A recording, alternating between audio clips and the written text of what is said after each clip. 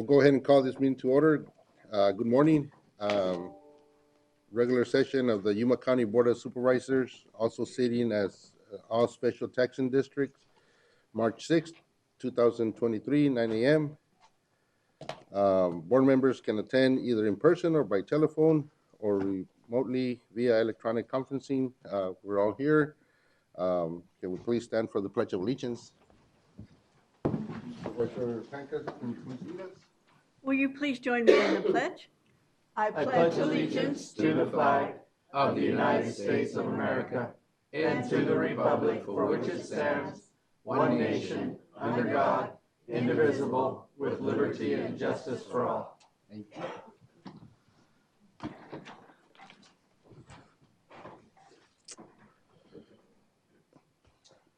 We'll go ahead and move on to call to the public.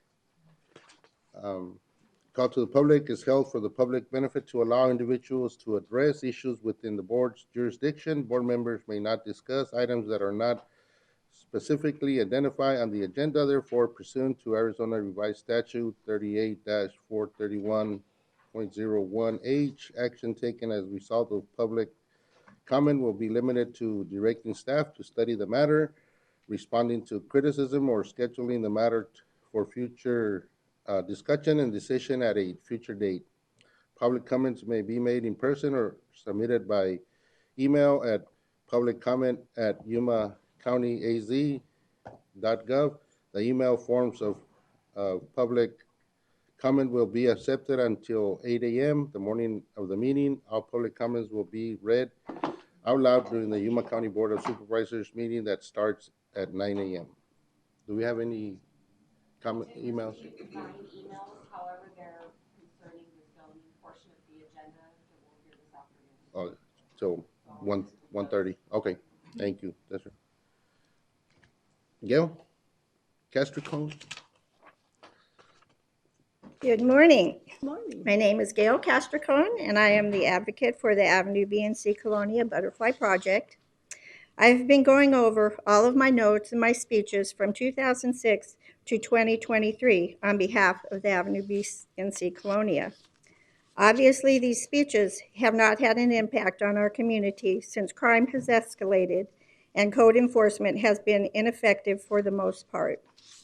This is a failed and broken system that needs to be revisited by the county staff.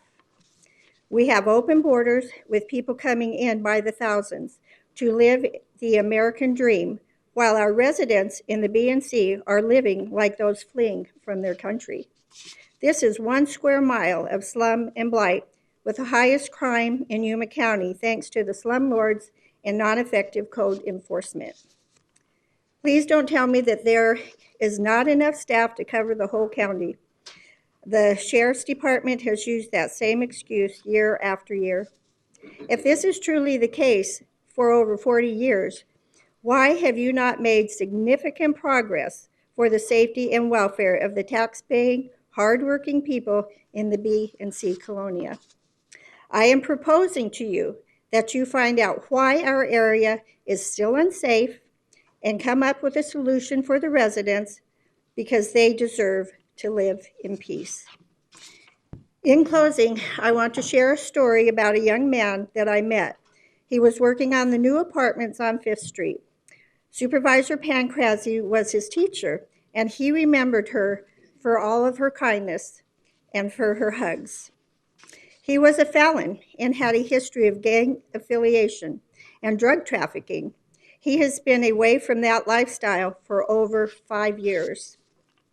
He was approached by gang members that live in the Colonia. Because he didn't want to go back to that way of life, they threatened him with crowbars and chains. Fortunately, there were other workers on the site that were there to help protect him. I'll ask you this: who is running the B and C Colonia? Is it you or is it the criminals? Psalm 94:16 says, "Who will rise up for me against evildoers?" God bless you, and God bless America.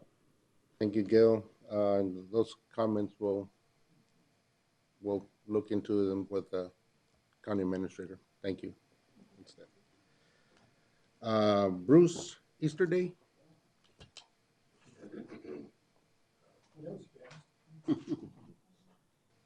I'm Bruce Easterday from Yuma. Grew up in this ground, born in Yuma, and farming company, military service. Anyway, I know, Can you state your address, Bruce? yeah, it's 3778 West 37th Street here in Yuma.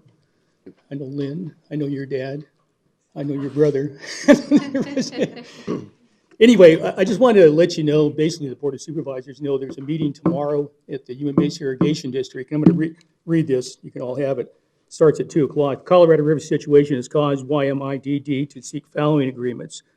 YMIDD put in an agreement together with Central Arizona Project to fallow farming ground on the Yuma Mesa. Those farmers meeting the criteria of acreage were able to put in 33 1/3% of the ground into the program. Now, YMIDD Board of Directors are in the process of finalizing a new program with the Bureau of Reclamation.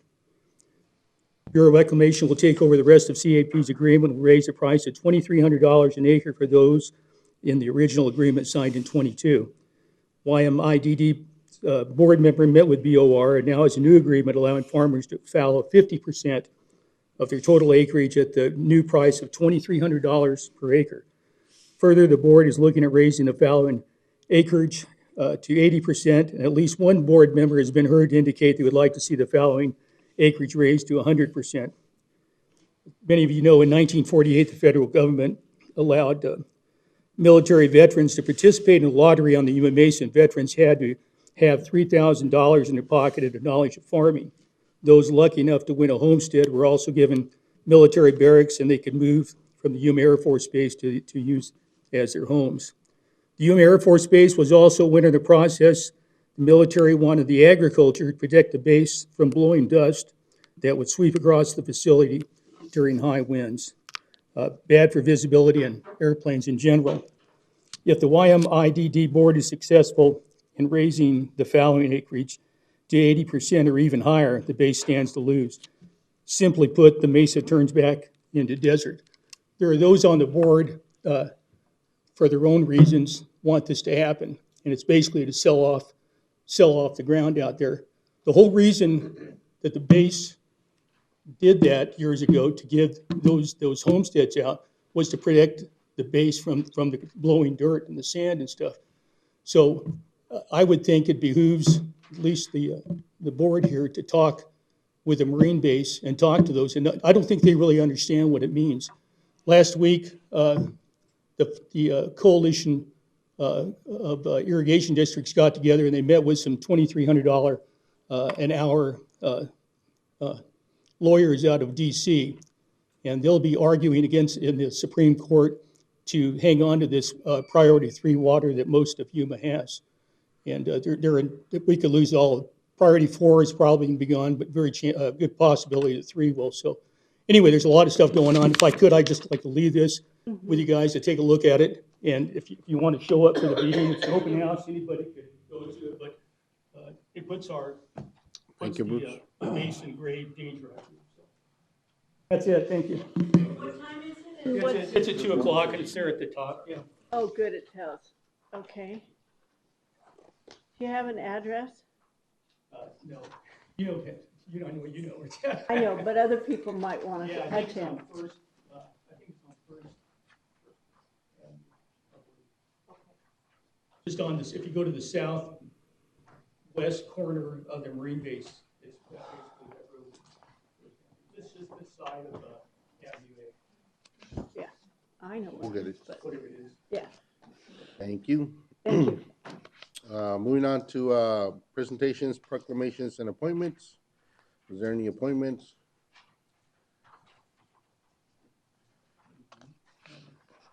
Item number 1, county. Yes. Go Mr. Easterday? Yes. May I ask one question? ahead. Can I ask Or- one question? Unless it's to respond to criticism or direct staff. Sorry. Can we direct Thanks. staff? Come up, it's a comment. Can you ask him if there's minimum requirements on land ownership for this agreement? It would have to be outside. Yes. Can I have your cell number? Yes, 928-580-6091. My blood is A positive. That's allowed. Bank account. Okay, Thank you. You're welcome. item number one, presentation by Crystal Mendoza, Director of the Small Business Development Center, serving Yuma County. Good morning. Good morning. Good morning. Thank you for having me. My name's Crystal Mendoza. I'm the director of the Small Business Development Center here at Arizona Western College. And I am here to provide an overview in regards to the amazing resources that we have for entrepreneurial community within Yuma and La Paz County, as well as seeking your assistance with funding for a possibility of an intergovernmental agreement. Let me see if I can oh, there we go. That was easy. Figure out this clicker. Who we are. We're part of Arizona Small Business Development Center network, in which we're here to help launch, grow, and sustain small businesses within Arizona. We are here as a no-cost source of assistance for all small businesses to be able to come and seek assistance no matter where they're at in every stage of development. Our local center is located here at Arizona Western College downtown campus. My center services both Yuma and La Paz counties. Why clients come to us? Clients come to us because our main offering is a one-on-one, confidential, no-cost counseling business sessions. Within our sessions, we provide a variety of technical expertise, such as the ones mentioned above. In addition, we also provide a lot of different workshops that we have available for our entrepreneurial community. We're able to provide these services at no cost to the community thanks to funding that comes down from the Small Business Administration, as well as from our host, Arizona Western College, and the Arizona Commerce Authority. SBDC counseling experience. Our counseling sessions are available to our community based on appointment only. This is a quick overview, a diagram, in what the counseling sessions look like. Basically, what we do is our clients will meet with a business counselor and they will discuss the goals for their business and the assistance that's required to be able to meet those goals, followed on by regular meetings with a business counselor to ensure that those goals are met or that we're establishing new goals for our businesses. Our mission within the community is to make an economic impact. So we are here to make a long-lasting relationship with all of our small businesses. What we do is we are here to track anytime that we start new businesses. When we're talking about starting new businesses, we're making sure that our businesses are registered and legal to conduct business within their municipalities. What we're finding is a lot of our clients are coming in, and because they specialize in the product or service that they're providing, they're not sure of all of the steps that are required to ensure, that they are a structured business, that they're paying their taxes. So we assist them with all that. We provide them resources. Currently, attorneys are charging up to $2,000 to establish an LLC. So we are here to educate our small businesses in regards to the different business structures. We don't do the application for LLCs for them, but we guide them through the process, and therefore, it saves them a little bit when we talk about startup. Our counseling sessions are done at our downtown center, but in addition, we also have business counselors that are available to our small businesses in different areas that we currently serve. We are at the Yuma Library twice a month, at the Somerton City Hall, in San Luis Library, at the Welton Library, as well as Arizona Western College. In addition, my program also is on all social media platforms. We utilize social media so that we can disseminate information in regards to workshops that we're currently providing for our community, as well as any different type of information when it comes to like grants that are available, incentives, or programs that our clients could potentially take advantage of. 2023 workshops, events, and campaigns. We work very closely with all the economic development directors and specialists within the areas that we currently serve. This is a quick overview in regards to the workshops that we have for 2023. We are having different workshops within San Luis. We'll be conducting those in Spanish. Both of our business counselors, as well as myself, are both bilingual. So we'll be providing those workshops in San Luis. We'll be in the city of Somerton, as well as in Yuma. Topics are a variety of entrepreneurial workshops to include business licensing and steps. That's what we're currently finding right now. Due to the pandemic, we had a lot of pop-up businesses, which was great. People made it happen. Our entrepreneurs came out and they were working, but a lot of them are unsure of what are the 10 steps to make sure that we are conducting business legally. So that's one of our goals that we currently have. In addition, we work very closely with MCAS Yuma. We teach the Boots to Business module. We're also launching a youth entrepreneurial program. These are the following dates. So our youth are our future leaders. So we are out there working with our youth to ensure that they know what, first of all, what our resources that are currently available to them at no cost so they can come and receive assistance. But we're also giving them an overview like that. They know that, hey, once you finish your degree, whenever you're ready to start your business, these are the resources that are available for you. We're currently working with Welton and Parker Economic Development and Town Manager to fully develop their workshops. So we have a lot of events coming up. Another really exciting event, for the very first time, AWC's SBDC will be hosting the Moonshot event. It's basically like a Shark Tank type of event, although we're not here to tear down our businesses, we're here to help them. We will be hosting a 4-week series, which we will help them develop their business plan in preparation for the June 3rd pitch competition, which they'll be eligible to compete for prizes and ultimately proceed over to the main event which will be in Flagstaff, and they're competing for a $10,000 scholarship through them. So that's pretty exciting. Oh, and then one thing that I wanted, sorry, were you able to bring that back one more time? The picture that we saw down there, that's my team. We're very excited. I apologize, you can't see, I'm blocking. We launched the Please Buy Local campaign, Por Favor Compra Local. We distributed over 800 flags throughout Yuma and La Paz County in September, as well as 20 banners throughout our towns and cities. And it was a campaign that was launched just to remind our community of the importance of buying local and keeping our money local. So it was very, very successful. Within my center, it compromises of 3 personnel. I currently have myself as a full-time center director, 1 full-time business counselor, as well as 1 full-time administrative assistant. We cover a vast area. We serve both Yuma and La Paz County, so we're talking about an estimated number of 230,000 residents. So we're definitely understaffed for a resource that is definitely needed within our community.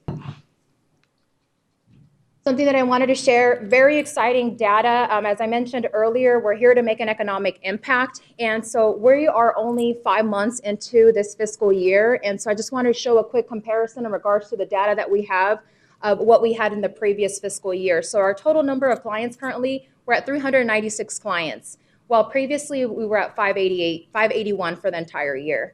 Our total number of counseling sessions this year, we're at 646, while last year we were at 984. Total capital formation, when we talk about total capital formation, is we assist our clients through the process of making sure they can start their business and be able to conduct and grow. When we talk about capital formation, we're talking about any type of investment that they have made into their business, as well as any lending that they were approved and received. So we're already at $2.6 million just 5 months in. So I'm pretty excited about that number. Jobs created, we're at 97. Well, the entire year, the previous fiscal year, we're at 108. Jobs retained, we're at 74. Well, the previous year, we're at 75. Total business starts meaning we're conducting business legally. So we're at a total of 11, and our sales growth is already at over $12 million. So I'm very excited, and I would like to continue making this economic impact. With that being said, our budget, it's very, very limited, not only locally, but also throughout the state with all the centers that we have within Arizona. This is a quick overview in regards to the comparison of the federal funding that we receive from the Small Business Administration. Our total budget for Arizona is on the red. So we're sitting at $2.6 million that's received by 10 centers throughout Arizona. On average, national average, the states are receiving 4.9. So it's a significant difference in regards to the remainder of the states. We're currently getting an estimated $608 per client that we serve, while the remainder of the United States is getting $3,500. So it's a big challenge that we're having statewide. An open book, AWC's SBDC funding. This is the total funding that I receive on a yearly basis to provide these services. The Small Business Administration is currently funding me at $110,000 per year, while Arizona Commerce Authority is funding me $32,000, and AWC's cash match at $110,000. So we're at a total of $252,000. Currently on staff, to include salaries and fringe benefits, I'm required to pay 38.4% for fringe benefits based on our salary. So we're sitting at about $230,000 on a yearly basis, which only leaves us with $20,000 to be able to cover operational supplies, professional development. So we're definitely very we need your support. We need funding. Return on investment. Arizona Western College's Small Business Development Center delivers a great return on investment. We are guaranteeing that for every dollar invested in our program, we are going to be able to help clients increase sales by $18, as well as access new capital by $14, and create and retain new jobs, 6 of them for every day, every working day. With that being said, the ask from our SBDC is we're looking for a contribution per capita of 40 cents per capita. I've been communicating with the economic development directors of all of the cities and towns that we're currently serving. We're asking for a total of $83,000. This will help us ensure that we're able to get a full-time business counselor to be able to continue to effectively provide the services that my program offers. So that's at the full-time business counselor salary is at around $41,000 plus the fringe benefits, and then that will give us an additional $25,000 for operational supplies. Any questions? Any questions? I thought it was a presentation. Can we ask questions? Right. First of all, how many appointments do you have a week? Do you make out of the school staff? I mean, do you have a? So we are limiting right now, it's myself, I'm serving as a business counselor as well, and my full-time business counselor, we are limiting ourselves to no more than 3 appointments per day. Because not only, our counselors, so it's a total of 6 clients. Was that your question? Yeah, my question is how many clients you take on a day? I mean. Yes, so we are limiting ourselves to 3 of them only because we have to prepare for our clients. So we have to see where they're at. We have to do research so that we can make sure that during our 1-hour session that we're providing the resources that's applicable to them. Every client that we see is at a different stage within their business, so they will require different resources. So it'll take us around 30 minutes at least minimum to be able to prepare for them, and then it takes us an hour to be with them. Within the 1 hour, it goes by very fast. A lot of information is coming through. We provide them with tasks to do. A lot of the times we do run over a little bit over an hour, but then following that session, we also have to write notes within their file to make sure that we're tracking all the information. So we are having to limit ourselves to only 3 because by the time that we do the preparation, our counseling session, and then afterwards, that's we're capped out at 3. So we have cities, and they all have, from the ones I know, the city of San Luis and the city of San Luis have their own business economic development people. They do. We do have someone here. What would be the difference? I mean, why would we want to be supporting the same effort just to the college or to the Small Business Administration? Yeah, that's a great question. What we do is we work with all of the different government entities, and we have different resources. So we are here, what we do is we discuss with them what they're looking for to do, and then we guide them through the steps. For example, if they're sitting if they have to apply for an application through, the city to be able to conduct business, sometimes what happens is they're just so nervous, they're unsure of the application process. What we do is we'll have counseling sessions, they'll bring in the documentation and we work with them. So kind of give them a hand so that they feel comfortable filling out the documentation or any legal forms. So let me get this. So you're sort of affiliated with AWC, but you're not part of it. So, right, yes. So AWC is our host. So we're part of America's SBDC through Arizona Small Business Development Center. What happens is AWC is just hosting us. So they're providing a location for us. So they provide a location as well as support us with funding. How do you work with the Better Business Bureau? Do you interface with them, or? We do communicate with them, but we don't. Currently, we don't have anything that we're partnering with, if that's the main the question. Chamber of Commerce? We do, yes. We also, so it's we're kind of like a little circle. When our clients go to the Chamber of Commerce, they send them over to us, and the same thing with us. If we receive a client and they're not involved within the chamber, because we're here to give them advice, to make sure that they put the word out there in regards to their services or product that they're selling, we send them back over to the chambers just so that they can be part of the community. So YEDC, which is the Human Economic Development, they work on a different level, attracting businesses, and you work on actually providing the information to businesses so they can get off the ground, so that they can know what to do without having to basically consult with attorneys. Right. Sorry about that. No. I mean, at the end of the day, we're here. We have a disclosure of, we're here as business counselors. We do advise our clients to seek attorneys if need so or need be. Yeah. I'm paying attention, that's why. but I mentioned attorneys and he didn't turn, so. But anyway, so what I'm trying to get to is I'm trying to figure out what do you do that isn't done by someone else that basically So- doing it, whether it's the college small business division, whether it's the Better Business Bureau or the Chamber of Commerce or the YEDC. We support so many different agencies, but we're trying to figure out just which agencies are not duplicating services from someone else. We go through this. Yuma Multiverse University. We try to be picky about who we do because we're so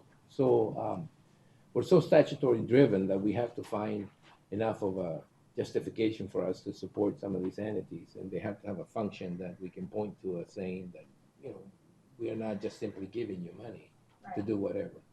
Okay. I don't have any more questions. Thank you. Any other questions for? I do, I started seeing those banners, buy local. That's awesome. That's a good idea and good thing you guys are doing that because not many cities do it on their own. So that's great. It does make a difference. Yeah, I mean, it's a great campaign, just to remind our community. I think sometimes we all forget, the importance of staying local and buying local. It's easy to just go online and click on, purchases. And so, we partnered with the Yuma Daily Sun. They published an article, and so I think it's a very successful campaign. A lot of our community has been telling us, yeah, we've been seeing them. So pretty exciting. So thank you for that. Mr. Chairman, Go ahead. not that it's anything to do with you, but a lot of the people that were actually flying those banners, Actually, they're actually buying not local. they're actually buying not local. And so it'd be a good opportunity for you guys to ask them if they're actually doing it rather than just flying the flag, because it's a conversation that many have had and pointed out to me that those people are actually not buying local. We're talking about the businesses. It's people spending millions of dollars out of town. Okay. It's so difficult to actually sustain a business locally, a business. So it's a challenge. Thank you, Crystal. No, thank you guys. I appreciate your time and your support. Same thought. Moving on to item number 2, Chairman proclaims March 2023 as Red Cross Month. Jillian Attaway, is she present? Okay. And Lynn will read the proclamation. Okay. Proclamation proclaiming March 23rd, American Red Cross Month. Whereas during Red Cross Month in March, we celebrate the humanitarian spirit of Yuma County and reaffirm our commitment to help ensure no one faces a crisis alone. And whereas caring for one another is the heart of our community and exemplified by the people of Yuma County, whose simple acts of kindness through the Red Cross provide help and hope in people's most difficult moments. Continuing the life-saving legacy of Clara Barton, who founded the organization more than 140 years ago to prevent and alleviate human suffering.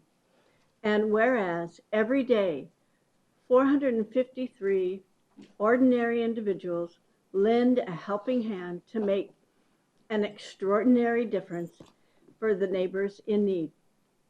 Whether it's providing emergency shelter, food, and comfort for families devastated by 284 local disasters during the last year and impacting 1,003 individuals, made homes safer by educating 1,242 individuals in disaster preparedness skills, donating 45,410 units of blood for accident and burn victims, heart surgery and organ transplant patients, and those receiving treatment for leukemia, cancer, and sickle cell diseases, supporting 3,526 service members and veterans, along with their families and caregivers, through the unique challenges of military life, helping to save the lives of others by training 12,765 people in first aid, CPR, and other skills, or delivering international humanitarian aid and reconnecting loved ones separated by crisis around the world for 354 people.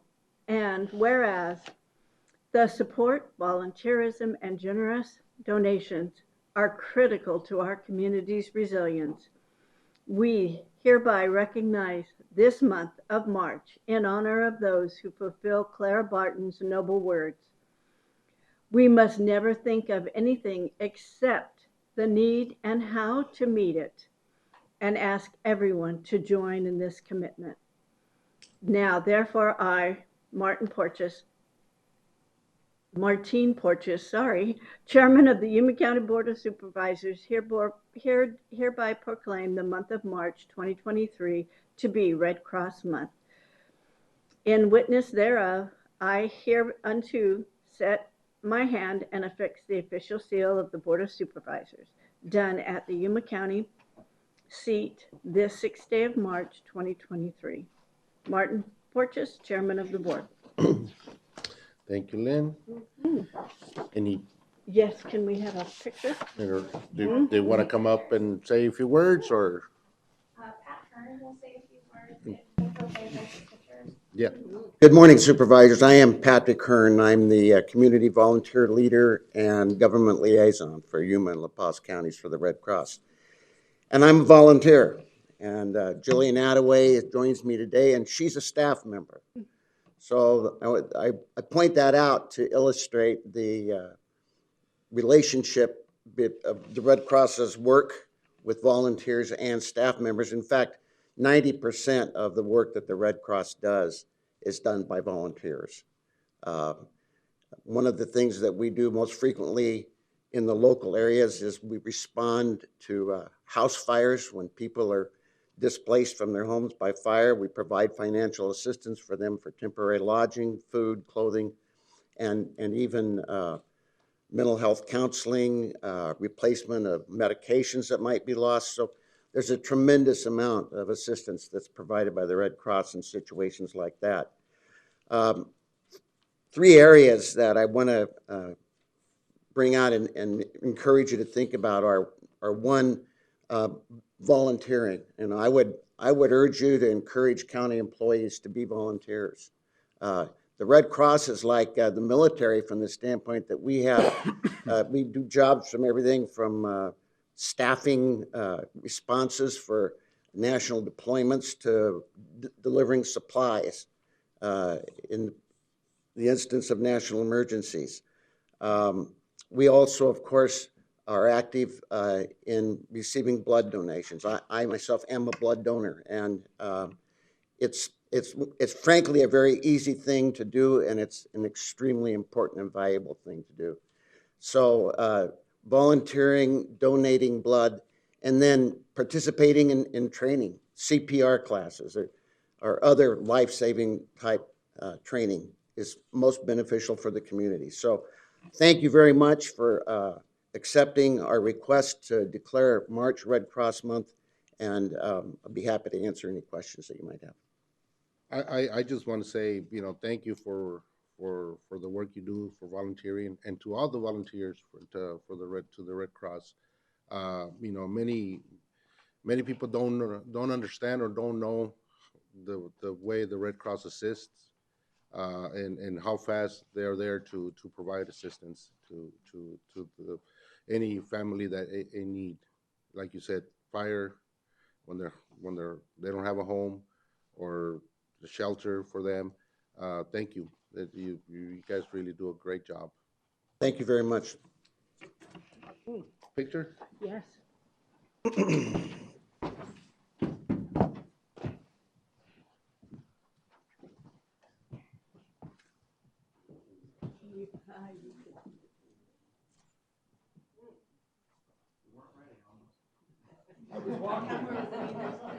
You both need to get in here and they can take pictures. Watch your wallet when you stand next to it. I had to get that in before Tony said it. This is pretty good. This is what I like. you.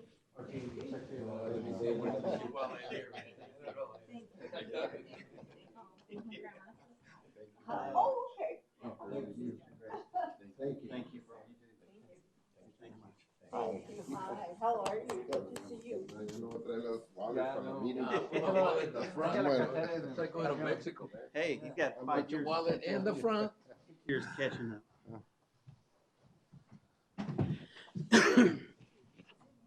It is 74. That's okay. We're burning up. I know, huh? We'll move on to item number 3, county line.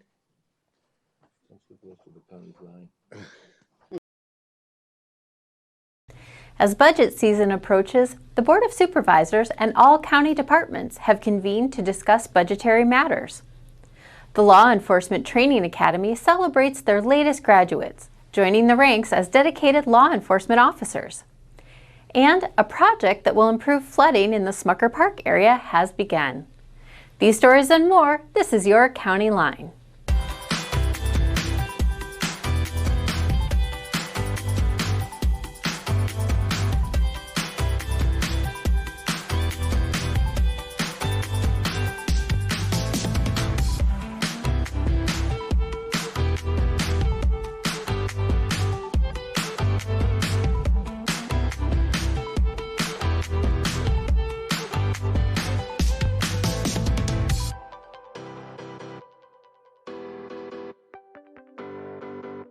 The Board of Supervisors sat down with all county departments during their annual retreat at the Yuma County Main Library to start laying the groundwork for the upcoming budget season.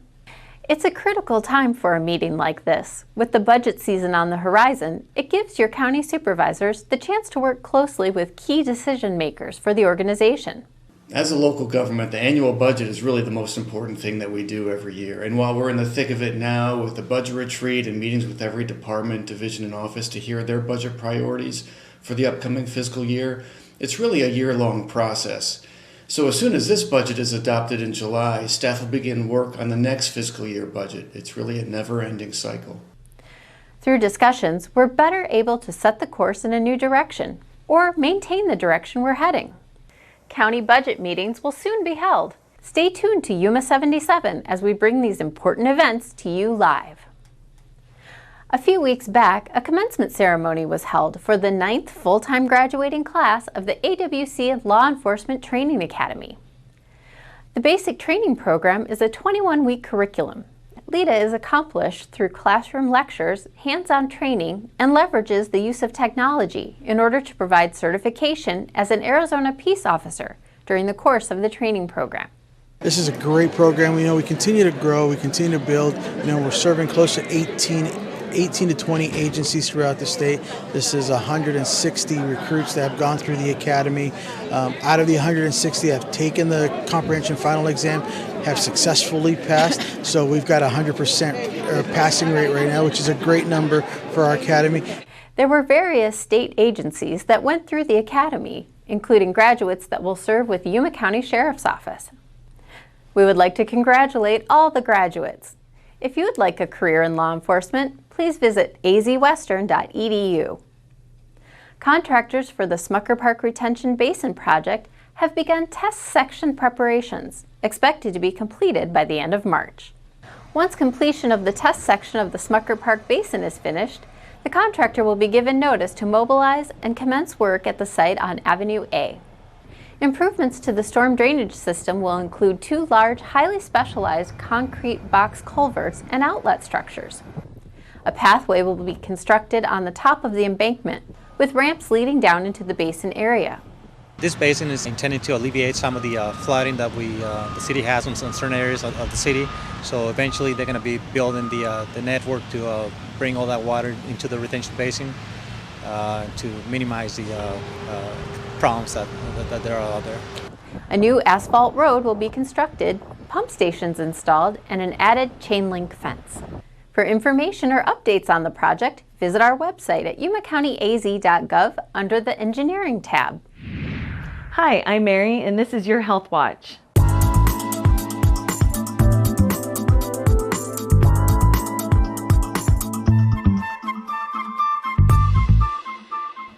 The Yuma County Health District is celebrating National Poison Prevention Week, which highlights the dangers of poisonings for people of all ages and promotes community involvement in poison prevention. Every year, poison control centers help over 1 million parents and caregivers. The vast majority of these cases involve kids swallowing something, but poisoning can also happen through contact with the eyes, skin, and lungs.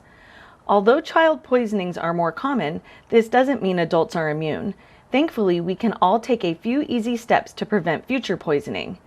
Be prepared for an emergency. Program the poison control number, which is 1-800-222-1222 into your phone. Practice safe storage habits. Store anything that is harmful in its original container, locked up and out of sight. Read and follow labels and instructions. Dispose of unused medication at local drug take-back events or disposal locations. Lastly, remember that poison control centers are a great resource. Whether you have questions on taking multiple medications, which insects are venomous, or which plants in Arizona are poisonous, poison control centers can help. That is all for now. Stay healthy, Yuma. Before we go, we'd like to invite you to a special event the county is putting on for the community. The Yuma County Safety Division will host a safety summit on March 9th from 8 a.m. to 4 p.m. at the Yuma County Main Library. This event is free and all participants will have the opportunity to attend various safety training conducted by safety professionals and network with safety vendors. Thank you for joining us for this County Line. We'd like to know of any story ideas you may have. And if you're looking for stories we've covered in the past, log on to our website at yumacountyaz.gov/VOD. We'll see you on the next County Line. All right. Moving on to consent calendar, the following items listed under the consent agenda will be considered as a group and acted upon by one motion with no separate discussion unless the board member so requests. In that event, the item will be removed from the consent calendar for separate discussion and action. And we have items 1 to 10. Mr. Chairman, I'd like Go to ahead. move item number 8 and That's number what- 10. Number 8 And 10. and 10. I was wanting to remove 8. Okay. If not, I'd like to make a motion, we approve items 1 through 10 with the exception of 8 and 10. I'll second that. There's a motion and a second to approve items 1 to 10, excluding 8 and 10. All those in favor say aye. Aye. Any opposed? Motion carries. Item number 8, engineering. We'd have known we wouldn't have approved their item, so it couldn't be wrong. But we did. So. Anyway, I asked for number 8, which is a resolution number 2013-14, establishing a 25-mile-per-hour speed limit on County 3rd Street from Avenue 15.5E alignment to Avenue 16E and Avenue 16E from County 3rd.5 alignment to County 3rd Street. Frank, explain that a little bit. Chairman Porches, Supervisor Reyes. Basically, the intersection of Avenue 16E and County 3rd. Chairman, do we have a map that we can put up? Yeah, I know we have it here, but for the people who may be online, I had a lot of requests For where that? regarding this weekend. What? Okay, go ahead. I want to find out or why we look at it. I don't want to get adamant about it, but It's an intersection that is basically for traffic traveling to the west and to the south. There is no right of way to the north and to the east. So essentially, it's a small sharp curve. And so what we're doing by this resolution is lowering the speed as you approach the curve. There's been several accidents that vehicles have actually gone past the intersection and flown into the adjacent farm fields. So it's essentially all we're doing is lowering the speed so that they can traverse the curve more safely. That's great. I had a question from 2 of the farmers out there. They wanted to know at what point in time that it was going to be. Yeah, well, I was going to say, why don't you transition from 50 to 35 and 25? Yeah. I mean, it seems to me that if you're going 50 and all of a sudden you see a 25-mile speed zone coming up, you kind of like, okay, what's going on here? And you may not have enough time to slow down. I normally see speeds going down from 50 to 35. And as a matter of fact, I don't hardly ever see a 25-mile speed zone unless it's in a residential area, which this is out in the middle of nowhere. So I was just wondering, well, almost. Nothing is in the middle of nowhere in Yuma County. But I mean, this isn't like a residential area that requires that low of a speed. I know you want to make that turn and you want to make it safer. I just wonder whether it's wise to go from 50 to 25 that quickly, and whether that in itself presents a problem. You know, instead of solving a problem, it'll present a problem. Mr. Go ahead. If I could answer for him real quick, this has been an ongoing problem for years. I don't believe there's like a half-mile transition period. It's going to go 50, 35. It'll break it down to the 25 at the curve. I know I think it was last week, we had 2 cars going to the field. One was a rollover. Don't ask me why, but GPSs send people that way when they're coming from California. The last rollover we had with the family, that's what they said. This is the direction our GPS was taking us, and going to Sedona. Like I said, it's happened. It's been going on for years, even when I was with the sheriff's office. We've had a fatality on that corner before, as far as with the military. And this is just, it needs to be slowed down. There are other items that are going to be placed as well. I know we have a rumble strip ordered to kind of wake people up, to slow down in that corner. It's a 90-degree curve with no stop signs, but stop signs aren't rated there. Yeah, and Supervisor Reyes and Supervisor Lyons, state statute requires that you incrementally decrease the speed to 25. You don't go from 50 to 25. State statute requires you to incrementally reduce it to the speed that you're trying to post it at. So what do you mean? You mean there are signs? There is already signs. Yes. So why they say, well, look, when I look at the map you provided, there's an existing speed limit sign of 50 miles, very close to the intersection. Is that leaving the intersection? Is that on the right side, leaving the intersection? So you actually can pick up that speed in that short span of time? Supervisor Reyes, you might be looking at the existing signs that were before the changes made. If you go to the next, if you go to the next exhibit, it'll show the what was proposed and what was installed out there. So I see it. Yeah, I was looking at what was there before. So what you're doing is you're actually slowing it down from 35 to 25 and getting it, and then you're actually increasing it from 35 to 50. Right. So as you approach the curve, you're being reduced, and as soon as you leave the curve, then the speed increases again to 50. I have no problem. I'd say you put a stop sign in there, and nobody's going to stop anyway. It's just, I know. You'd get a lot more calls if we put a stop sign there. Yes. All right, okay, I've got no problem. Any other That was the questions? only, I didn't see. No, I just wanted to see the map, put it up there for the people out there watching and at home or in their offices. Pay attention to what you're being told. I was the same thing, Jonathan. It's not lowering that speed limit down County Third. It's at 50. The only time it starts lowering it is as it approaches the curve to get it the transition. Yeah, I was looking at the old one. Yeah. The old one. Okay. Hey, can we blow that up? Those words in here. Can we enlarge the Can we photo? make that? Can we enlarge that?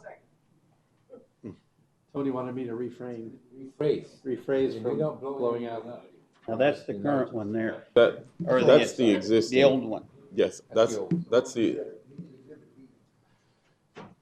The new one's going to be much clearer. Go from 25, 35, 50 to 35, and then you go from 35 to 25, and then go the other way, the opposite way. Way it should be. Yeah, and from County Fourth to the curve is a very short distance, so you won't get above 35 in that area. Okay, well, Well, unless you punch it. We are, we are ordering LED lights for the advanced curb ahead signs. No, I understand that what we're trying to make is that intersection safer, and so we're following statute by reducing the speed, and then we're putting in markers that can go on at night in case you're in rumble streets. Rumble strips. That's a rumble strips. So that essentially people wake up a little bit. Yeah, good. I like it. Thank- Mr. Chairman, I'm good. Thank you, Frank. I make a motion that we approve the item as presented. Second. Go ahead. There's a motion and a second to approve item as presented. All those in favor say aye. Aye. Any opposed? Motion carries. Thank you. Item number 10, Public Works. Do we have to go as, do we have to kind of meet as the board of directors, or should we just go on and discuss it? Legal. This is a board of directors of Yuma County Improvement District. Do we have to sort of go into that to discuss it, or is it okay to discuss it as a board? Mr. Chairman, members of the board, I believe when you opened the meeting up, you sat both as a Board of Supervisors and a Special Taxing Okay, District. so we don't, okay, so this one says that the board of directors of Yuma County. Yeah? No, he raised his hands, I don't. Mr. Chairman, John, do I need to abstain That's something? from this because of the WIFA? Well, it is a WIFA discussion, but. Yeah. And he's on the WIFA board. Oh. Rachel, come I have a on. conflict.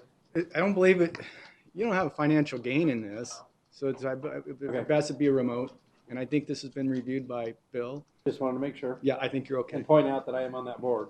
Yes. Okay, well, as the board of directors of Yuma County Improvement District, Yes. the Tacna Water District, we are to adopt resolution number 2023-15, authorizing the acceptance of the Water Infrastructure Finance Authority of Arizona, WIFA, forgivable loan execution and delivery of the loan documents, and authorize the district chairman to sign all documents for the Tacna Water Infrastructure Improvement Project upon presentation from bond counsel and WIFA, all subject to legal review by bond counsel. Now, I just wanted to bring out any chance I get to talk about this project and compliment both the supervisor that represents our district and you, Rachel, because this is a multi-million-dollar project made out of many moving parts. One of them is this one, and it's really actually a small one. It's a $250,000 forgivable loan. But everything that you bring into this project makes it happen. And this has been ongoing for a while, and it's anticlimactic that when we get to do these things, we don't get to acknowledge all the work that goes behind them. So I wanted to take the time and the opportunity to thank you, Rachel, and thank the supervisor, and thank everybody that's involved in those projects. Sometimes those projects look undoable when you first look at them because they're so expensive, they're so large. And people think, well, and I know we got the Orange Grove coming up sometime, but I do want to say that both the BNC Colonia and this kind of projects are really huge projects for the size of county that we are. And they all take somebody to take them on and put them together. And I know your staff and yourself have worked on it for a long time. I just didn't want to let this opportunity pass. So thank you all for the work you do and to make sure that the lives of those people out there are impacted in such a positive way.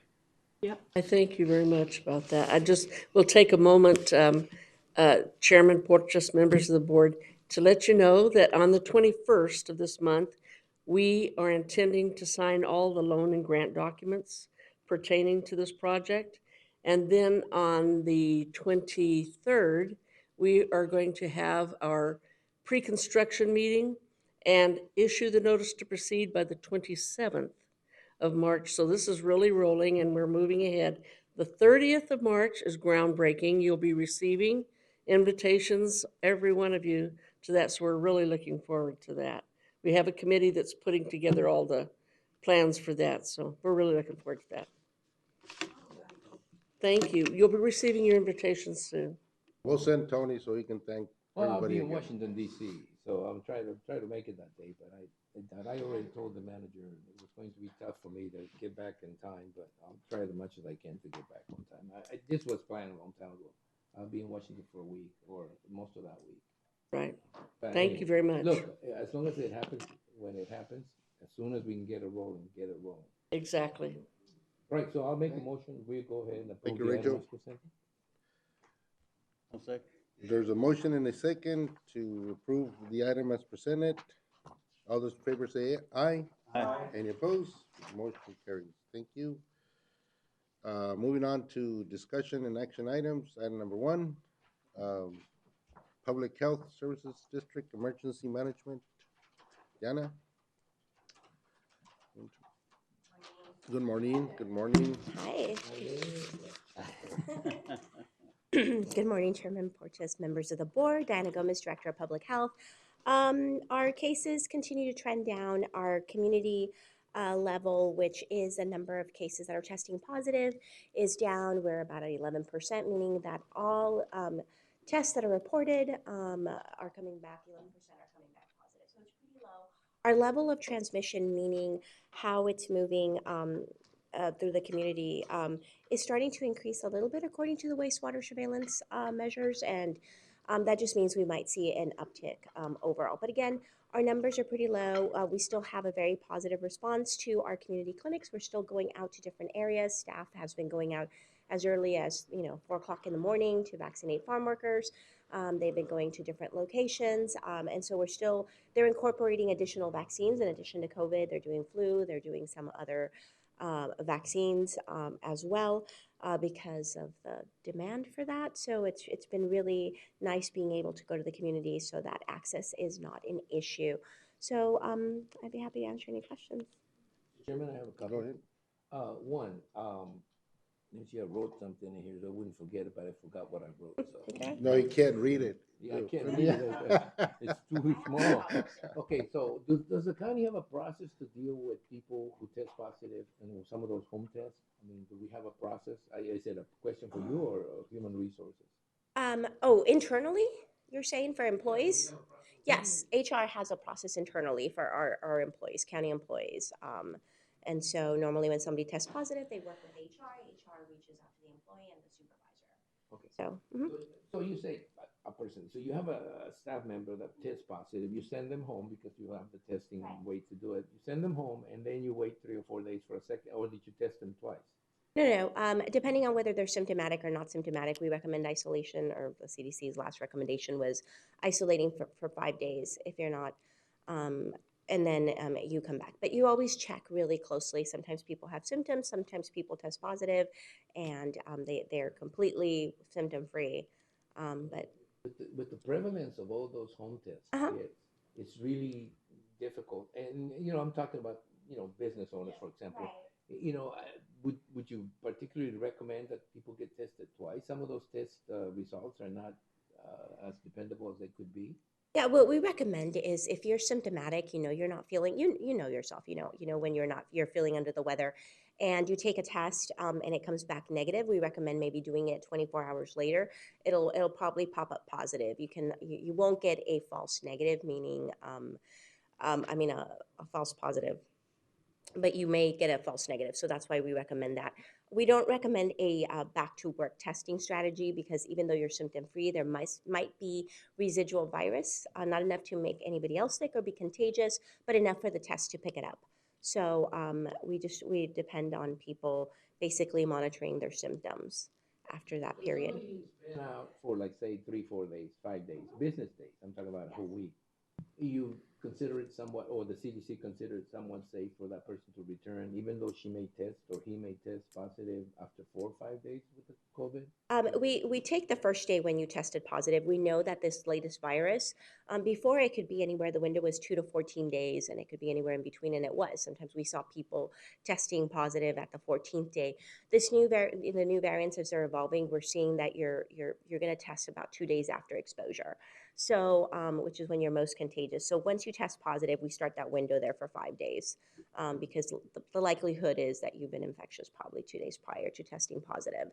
So if you're still symptomatic, if you still have a fever, and you continue to have a fever, or other symptoms, then we want you to stay home. But if you're symptom free, then again, different employers have different guidelines. So when you return and you don't know whether you're free of the virus at this particular point, but you feel okay, you feel good enough to come back to work, would you still recommend they wear a mask or some sort of protection? Yeah, we recommend that you wear a mask. But again, initially that 5-day period, isolation period, is what we're concerned with. And again, you know yourself. And we always look out for each other, right? I've been saying that from the very beginning. So I want people to look out for each other. So if you think that there's a question there, just err on the side of caution. Well, we're talking about the business person, the person that needs to, that gets asked that question, they ask, should I return back to work? You tell them, hey, look, it's been 5 days, return, but wear a mask for a couple of, or, for a few more days. That would be a safe procedure to take. And we're looking at the symptoms. If you're coughing, you have a fever, stay home, even if it's been more than 5 days. Husband or wife. Are they working with you too? No, but they're at home. Are they part of the business? No, but they're at home. I don't know. We could go. No. There's so many possibilities. I'd be happy to discuss those with you later. This is what this is about, informing the public. It is. It's about informing the public. You're right. No one's gonna stay home because they don't get paid, so Right. that's it. Mr. Chair. Everybody gets go back to work. Mr. Chair. Yeah, Go ahead. Mr. Chair and Diana, the medication, the PEP. Hold it. Yeah, is there enough in town, or are we having any? Yeah, we don't have a problem with access to medication right now. There is no as far as from infections. There's not necessarily a strain in our healthcare system. Our healthcare system is pretty resilient right now, and so that's when you're looking at that community level of cases. That's what we look at. So we monitor the healthcare system and access to medication, and we're doing good right now. But we follow it closely. Thank you. And the cost, is the cost normal? So we're still, that's still covered. The emergency, public health emergency is still in place, the federal one. So all that stuff is still in place. There's going to be some changes to the flexibility and some access to certain medications, or whether you have insurance. I think Medicaid's still going to continue to pay for that. But again, we don't expect to see any of that, change until after May 11th, I think. Thank you. Hey, one more thing. The CDC called. The actual national CDC public announcement type section called me actually, and asked me how we were handling vaccination process. I took the opportunity to say that I thought the Yuma County Health Department was handling extremely well, from the perspective that you're taking the vaccination out in public, and that you're doing it for farm workers in the morning when they're there. I explained all that to them. They seem to be very pleased. Hopefully, it will have a positive impact on how they perceive at least the efforts that Yuma County have made over the last few months to actually reach people where they're at. Those are willing, especially those who are willing to take the vaccine. So congratulations on that, and thank you very much for the efforts you and all the county staff make to make sure that people do not have any barriers at all. You're going up there, you're giving it for free, you're not charging, you have a staff, a very dedicated staff of nurses and people who route this. I am very, very impressed with the fact that you haven't let off the accelerator, that you're still doing that. And to me, getting the service up where it's needed is very, very, very positive. Thank you. Any other questions or comments? Thank you, Dan. Okay, thank you. Tony. Oh, dropping stuff. So this is how Tony looks like without a mask. Chairman, good morning. Members of the board, Tony Padilla, Director of Emergency Management. Don't really have any new additional information other than we did partner with the Sheriff's Office when they applied for their border security funding for the trying to get reimbursement for those restroom facilities throughout the border we've had placed. We did receive $40,000 a year to help supplement that cost. So it's not 100%. At the time, that was 100%, but we may seek additional funding to cover any overages to that $40,000. So that's for the next 3 years, that is. So we did get funding. Tony, you're in charge of that emergency management training seminar. Are you in charge of that, the safety seminar that's happening? That is done through Human Resources, the one that's coming up this month. That is through Human Resource. I think their staff is doing that. Safety. Well, it's work safety. It's work safety, and I think they do have some emergency preparedness training in there. I don't know who's teaching that. That's why I asked. I thought you were in charge of that. How to lift a chair and how to grab your without, pencil. how to grab it. We do have a lot of other training coming up. We always post it on our website. We've got a G300, which is an intermediate incident command training coming up, and then we also have a G400, which is in June. Same thing. Well, we have additional training. We always post it on our website. So, thanks. When's your next CERT class? Next CERT class is scheduled for April. I don't have the exact dates. There's a flyer just got developed and we'll get that pushed out. I know Can you you send that to us? asked for that. Yeah, I'll get that out to you guys. Yeah. Any other questions? All right. All right. Have a good day. Take care.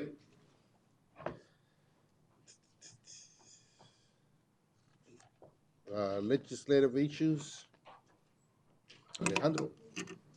Mr. Chairman, members of the board, Alejandro Figueroa, Economic Development and Intergovernmental Affairs Director for Yuma County. So today marks the 57th day of the 56th legislature, first regular session. Just an update on our Team Dunn's, Representative Team Dunn's HB 2669, solid waste sludge water quality. It is scheduled to be heard on the House floor today for a third time. It has been pulled from the agenda last week. It was pulled a couple of times. So we're hopefully waiting to hear the third read today.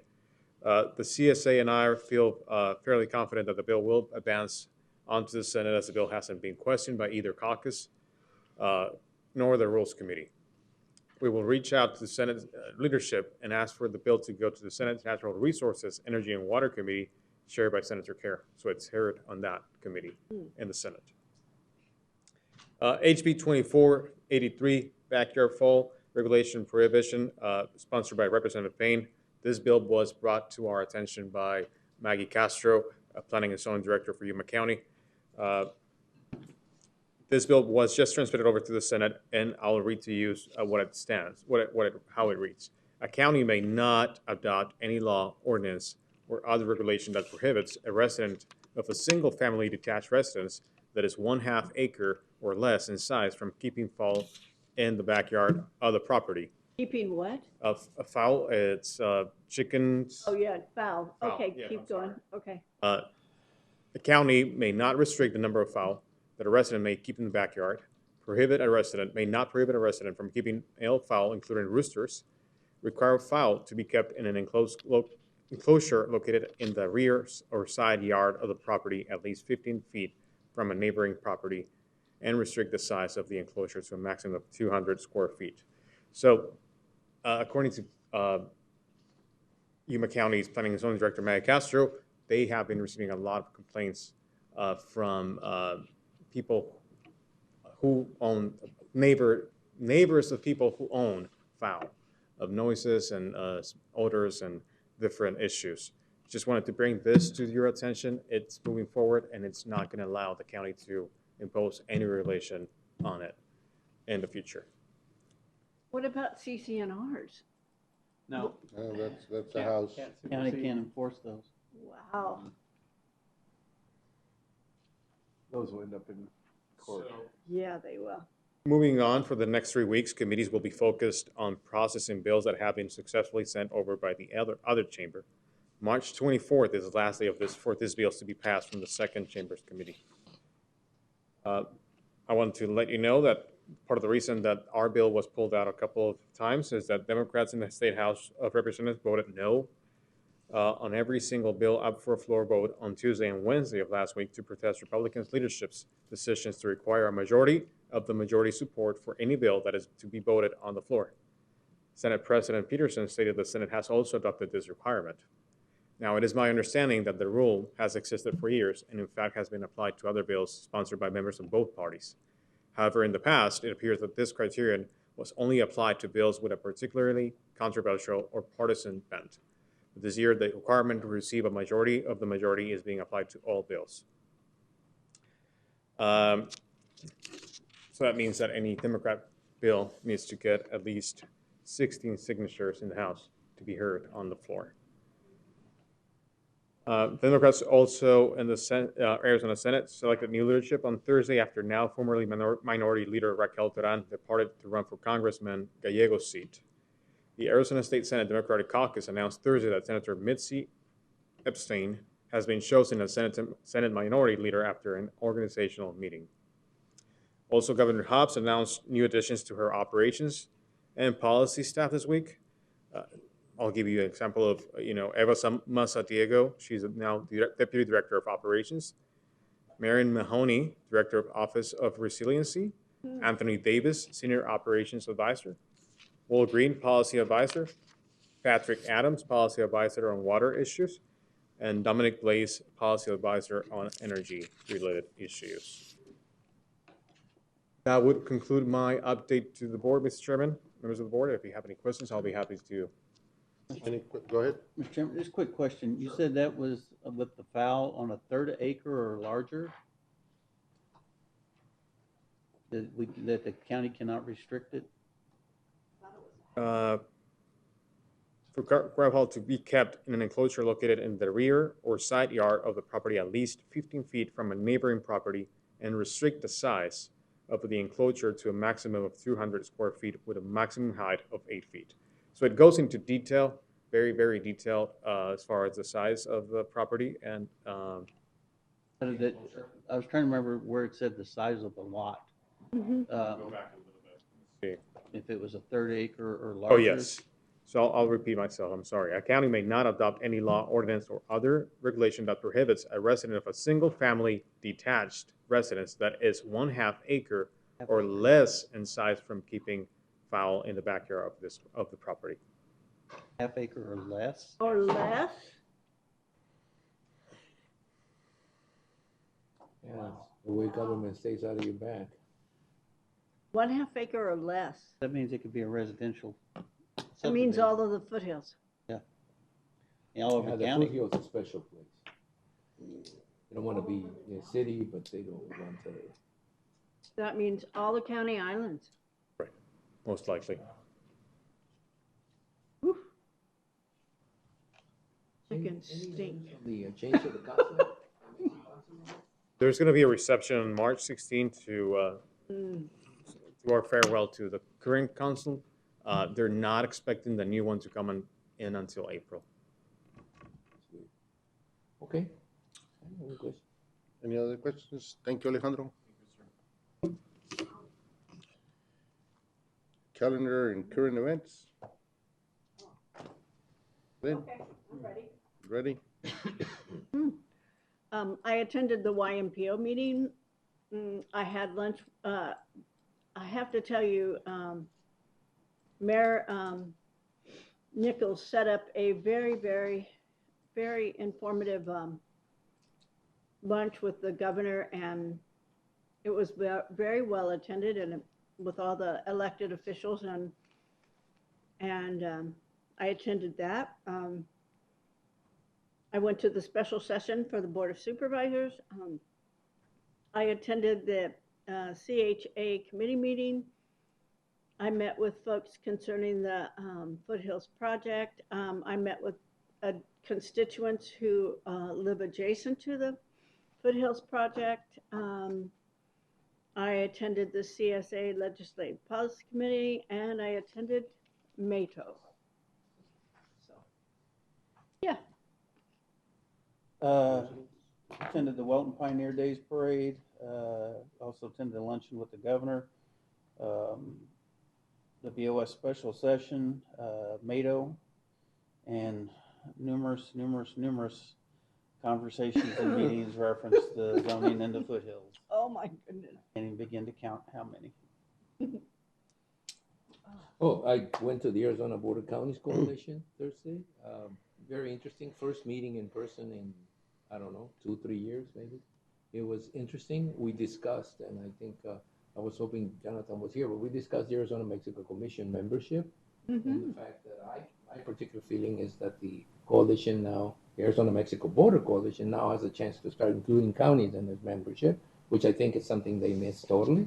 I think they think a municipality in Mexico is an urban area, but it isn't. It's like a county.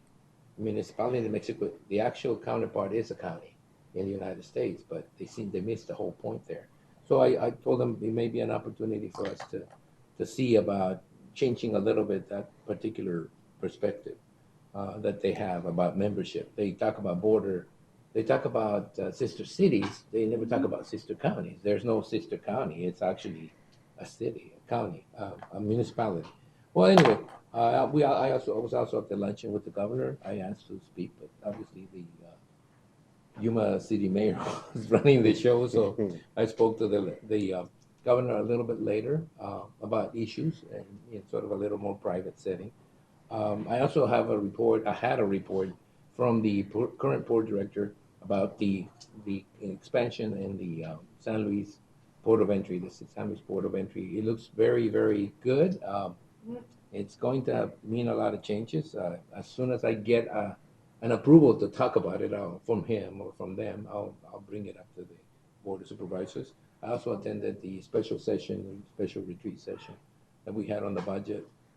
Looking forward to see what comes out of that. Thank you very much. I did get a lot of calls, and I also got a couple of letters on the zoning matters that we're discussing a little later today.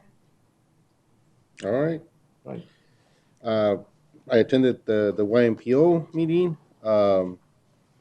Passed on the chairman baton to Mr. Gary Knight, Councilman Gary Knight from City of Yuma. So I also attended Governor's Luncheon with Mayor Nichols and the other mayors from the other cities and the budget retreat. So, Ian? Thank you, Mr. Chairman. Met with the new CEO of Multiversity, Jerry Cabrera. Joined board members and managers from around the county with the meeting with Governor Hobbs. Attended drug court graduation. Attended a meeting of downtown merchants related to the new Yuma County Administration Services Building demo and construction project. Make sure communication is ongoing about the project with our downtown merchants. And of course, numerous budget meetings, the retreat. So it's been a busy couple of weeks. Thank you.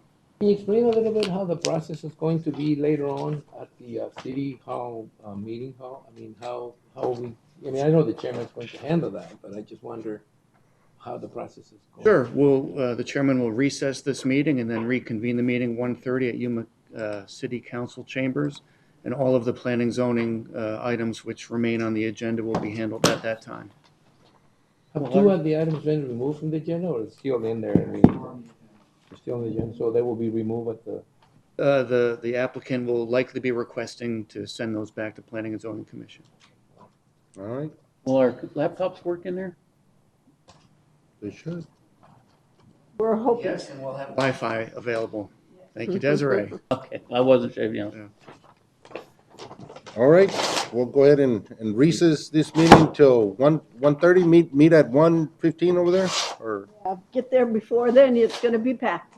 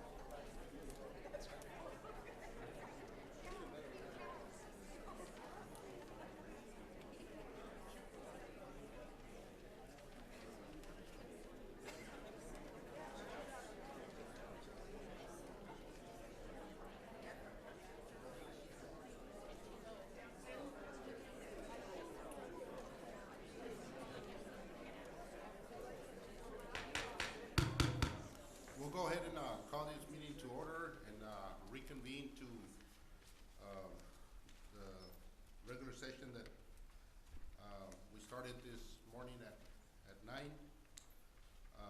Just to let you know, it's Yuma County Board of Supervisors, also sitting as all special taxing district, March 6th, 2023.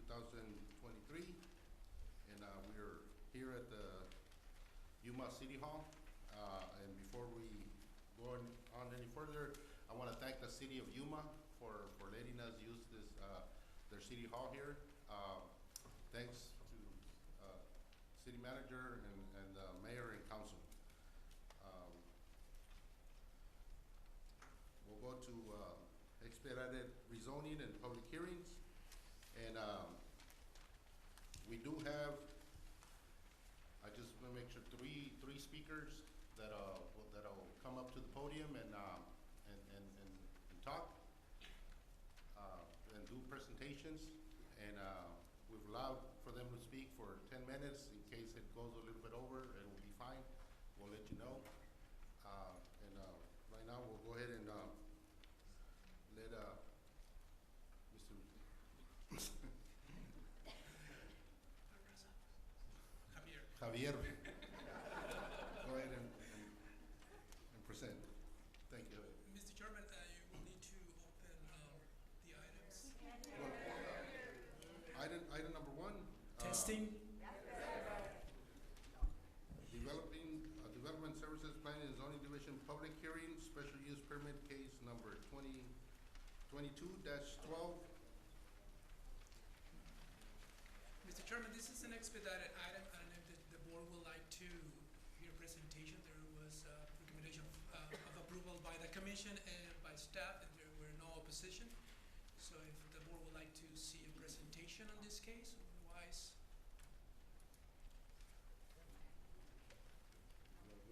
Can't hear him very well. Yeah, we're good. With? Not.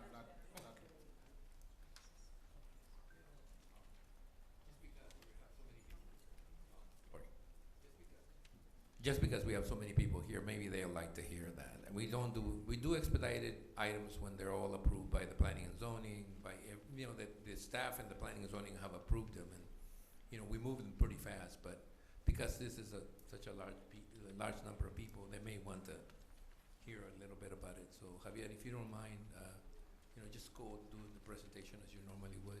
If we pull out the item, I'd like to pull it out, just get it done. Maybe you'll give us some practice.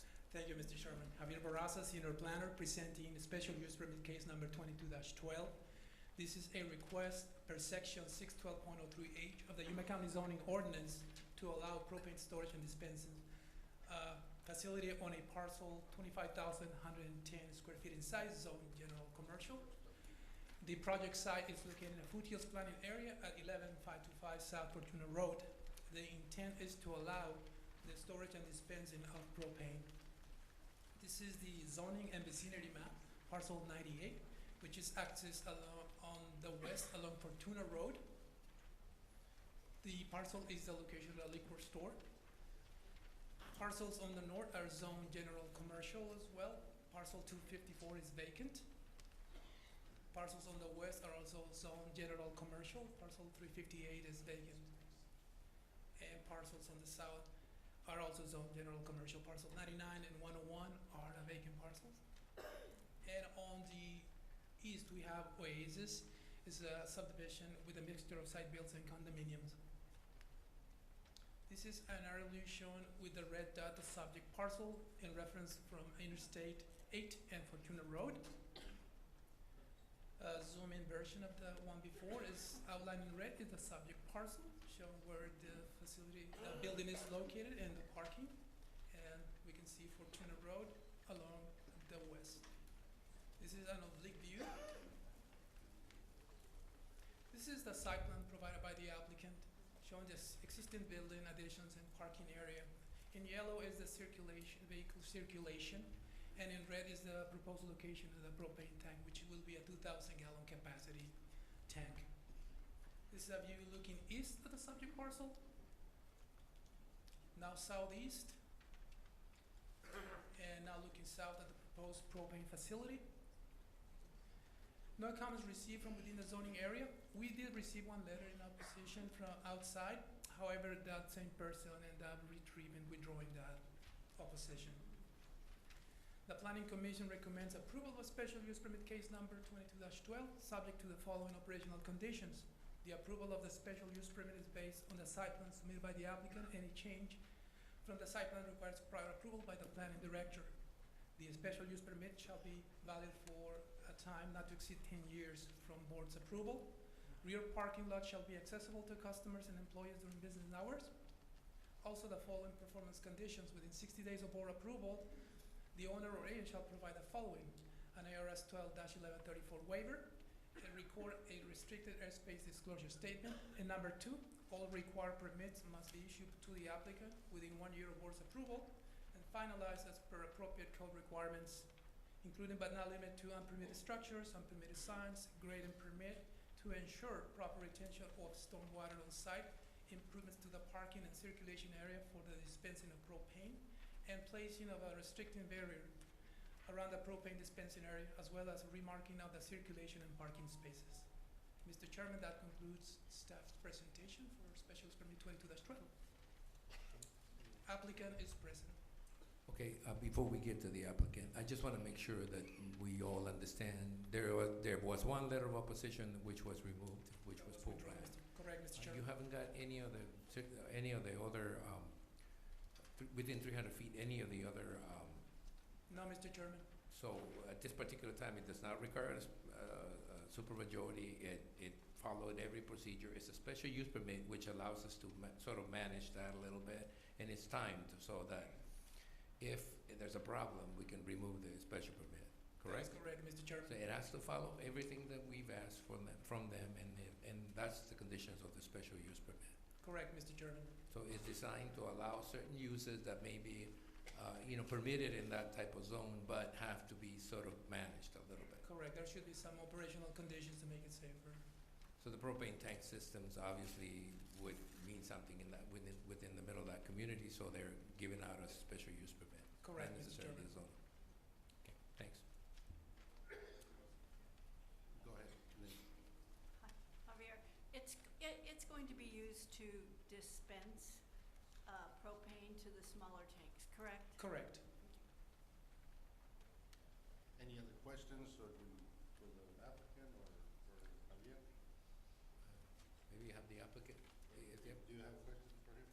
Not really. I mean, Why bring him up? Why bring him up? Just to torture him. Just to torture him. I've always said that if you were ahead, you quit. So if you're not going to make any statements that are going to damage your case, don't come up. Mr. Chairman, I'll make a motion that we approve the item as presented. I'll second. I'll go ahead and close the public hearing and bring it up back to the board. Mr. Chairman, I'll make a motion that we approve the item as presented. I'll second. There's a motion, any second to approve item number 1, here's special use permit case number 22-12 as presented. All those in favor say aye. Aye. Any opposed? Motion carries. And that Javier was the easy one. I know, Mr. Chairman. Pay for that later.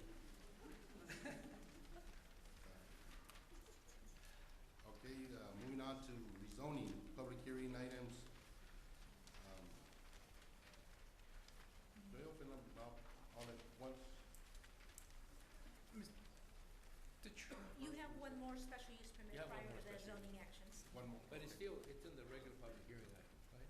This is not consent item. This one will follow the procedure. Okay, item number 1 on the regular public rezoning hearing, special use permit number 22-08. Javier? Thank you, Mr. Chairman. Javier Barraza, Senior Planner, presenting a special use permit case number 22-08. This is a request for a special use permit per section 615.03C of the Yuma County zoning ordinance to allow a cobalt sulfate production facility on a parcel 137.98 acres in size zone intensive industrial. The project site is located in the Dove Valley Welton Planning Area, vicinity of Old Highway 80 and Avenue 47.5E, Tacna, Arizona. And the intent, as mentioned, is to build a cobalt sulfate production facility. This is the zoning and vicinity map. The subject parcel is cross-hatching highlighted in red, is zone intensive industrial. It's desert terrain, mostly level.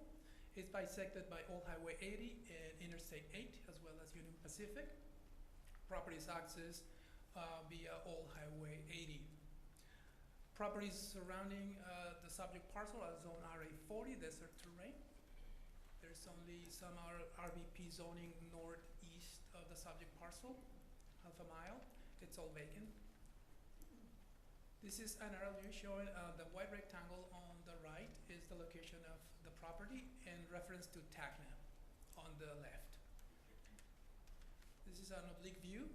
Outlined in red is the subject parcel in reference to the mountains on the upper corner of the picture. This is the site plan submitted by the applicant. In red is the proposed location of the facility. And on the north, there's a 9.7 megawatt array solar. And at the bottom, on the south of IA, there will be another array that will be producing 11.9 megawatt to energize the facility. The blood is just to show how the building is going to be in reference to the entrance along Old Highway 80. This is a view looking east along Highway 80 from the property. Now looking north, looking south from the railroad tracks, looking I-8. No comments received from within the zoning area. We received comments from Arizona Department of Transportation, Arizona Department of Environmental Quality, Marine Corps Air Station Yuma, and Greater Yuma Economic Development Corporation. The Planning Commission recommends approval of special use permit case number 22-08. Subject to the following performance conditions. Within 60 days of board approval, the owner or agent shall provide an ARS 12-1134 waiver, record an infrastructure disclosure statement, record an instrument route -218 disclosure statement. Number 2, prior to development or prior to May 20, 2024, the owner or agent shall do the following. Item A, in accordance with the Yuma County Public Works Standard Volume 1, Section 7.3, guidelines for traffic studies, a traffic study shall be done. B, all improvements required by the traffic study shall be constructed. Also the following operational conditions. Number 1, the approval of the special use permit is based on the site plan submitted by the applicant. Any change from the site plan requires prior approval by the planning director. Number 2, the special use permit shall be valid for a period not to exceed 15 years from the date of approval by the board. Mr. Chairman, that concludes presentation for special use permit 22-08. If you have any questions for staff. Any questions for Javier? I would. How long is the permit supposed to be for? Are we deciding that, or has it been set? It's 15 minutes, 15 Yeah, 15 years. That'll be the extent of the special use permit to revisit. I know, it's short time. You're done. Yeah, they won't even have time to come into the door. So it's 15 years. 15 years. And this is a facility that will allow the production of cobalt sulfate, which it's in a heavy industrial site, right? It is not surrounded by anyone that it could impact directly. Correct, Mr. Chairman. The water supply, how much water do they need, and how's that going to be set?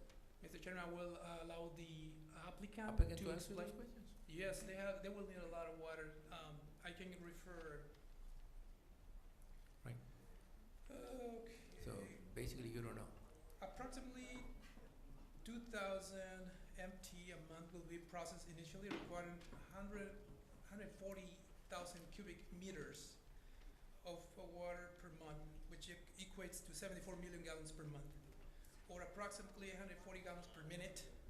Much of the process water will be treated, reclaimed, and returned to the process. It is estimated that about 70% of the water will be reclaimed but a water balance has not been established to estimate the percentage of water reclaimed. They will have water storage tanks to store 24 hours each of water supply to the plant.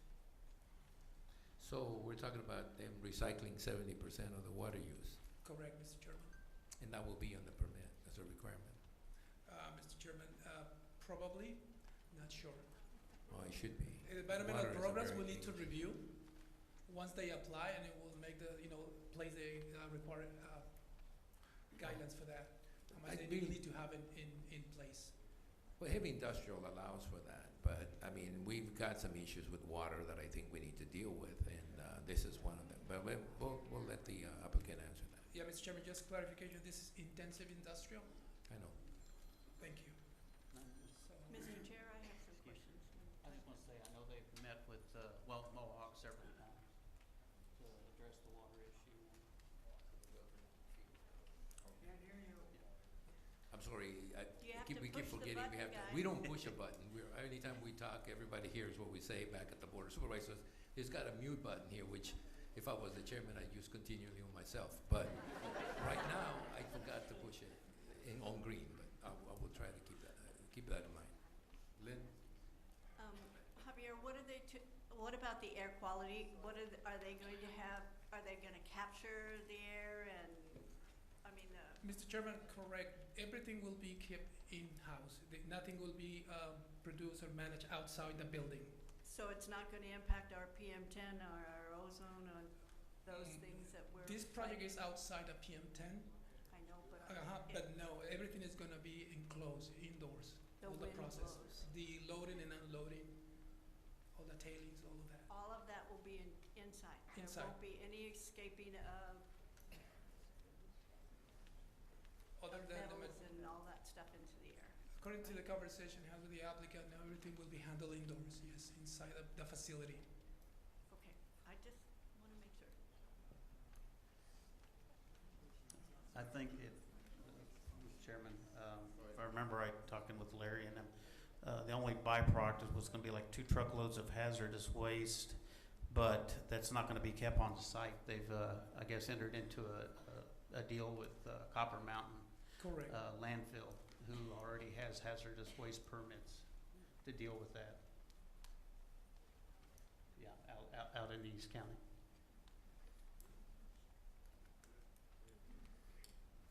All right, any questions for the applicant?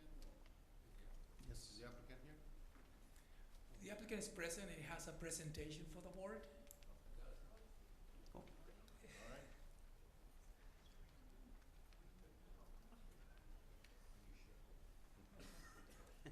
Are you sure?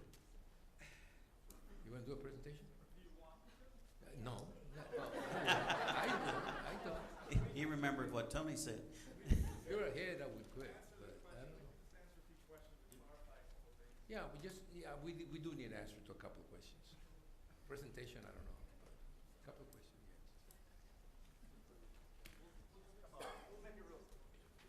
That's what the last bald guy I know said.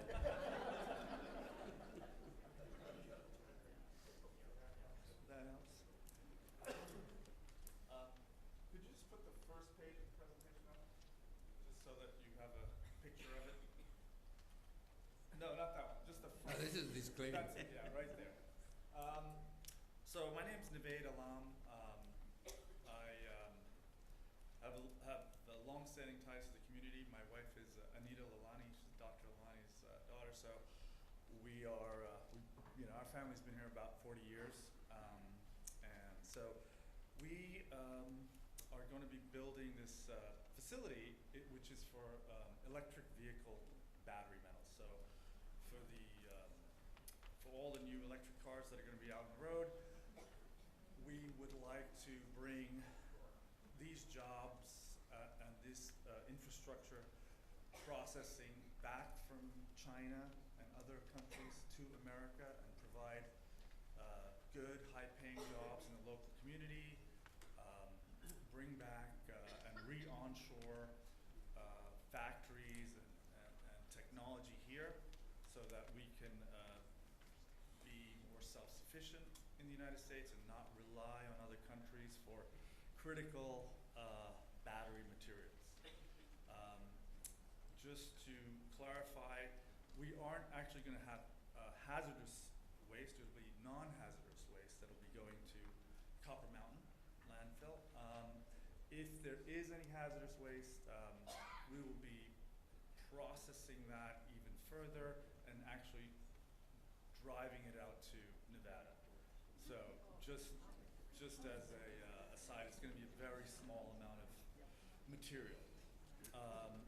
I have Daniel Neff here, our Chief chief engineer from M3 Engineering. He can answer more questions on that point. And we have Larry Kilman here, who's our local consultant, who can answer any questions on water use.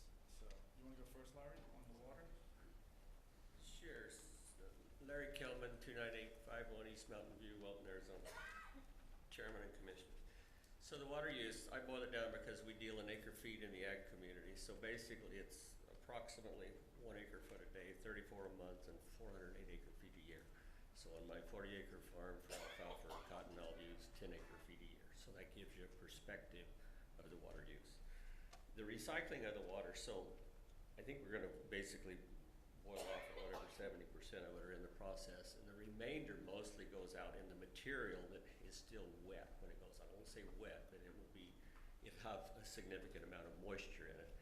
Copper Mountain was actually quite anxious to have it because they, even though it's only 2 truckloads a day, it's probably 40 ton or something, but they can use it to cover material at the end of the day in the landfill, and they don't use the local stuff and then have to bring water in to keep it down. So the intention is to drill some deep wells, and we will do a test well very soon. Walton Mohawk had just commissioned a, what do you call it, investigation into the geology. So everybody's looking at deeper groundwater and the possibility to offset Colorado River water uses. So in this, the geologists have determined there's 2 major basins within the Walton Mohawk. The smaller one that was approximately, I think, Avenue 22 to maybe 30, basically the width of the valley, contained in his estimation approximately 7 million acre feet. Now it's separated, so the groundwater that comes in from the Colorado River water is basically on top of a clay layer that's estimated to be 400 feet deep. So there's a well currently being drilled just north of the district office that they're going between 800 and 1,000 to try to make sure they penetrate that clay layer to get down to what we're calling artesian water, which can be recharged once it starts being used from the aquifers from either side, either the Cofus or all the way down to the Mexican border. So we're at 4070, there's actually a bigger basin up there. He didn't quantify how much water may be available in that, but they anticipate it's basically virgin water. It's gonna be very, very sweet and very, very clean, take very little processing. So the well hadn't been drilled, but that is the intention, to develop that 400 acre feet a year. Larry, then are they going to recycle it and put it back in there, the 70%? The 70% gets constantly put back in the system and used, so there's not a waste product from water per se. The moisture that goes out and the bulk material that goes to the landfill is the portion that is, It doesn't go back down, right. So there's no evaporation ponds. Okay. Thank you. Well, more like a comment. The power that you guys are going to use to power the plant is also coming from the site, right? You have a solar array next to it. Correct. Yes, it's all going to be solar powered. Sorry, can you hear me? Yeah. Okay, it's all going to be solar powered. There'll be no natural gas or propane brought in. And one other thing I'd like to add is that we are going to be developing excess solar power that we're working with the Welton Mohawk Irrigation District for a plan to provide excess solar back to the district for the local farming community to use. As you know, hydropower from the Colorado River is going down, and we'd like to come in and develop excess solar power that we can work with Welton Mohawk and sort of provide cheap electricity back to the local community. And we're going through a system impact study soon and other planning with them to make that happen. We will be building transmission lines that would provide this electricity to Welton Mohawk. There's no such thing as cheap electricity from where I come from, but I understand your concept, and you're developing batteries, so it should be manageable. Whatever extra power you have, you can store and sell. It's a concept that I particularly like better than rezoning a lot of properties for solar farms that don't have a customer. I mean, a customer, yes, a customer yet. So this works for me. It's almost a self-contained facility. You'll be producing batteries, which is one of those not on my own backyard type things that people don't want next to them. It's pretty much out there, in the middle of what is now nowhere, but, you know, looking what's happening to the foothills, I don't know how long that would be. But most of the science, most of the things that we know make this a project that can be done. And we've done other things that really never materialize, so hopefully this will be one. Yes, thank you so much. We really appreciate it. All right, any other questions for that? I always have questions, but it sounds like a good project, and it sounds like a wonderful project for out there in the Welton Mohawk area, and the fact that it's going to be self-sufficient. Are you also working with the railroads to use their rails to bring in any of the materials, or are you going to truck it? We'll truck it. It's not a lot of material. Okay. It's a small amount of material. It's expensive material because it's used for electric vehicle batteries, but it's quantity-wise, it's quite small. Well, I like the trucking better. Thank you. Thank you. All right, thank you. I'll open up anybody from the public. If you want to come up here, We need to move a little bit to the side. state your name and address, Paula bank Gage. account, and 11484 South Ironwood Drive, Yuma. My question is, you're going to be working mainly with cobalt. Is cobalt a carcinogen? And even if it is released in vapor, does that vapor have a carcinogenic effect on any population?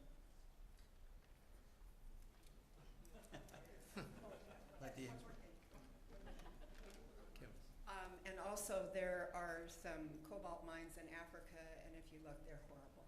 Thank you. Okay, I'm not sure what the actual question. definition of carcinogenic is. There is this health issues with cobalt dust, but the design of the facility is to be all enclosed with a negative pressure, so a positive pressure, negative pressure, so none of the dust escapes. There'll be dust handling, or the handling equipment there. The product that they sell, which is, I don't know what the cobalt sulfate, but how much does it cost? Remember? Yeah. The sulfate Yeah, itself. right. It's very expensive. Right, exactly. The point is they can't let it go away because that's their product. So we'll have a dust collection systems and processing system, and this is a wet process anyway, so there really isn't a whole lot of dust created. But it'll be important for the workers inside to have the proper personal protection equipment. This is not a noisy plant. This isn't like a crushing facility for a mine or whatever. But there will be issues potentially from vapors and inside, but they'll have the proper protective equipment and trained to do the job they're supposed to do. My name's Daniel Neff. I'm at 6231 North Campbell Avenue in Tucson, Arizona. Been in Arizona most all of my life, which is 70 years. So this is a great project to have here. It would just be the first one in North America, and the reason it would be here is because of some of the incentives now to bring this industry to the U.S. so we can process this material safely and not have it done in Africa or China or whatever. So. thank you. One more question. So it is going to be self-contained. So if there is any dust, that dust will be inside the building, and those employees will be protected with gear, respiratory Well, gear respirators, instead. there'll be different areas, Mhm. and different areas have certain exposures. And some of the areas will be designed so that you don't need people in there, so you minimize the exposure. Sometimes you'll have to do some maintenance work or replacement, whatever, but the employees will be trained with the proper personal protective equipment, the PPE that they need to do it safely. So these plants exist, and there's other plants besides, and there's some in Finland, Europe, that are very safe, very, very well designed, very safe, and this will be that technology with whatever recent improvements. And that, so it's not Right, so we're gonna tailor this one after the Finland one, not the African one. Yes. Right. Thank Yeah. you.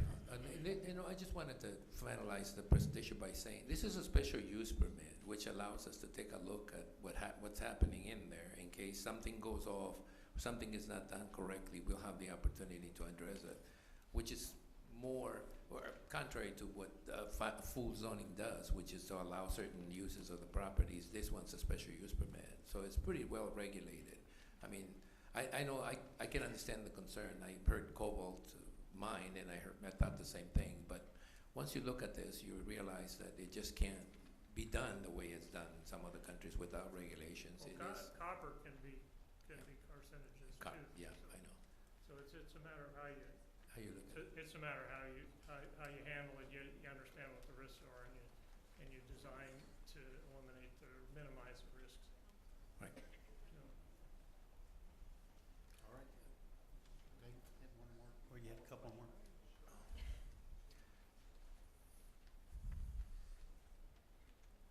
My name is Steve Fant. I live on 13812 40th Street in Yuma, Arizona, out in the foothills. And my previous job, the lady talked about air quality. I worked for Boeing, and I ran the hazardous materials site. I had to sign a document every day that the air I brought in and the air I discharge was better than the air I brought in. So what kind of documentation do we have that proves that the air they're discharging is better than what is quality discharge air? I had to sign a paper to the head person at Boeing every day that went to Chicago. This plant will be subject to the air quality requirements of the state of Arizona. So, and in those requirements, they'll be reporting, operational reporting requirements. They're similar to what he talked about. So, but that'll be governed by the state of Arizona.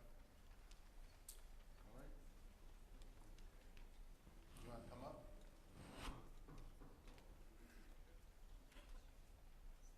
My name is Mike Duran. I live on 42nd Place in Las Barrancas. A question that I had in regard to the cobalt, I think it was mentioned it was going to be trucked in, but my question is, where is it being extracted from? Is it in here in this area where we live? No, the cobalt will be coming from overseas, mostly from Africa. It'll already be processed, semi-processed in Africa or Finland or Indonesia, and it'll come here in, it'll actually come to the Port of Ensenada in containers. It'll be in 1-ton super sacks that will basically, it looks like bags of dirt, gray dirt, and that'll have about a 30% cobalt content in it. We will then take that cobalt content and process it up to a salt, cobalt salt, very crystallized and pure form of cobalt, which will then, we'll sell that to companies like General Motors, Tesla, Panasonic, LG, and these big manufacturers of electric cars and batteries in the United States that have already announced multi-billion-dollar battery manufacturing plants in places like Tennessee, South Carolina, Nevada, you know, so this business or this industry is really coming online quickly in America. We're bringing it back here from East Asia and other places, so we don't have to rely on countries so far away who may not have our best interests at heart. So we are basically building a whole new infrastructure and industry here in the United States. And this is just one piece of it. I'll just mention one more thing. There's a new cobalt mine in Idaho that's just finishing construction. We did the engineering work on the process plant there, so it's possible that the concentrate from that could end up at this plant also. But it would be the only operating cobalt mine in the U.S. So if we need to make this a domestic source, we need to find places to get it from. Right now, there's only going to be the one mine here in the U.S., but there'll be more development of that. So. Yep. Oh, see, I told you. See, that's just what happened when you open it up. We got one more gentleman here. Hello, Douglas Wright, 14651 East 40th Lane out in Las Barrancas. What is the benefit for Yuma besides jobs? You only mentioned jobs, you don't mention how many jobs, short-term, long-term, anything like that. You also talk about trucking coming in. What about the infrastructure of the roads and whatnot, or everything created from that, the extra carbon monoxide from the extra diesel trucks that are going to be hauling stuff in? Those are just a few questions that I have. The long-term benefit for Yuma, not short-term. What it's going to do for our area as far as taxes, anything like that. You're going to be using up our air. You're going to be using up our roads. You're going to be using up our water. What are the benefits for us directly as Yumians?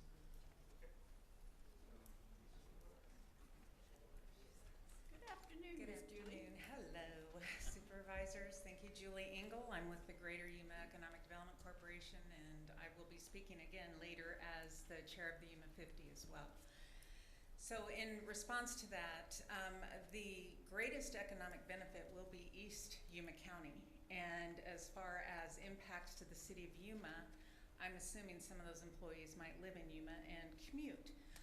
We're hopeful that they'll actually be coming from Welton. We would love to see some economic activity happening in the Welton area because they need it.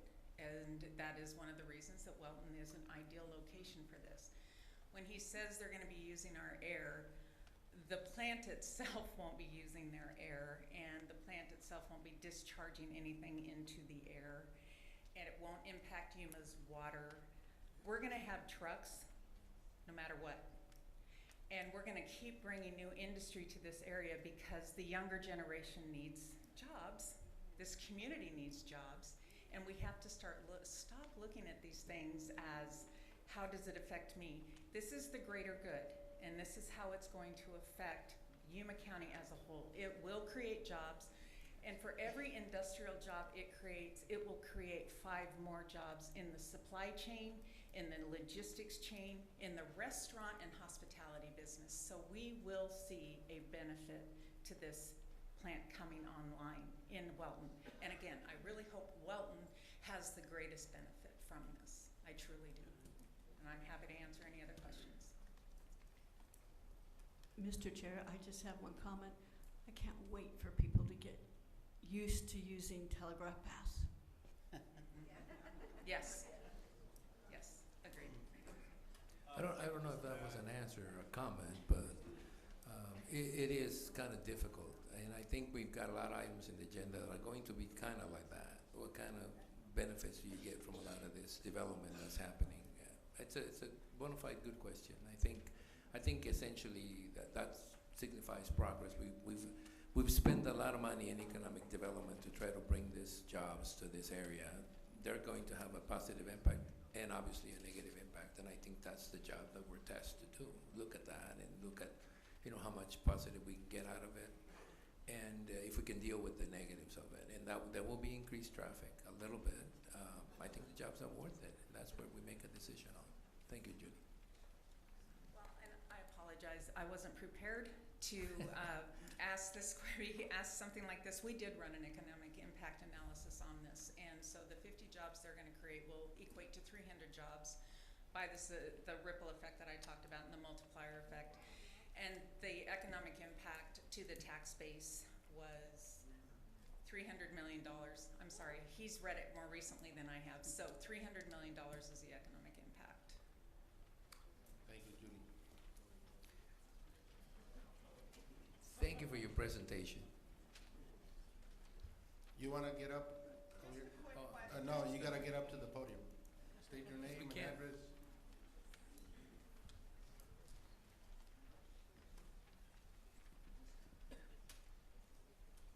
Gloria, 413279 South Shortway, Yuma. She did answer part of my question of 300 jobs, but what classification of jobs? Are these jobs that people in Welton and Yuma will be able to work, or are these degree jobs or engineering jobs? Thank you. Go ahead.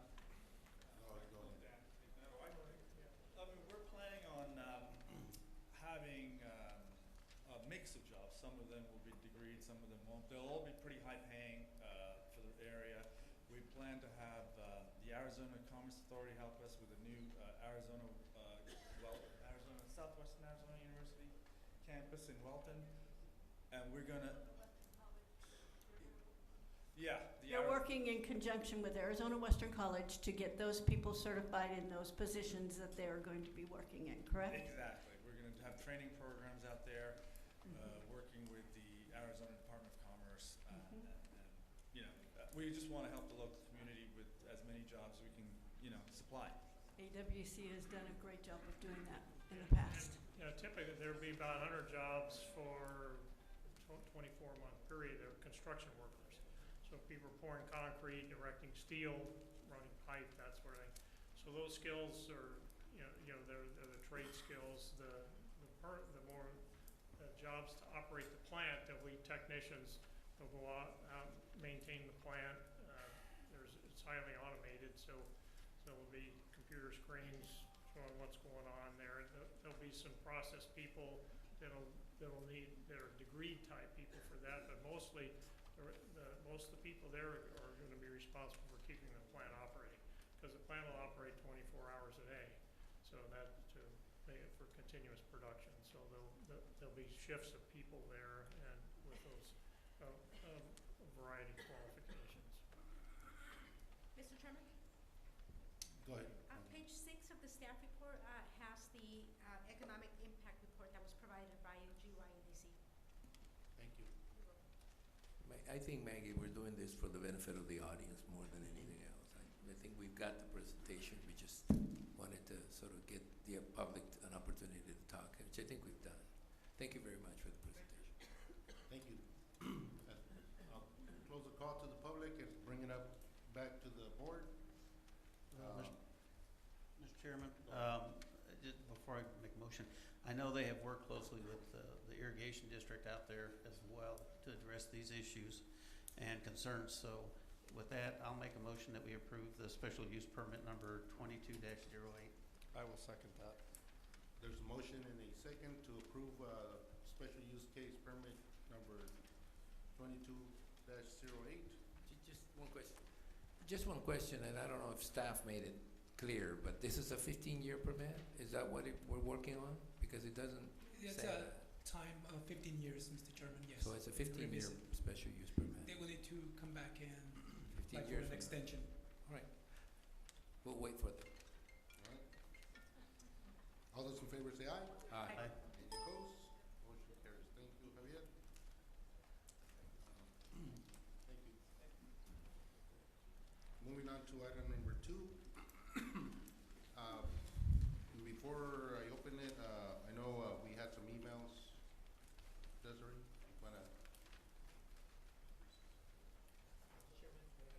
Mr. Sherman, may I ask that we open up, are they all Yeah, related? she's gonna read the emails. No, what I'm saying is, are they all separate applications from separate people, so we have to deal with them individually? I mean, I look at the zone, I mean, it's all in the foothills, most of it, if not all in the foothills, and what I wanted to do was sort of discuss the issue, but if it isn't the issue, then we'll deal with it individually. Mr. Chairman, they're individual cases, that however, they were all applied for by Kevin Dahl of Dahl Maybe Robertson that's what I Associates. looked at. So all items could be opened at the same time. At the time of the motion, you would have to make separate motions for each of the cases. Let's open them up individually. Okay, thank you. But, go ahead, Desiree, let's hear the emails we got. And normally, just the emails, because you weren't at when we start the meeting at 9, call to the public, we also accept emails on call to the public, and there were some for this cases here, for these items on the agenda, so I'm having Desiree read those emails. Okay. All right, the first is from Ken Madsen. He says zoning in this area should be limited to the type and character currently existing east of Foothills Boulevard. Apartments would be totally incompatible, and to allow them would be counter to the wishes of the area. He asked that the board please count his vote in opposition to any development not consistent with what currently exists. The next is from Darren Crowley, who says, rezoning building in and around washes where the water flows naturally is crazy. You only have to look at the Houston floods to see what happens. William Penner, his main concern is that the existing road infrastructure is inadequate for any development north of the 8 in that area. He is speaking in opposition. Brad Smith would like to ask the board to vote no on the request that Granite Yuma LLC are proposing until further plans are submitted that address the following concerns: police, fire, traffic, schools, and a site development plan. Margaret Dumbach, her concerns are mainly infrastructure services as well, and the impact on shopping areas that are already congested, traffic and roads that are already in need of resurfacing, and the crime rate, which seems to be rising. The next is from Diane Guthrie. She was writing to voice her concerns about the proposed new zoning for the Foothills community. She says, it seems you're in violation of the 2030 plan by planning for high-density zoning and not providing a site plan. She is speaking in opposition. Michael Baccara, I do not support the rezoning of the area for increased population. There are not enough police, fire, or utilities to support a higher concentration of people. Please vote no on this rezoning effort. This is from Jim O'Leary.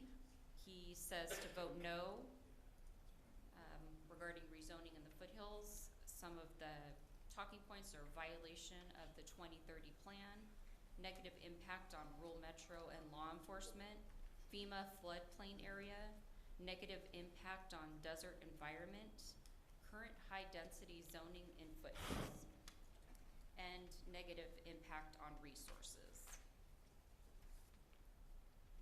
And then Paula Morgan submitted a letter with those same talking points. And then we had one that came in from an anonymous person who was speaking in favor.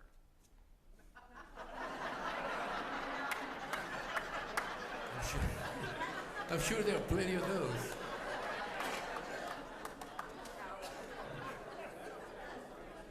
Thank you, Desiree. That was good, Desiree. That was really good. Left the best for last, eh? And I'll go ahead and since because we have speakers that are gonna that are representing that area, I'll go ahead and open item 2 to 7. Let me go ahead and read item number 2, minor amendment case number 22-05. Item number 3, rezoning case number 22-22. Item number 4, minor amendment case number 22-07. Item number 5, rezoning case number 22-25. Item number 6, minor amendment number 22-06. And item number 7, rezoning case number 22-24. Thank you. Mr. Chairman, I have in front of me, and I think everybody does, that there's a request from the petitioners to move minor amendment case number 2206 and 2224 back to the Planning and Zoning Commission, which means they're not really, the petitioners pulled them back, so we really don't have to discuss those, and I guess we could, but. Which ones are they, Maggie? Chairman, it is items 6 and 7 have requested that they be returned to the Planning and Zoning Commission. Okay, so item number 6 and item 6, which is minor amendment number 22-06, and item number 7, rezoning case number 22-24, will go back to the Planning and Zoning, so we won't talk about them today. So just 2, 3, and 4, and 5. I'm all alone. Thank you, Mr. Chairman. Javier Barraza. For that last action, you need to make a motion. For 6 and To 7? Yes. Mr. Chairman, I'll make a motion, we send back those items, 6 and 7, 2206 and 22-24, back to Planning and Zoning Commission for their review. I'll Gives second. them an opportunity to have more discussion. I'll second that.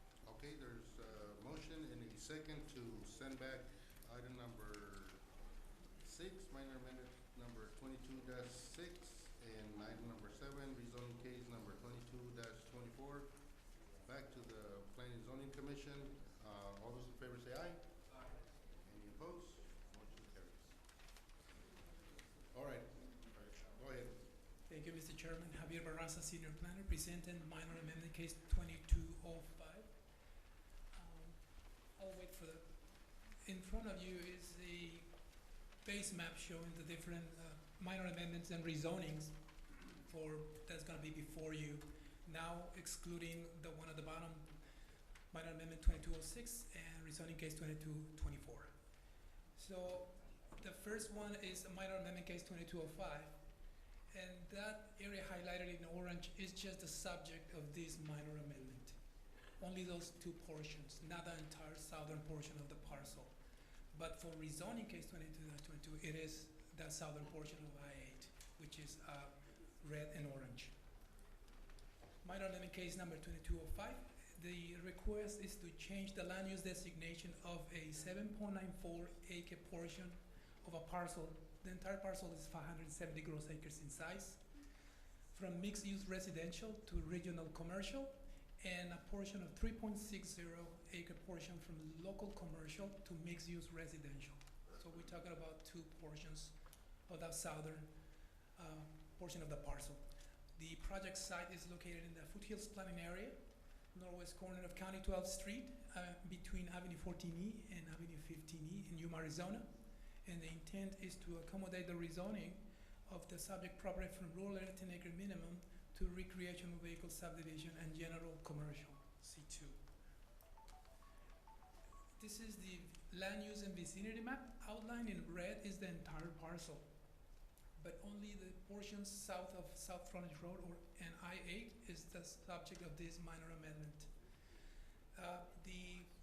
With the 7.94, the existing land use is mixed-use residential, and it will be amended to regional commercial on the northwest, and it's crosshatch on the map. And if I direct you to the right side where it says along Avenue 15E, that's the 3.6 acre portion from local commercial to mixed-use residential. The remainder southern portion, the mixed-use and the urban density residential already supports the zoning. There's no amending of that, just those two portions on the map. This is an aerial view showing the subject parcel. Javier, before Yes, you Mr. move on, Chairman. as an explanation to people who may not know what the process is, the minor amendment is a process that needs to take place so that a zoning can go on, so that a zoning change can go on. If the minor amendment isn't approved, the zoning can't happen.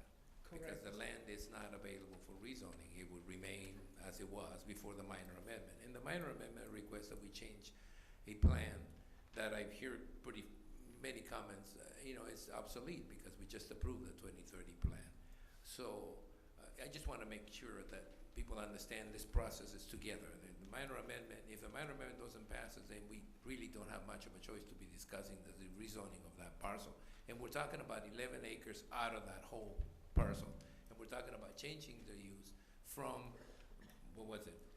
Mixed-use residential. Mixed use to actually Regional commercial. Regional commercial. Yeah, in this particular amendment, it's only two portions, not the entire southern portion. No, The I think I just want to make it clear Yes. that the minor amendment has to happen before we deal with the Correct. rezoning. Mr. Chairman, before we continue, I'd like to ask Maggie to give us an explanation of state law as we are agents and have to function under the laws which we are given. If you would please provide us an explanation before we continue.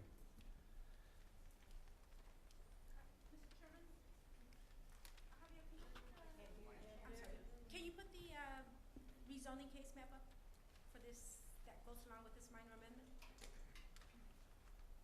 So, rezoning minor amendment case 2205 and rezoning case 2224 the intent is to amend the comprehensive plan to accommodate the rezoning case. However, if you look at that map, the area crosshatched on the map that says 2 RVS, that entire area, which is approximately 279 acres. 279 acres, does not require an amendment. So even if a minor amendment case, the minor amendment case is denied, the rezoning to RVS can proceed. Thank you, Maggie, and thank you, Mr. Chairman.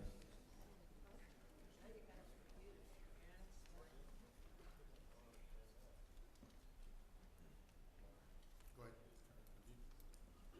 In front of you is this aerial view showing the outline in red entire parcel and highlighted in yellow the portions that subject to this amendment.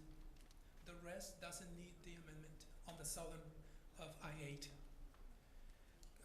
Comments will be included under comments for rezoning case number 22-22. The Planning Commission recommends approval of minor amendment case number 22-05. Based on the following, the amendment is consistent with the existing character of the foothills planning area.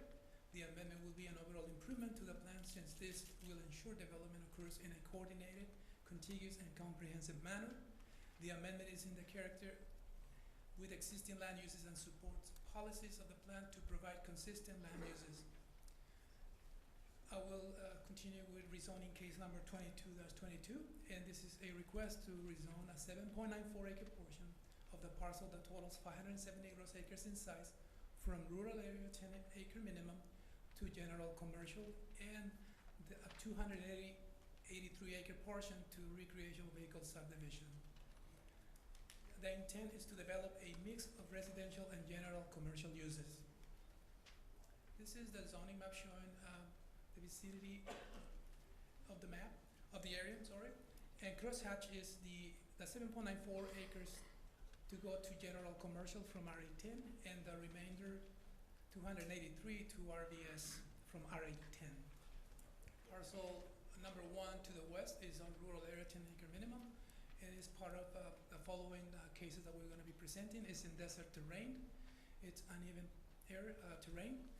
Parcel number 22 on the southwest is also zone rural area 10 acre minimum, vacant. Parcel number 5 and 28 to the south are zone RVS, also desert terrain. Also to the south is Las Barrancas number 1, zone RVS. Parcel 89 also to the south is zone general commercial. And parcels 198-13-001 and 198-12-002, zone RA10 in desert terrain, unimproved. This is the site plan that was provided at the time of application. It was just showing how much of the portion on the south was to be onto what. This is another aerial view in reference to Foothills Boulevard and Interstate 8. In yellow is the proposed to be rezoned to general commercial, and in orange the area to be rezoned to RVS. This is a view looking southeast of the subject property. Another view looking west of the subject property from the intersection of Avenue 15E and South Frontage Road. Looking northwest of the subject property from the intersection of 40th Street and Avenue 15E. And another view looking north of the subject property from County 12th Street or 40th Street. Staff received 630 letters in opposition signed by 652 property owners, 16 within the notification area of this rezoning case. This is a map showing more or less the extent of the opposition. It extended to the city of Yuma. Some residents within the city of Yuma also oppose this. Every property in red is in opposition to this rezoning case. This is a zoom-in version of it, just to see that the amount of opposition does not trigger a supermajority vote. The opposition by number exceeded the 20%, but it was not exceeded by area, which is the acreage within the zoning area.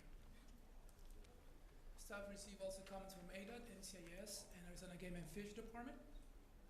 The Planning and Zoning Commission recommends denial of rezoning case number 22-22, but if approved by the Board of Supervisors, the staff recommends the following conditions, performance condition.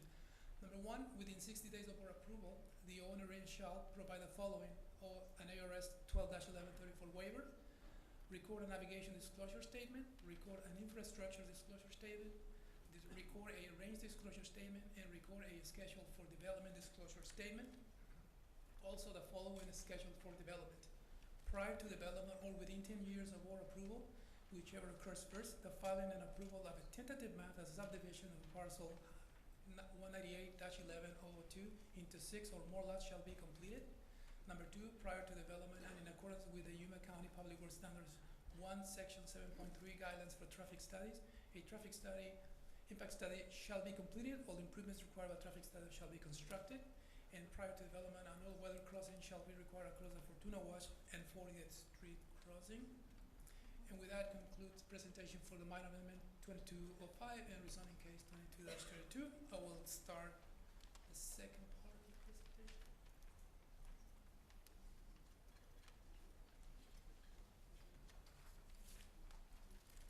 And this is a minor amendment case 2207 and rezoning case 22-5. In red is the following cases. I want to bring your attention to the northeast corner of rezoning case and minor amendment case 2225. There's a little start. This is the only portion for the minor amendment, and the rest will be all included in the rezoning case. Minor amendment case number 22-07. The request is to change the land use designation of a 7.93 acre portion of a parcel 152.92 gross acres in size from mixed use residential to regional commercial. The intent is to accommodate the rezoning of the subject property from rural area to minimum R10 to general commercial C-2. This is the land use and vicinity map. Outlined in red is the entire parcel.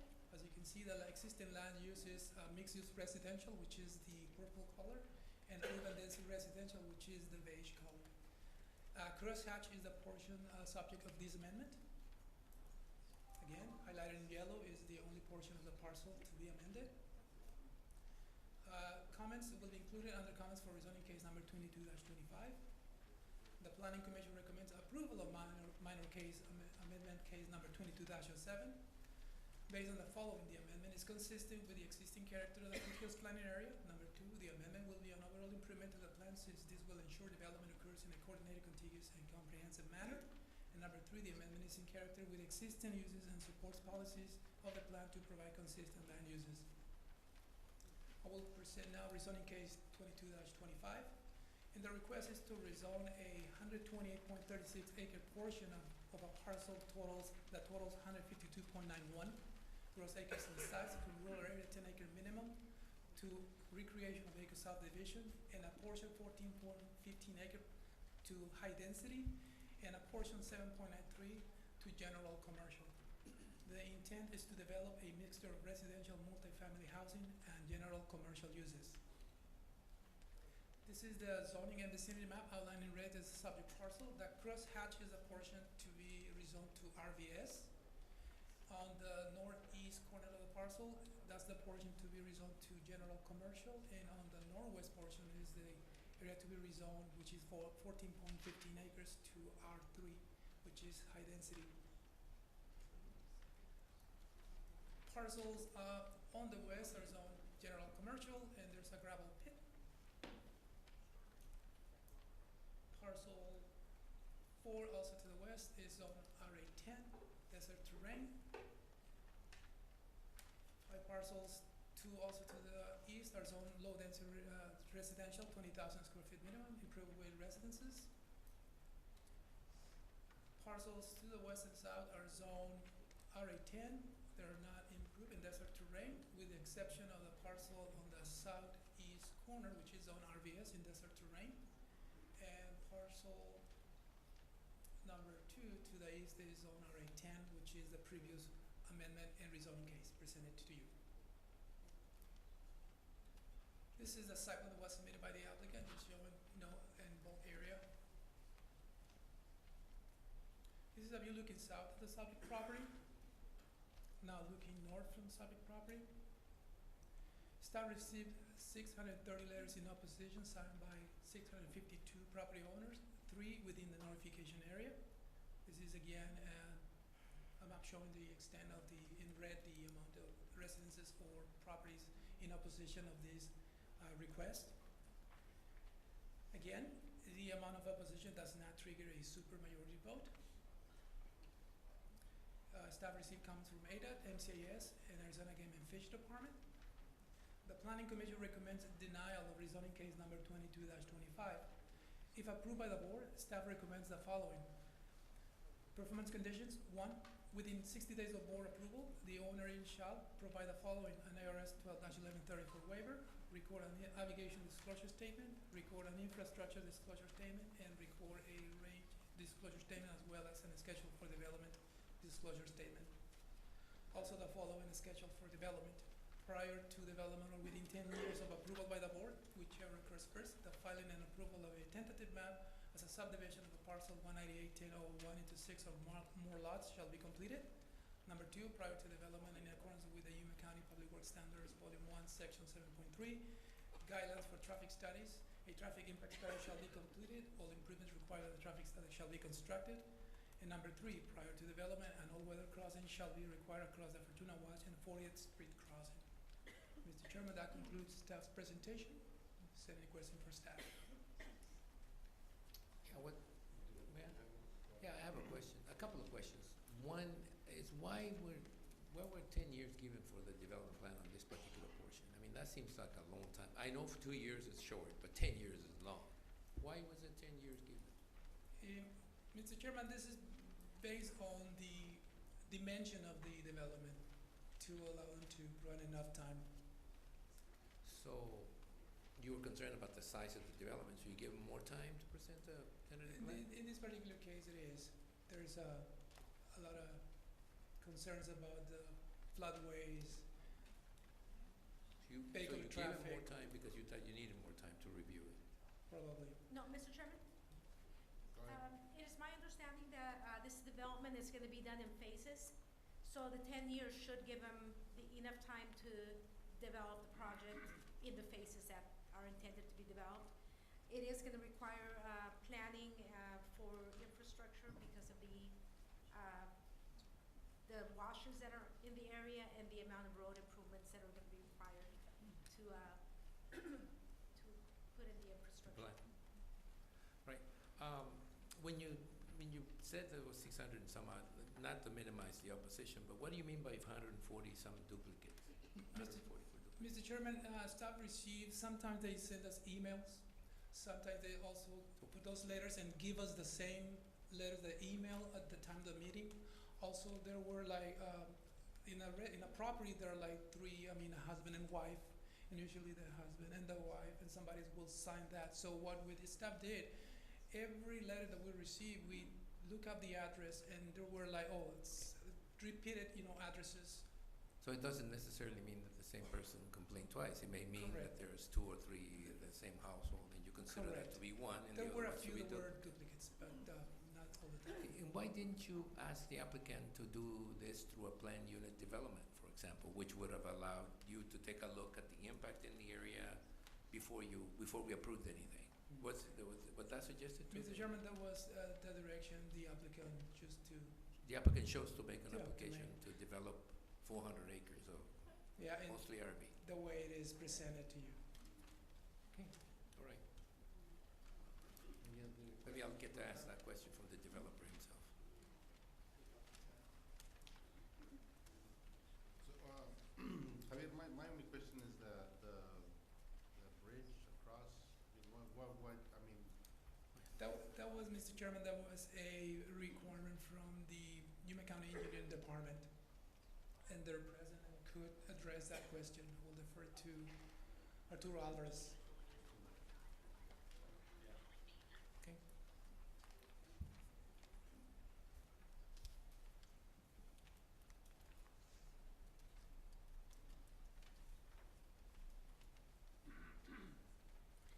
Arturo Alvarez, Engineering Department. The question was, why the requirement? Well, yeah, like before they move on, you're asking for a bridge on that. Across the wash. We're asking for several requirements. One of them is to provide a bridge across the Fortuna Wash. The subdivision west of this development develop all the way to the wash. So, and you're looking at plus 500 acres of development on the east side, and it makes sense to have that crossing at that junction. Wouldn't it make sense if, after the traffic study, if the traffic study requires it, or? The traffic study will make a recommendation as far as the perimeter roads improvements, depending on the layout they provide the applicant. But as far as the crossing at the wash, that's a requirement. That was the intended use back when I believe it's San Jose de Fortuna was developed, west of this development. Mr. Chair, Go ahead. have you guys been out there to see it? Yeah. The place that you're talking about putting a bridge is bigger than a football field. Yes, we've been there many times. I mean, it seems to me it would be a smarter move to go entrances around that area and then just shut that part off, because that's gonna take up a suspension bridge or something to put across that area. That thing is huge. That area is huge. I believe the crossing we're requesting is at 40th Street, and that was designed many years ago to have 40th Street run easterly. Well, then maybe we need to change that and bring it around the other way. It seems to me that you can go up the frontage road and come into Las Broncas and all those others from that direction and go up to the other end and come in from that direction. Due to the size of this developer, you're going to get a lot of traffic on South Frontage Road.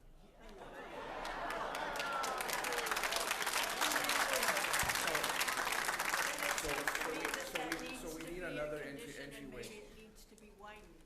Yes, that's going to be widened. And made into a, 2 lanes both ways with turn lanes. That is correct. So there's going to be improvements along South Frontage Road. There's going to be improvements around 40th Street and other perimeter roads impacted by this development. Now, I believe we do request the traffic studies to evaluate that. There's 2 subdivisions going in, if it's approved. They do have, I believe, 5 years to develop those subdivisions once the tear demand is approved. Well, I'm just saying that it seems to me that we could find some better entrances without having to put a huge. I think Anyway. my concern is making them build it before they even build the house. That was part of the development. Once they submit a tear map, that will trigger these conditions, and that could be done in phases. Let's say, for instance, if they're going to develop half of it, well, we're not going to require that at the beginning. It depends on the phasing of this development. Mr. Chairman, why didn't we require those types of improvements at 48 and 52nd Street? My understanding that and again, this was decided a while back, that 40th Street was going to go through. 48th Street and 52nd are the 2 areas that traverse the wash right now. Why didn't we have some type of requirement like this put into place then? That I don't have that response to you right now. But my understanding is the intent of 40th was to go easterly across the wash. Thank you, Mr. Chairman. All right. Could we get that answer as to why we were able to bypass 52nd Street and 48th Street with some type of a bridge requirement? Because those are subject to being washed out every time we have a large. I will provide that information. Thanks.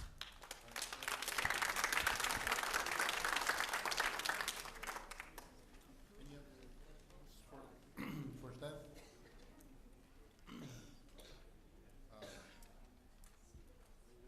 The applicant, any questions for the applicant before I? The applicant is enough.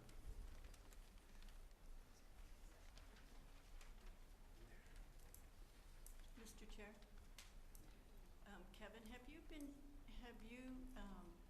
contracted to do the infrastructure for this subdivision? Mr. Chairman, we haven't been contracted. Our first phase here is the zoning and the general plan work.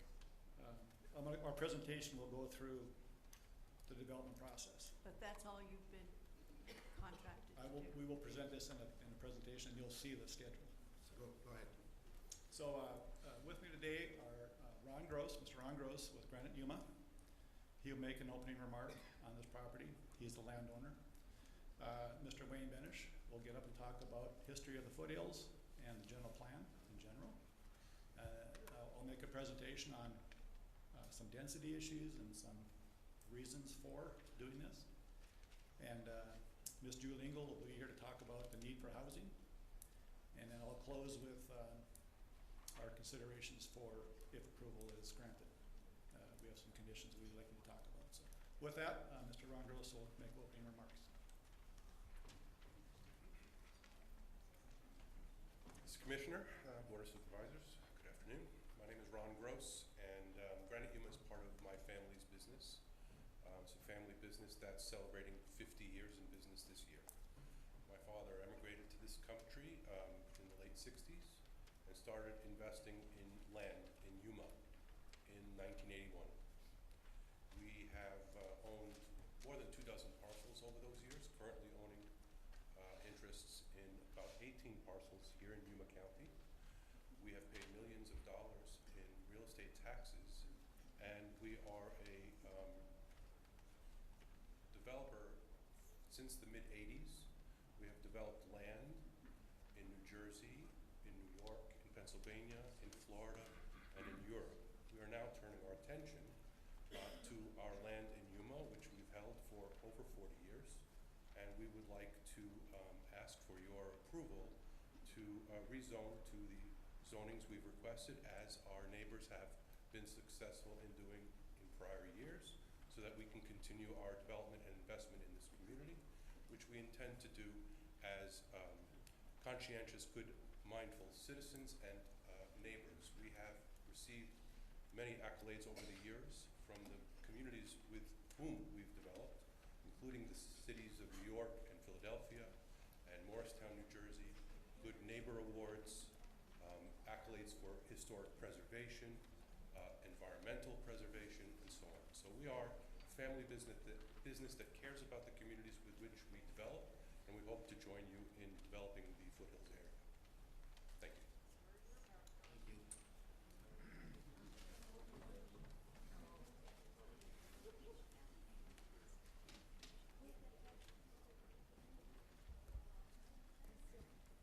Good afternoon, ladies and gentlemen, Chairman Porteous, members of the board, fellow citizens. My name is Wayne Benish. I have lived in Arizona for over 70 years, in Yuma for over 50 years, and I've lived in the foothills in Mesa del Sol for 39 years. I love this community and consider myself blessed to have lived here for most of my life.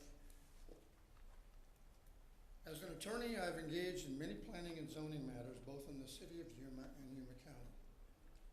I've watched growth in the state and county and have been involved in the process. I'd like to give a brief history of the process. With growth exploding in our state in 1998, the legislature adopted the Growing Smarter laws designed to guide growth throughout the state. The legislation required all counties and cities of a certain size to prepare and adopt comprehensive general plans, and to review and re-adopt them every 10 years. Everything done under the Growing Smarter legislation requires extensive citizen input, from the development of the plan right up to adopting the final plats for subdivisions. In 2001, Yuma County adopted its first comprehensive plan under Growing Smarter, the 2010 Comprehensive General Plan. It was updated in 2020, and 2 weeks ago, this board adopted the 2030 Comprehensive Plan update. The 2010 plan included a foothills planning area as a specific area of the county. That plan included some basic land use designations and zoning categories, which have not changed in any significant way in the 2020 or 2030 plan updates. I'd like to go to that 2030 plan and see how the applications now before you are governed by that plan. and I have selected some specific sections of the comprehensive plan. I will read through them with due deference to Mr. Reyes' request that we don't say too much. But they are really guides to how this board is to act. The Yuma County 2030 Comprehensive Plan, approved by the Board of Supervisors on February 22nd, 2023, is intended to accomplish coordinated, adjusted, and harmonious development of the unincorporated area of Yuma County. The plan is the official guide for the development of the unincorporated area of the county, and the purpose of the plan is primarily as an aid to Yuma County Planning and Zoning Commission, to the Board of Supervisors in the performance of their duties. There are regulatory guidelines. The plan represents the official adopted guidelines for present and future growth within the unincorporated area of Yuma County. The plan is used by the Board of Supervisors, the Planning and Zoning Commission, county staff, and developers as a basis for making recommendations and updating the various regulations and zoning ordinances. Public participation. In adopting the Growing Smarter Plus laws, broad-based citizen participation was required to ensure the public's interest was incorporated throughout the process. The plan includes policies, priorities, and actions proposed through extensive citizen participation and designed to be representative of county residents. It is the purpose of the plan to be a basic document that provides a rational decision-making framework to aid in decisions which will maintain or enhance the quality of life in unincorporated areas of Yuma County. A special emphasis was placed on agricultural and military activities because in addition to those being the two most important segments of Yuma County economy, 47% of the non-military land is being used for agriculture purposes, and 29% is being used for the federal wildlife refuges, leaving only 29% available for other types of land use. The Foothills Planning Area was the center of residential growth in unincorporated Yuma County in the past 10 years. Approximately 77% of the permits issued for additional housing units were in the Foothills Planning Area.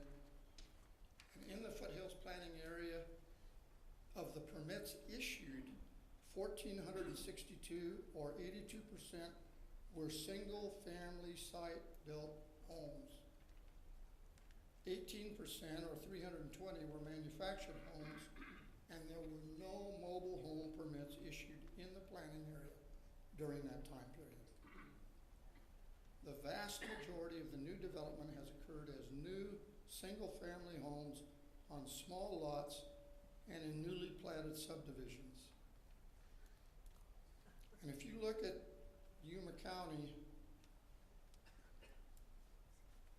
when the agricultural lands were placed off limits and the base was zoned and limited through the noise ordinances by the state, it left very little land for us to grow on this side of the mountains. The statutes, 11-811 requires that zoning ordinance and all rezonings and zoning regulation amendments adopted in this article shall be consistent with and conform to the comprehensive plan that has been adopted.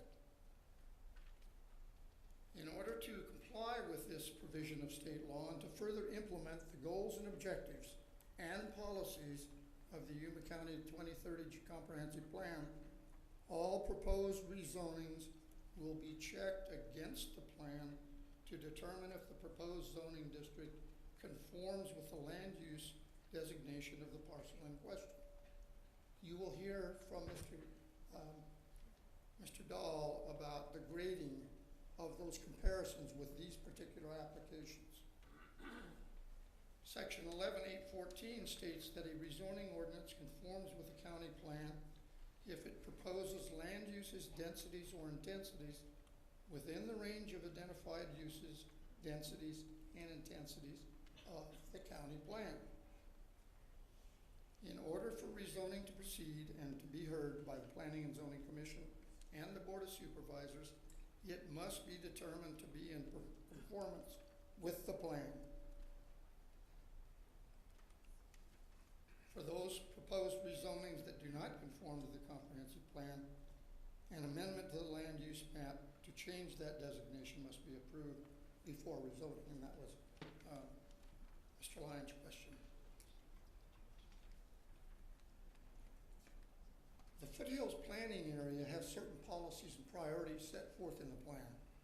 It lists 13 policies and priorities, and of particular note are the following. Expansion of commercial development beyond Fortuna Road, Foothills Boulevard, and Frontage Road corridors. Encourage the development of small businesses by providing an adequate supply of land classified for small-scale commercial usage.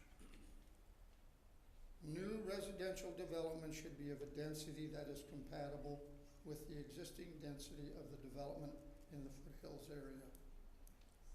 Consideration given to the preservation of the Berry and Goldwater Range and to encourage conservation and enhancement of open space and sensitive wildlife habitats. And just a closing comment on the plan. The open space element refers to publicly owned and publicly accessible space. It does not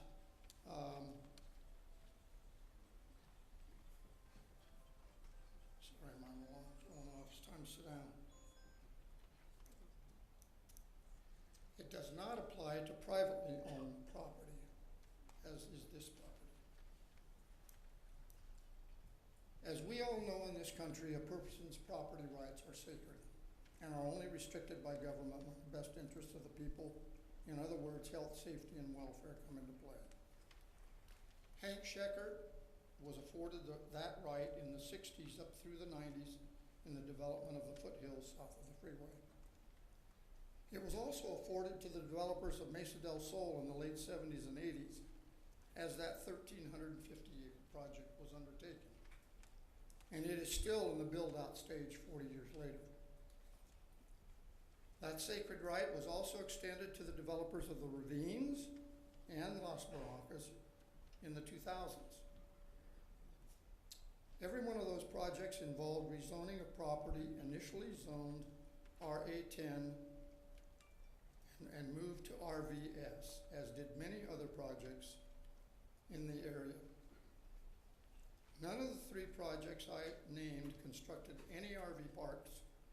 Rather, they built stick-built homes on individual subdivided lots or condominiums or townhomes.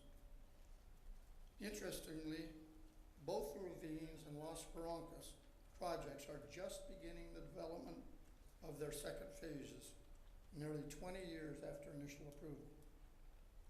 So when those preliminary and final subdivision plats are up for consideration, the neighbors will still have the opportunity for input under the plan. Mr. Gross and his company are only asking for the same opportunity to have the same initial zoning change as the other developers have enjoyed over the past 50 years. Most of the foothills planning areas started out as RA10, but the primary preferred rezoning category has been RVS for all of that time, and under the 2030 update, it will continue to be for the next 8 years.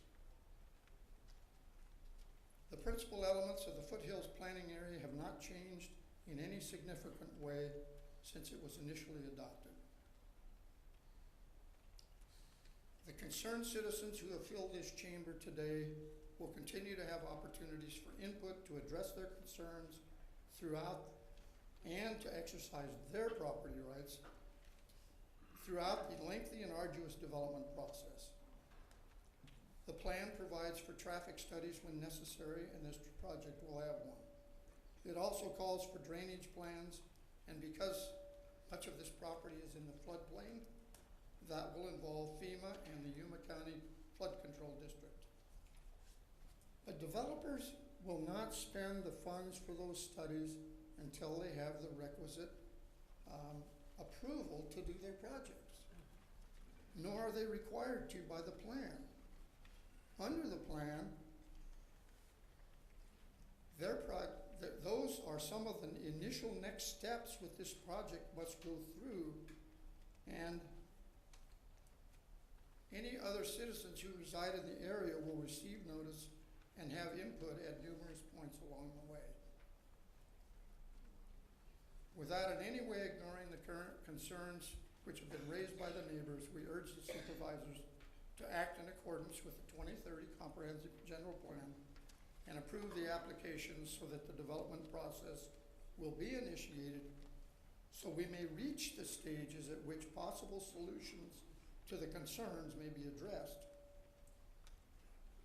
To simply say no at this stage to a project that rates so highly under the plan will have a chilling effect on further development on much needed residential housing in our town. Thank you. I'll now call on Mr. Dahl to do his portion of the presentation. Thank you. Thank you, Mr. Bennis.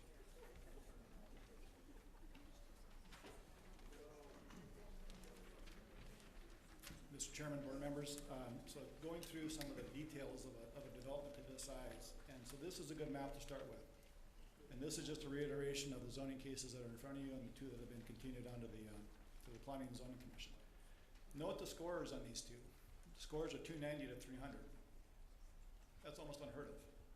That's excellent scoring. So we've checked all the boxes on going through the development of this property for rezoning. The reason we're doing the entire property is we're being upfront. We're not trying to hide anything. And how does a developer address drainage if he doesn't have commitment of zoning on the entire property? Why would he start with the first phase if he doesn't have commitment that the whole thing's gonna be zoned? So this is the first step in a long process. Yeah, so let me talk to the development process real quick. So right now we're in the general plan amendment, rezoning property.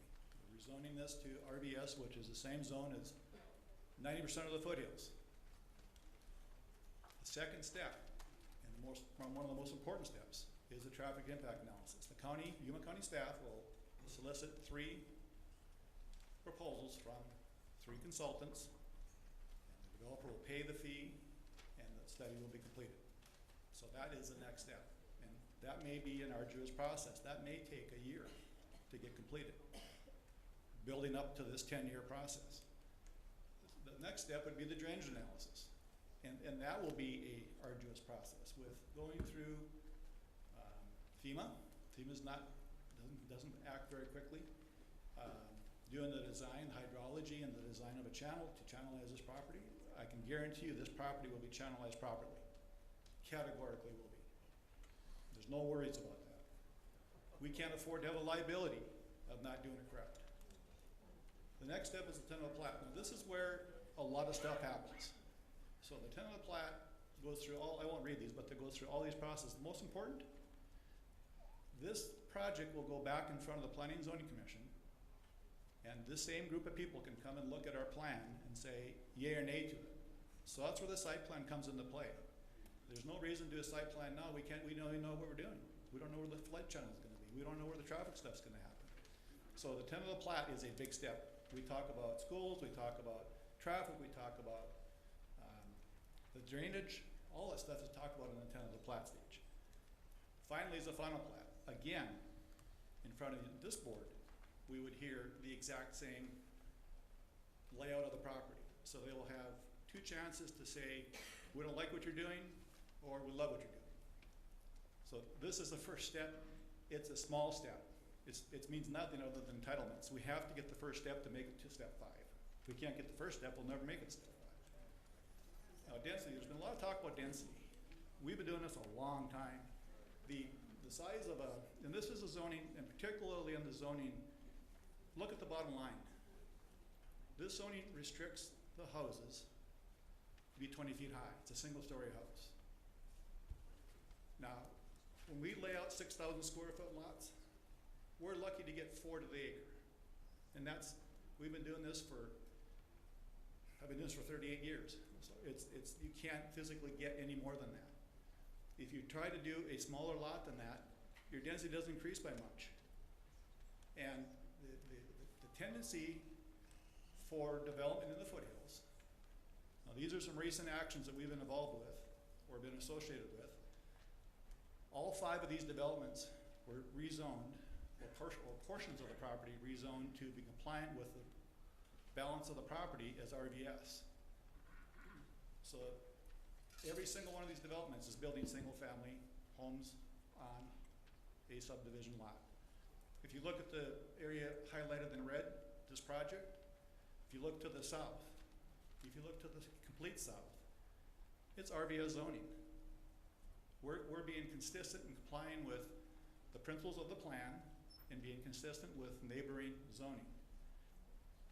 There's nothing to hide here. It's, you're not going to you categorically cannot get 14 units to the acre. Just physically, mathematically cannot make that happen. And if you think that's not true, you're going to see the layouts as they come in front of you when they're completed. So, and there's an opportunity to critique it at that point. Now, going back, one thing that I wanted to talk about too is this is a zoning of subdivision. It's not a park. Subdivision implies 50-foot right-of-way for roads. It implies 38-foot wide streets, curb, gutter, sidewalk, lighting, all the amenities of a subdivision. It's not a park. I think there's a misconception about that. And you physically can't make the densities, you know, so we're looking at, if we're lucky, if this project's lucky, you're looking at 4 to 4.5 for densities, just are. And that's a fact, it's on the record. We've been doing this for so long, it is what it is. With that, I'd like to bring up Julie Engel. She can talk about the need for housing and the fact that we are running out of land for development. Hello again, Julie Engel, President and CEO of the Greater Yuma Economic Development Corporation and Chair of the Yuma 50. We have worked with the Arizona Realty Association, and they helped us commission a study about our housing crisis, because we are in a housing crisis. Marcus Carney, who was the new hire for Yuma Visitors Bureau, lived in a hotel for 8 months.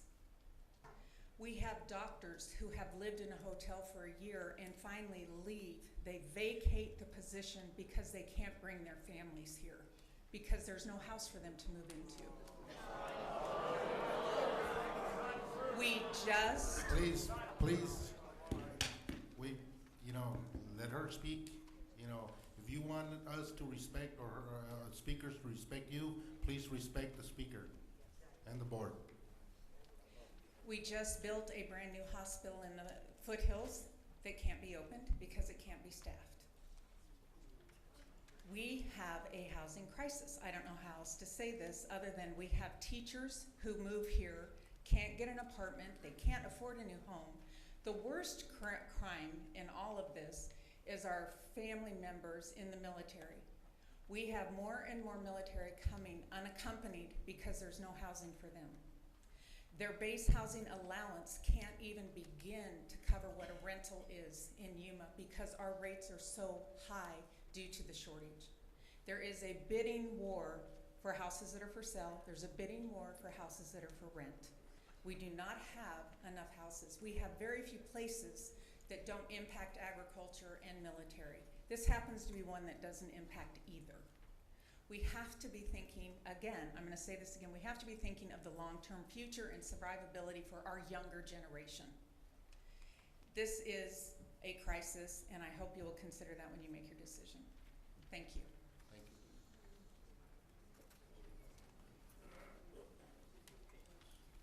So in closing, I'd like to go through some of the reasons why this scored so high.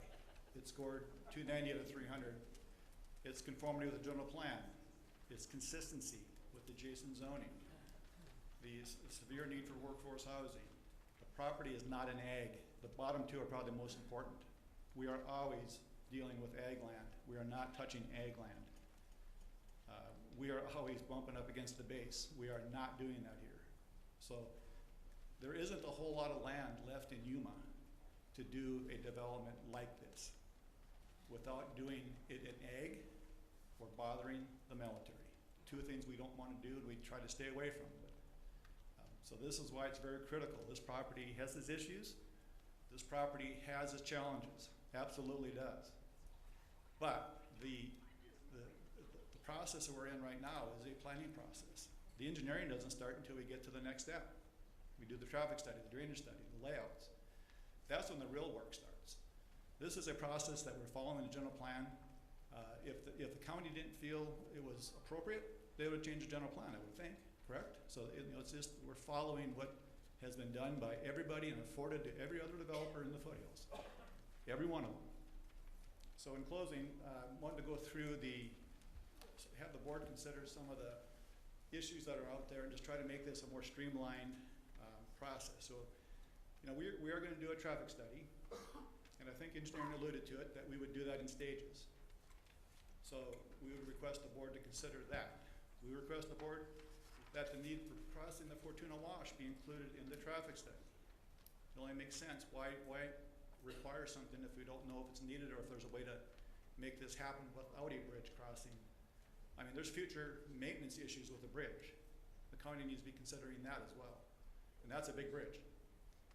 So I would like to propose, or the team would like to propose, the board to consider items 1 and 2, if the zoning's approved, that they would replace the 2 conditions that were in the, or 3 conditions. So 1 is essentially the same. 1 is essentially the same as the other 2, as the original. 2 is essentially the same. It just simply says it develops in stages, in phases, as the development progresses. And 3 was eliminated, which is the bridge crossing, which we can add back in upon the study saying it needs to be done. So with that, I'd like to have any questions. I'm willing to answer. The team's willing to answer. Questions? I have a couple of questions. One of them has to do with the fact that I can see, the minor amendment, the public hearing in a minor amendment case number 2205 basically deals with 11.54 acres of development, and it's commercial. Yeah, it's mixed-use residential and commercial. That one is not a problem for me. I mean, I understand there's a need for apartments. I understand there's a need for commercial. That is unavoidable. The area is so large, it's going to need more space like that. The second one, which is the public hearing on rezoning case number 22-22, that deals with about 290 acres of development and also 7.94 acres of general commercial.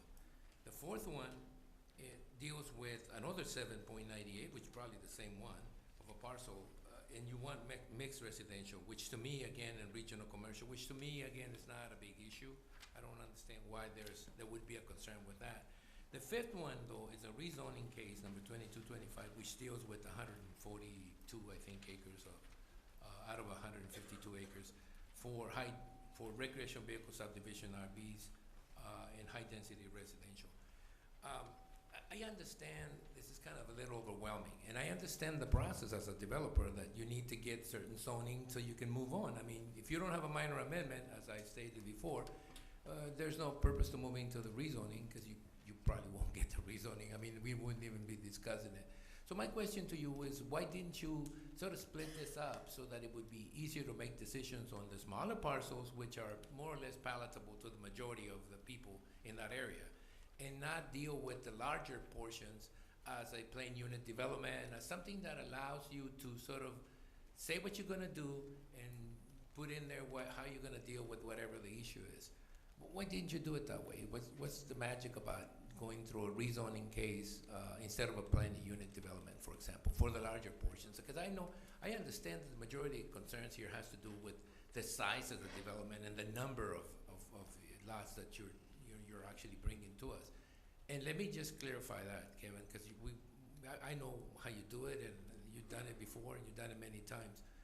When you ask for such a large portion to be developed, one thinks of a developer, such as a family development, that is going to do this carefully.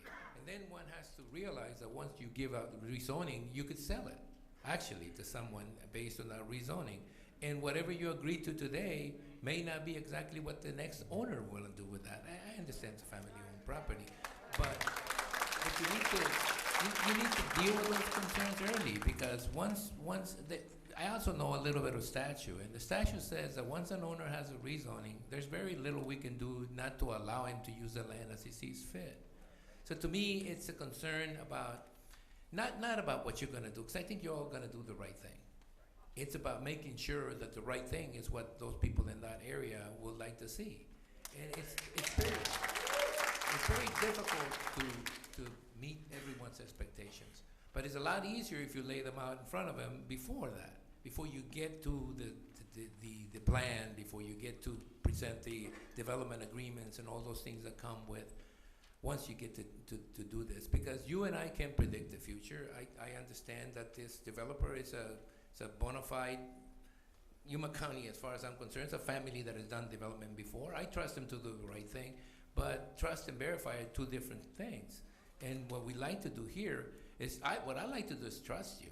And what I don't understand is why you were never steered towards the planning unit development portion that would have allowed us to see if the crossing over the wash was needed, if some of these things could be agreed to. Look, I understand that sometimes a study doesn't tell you what common sense should tell you.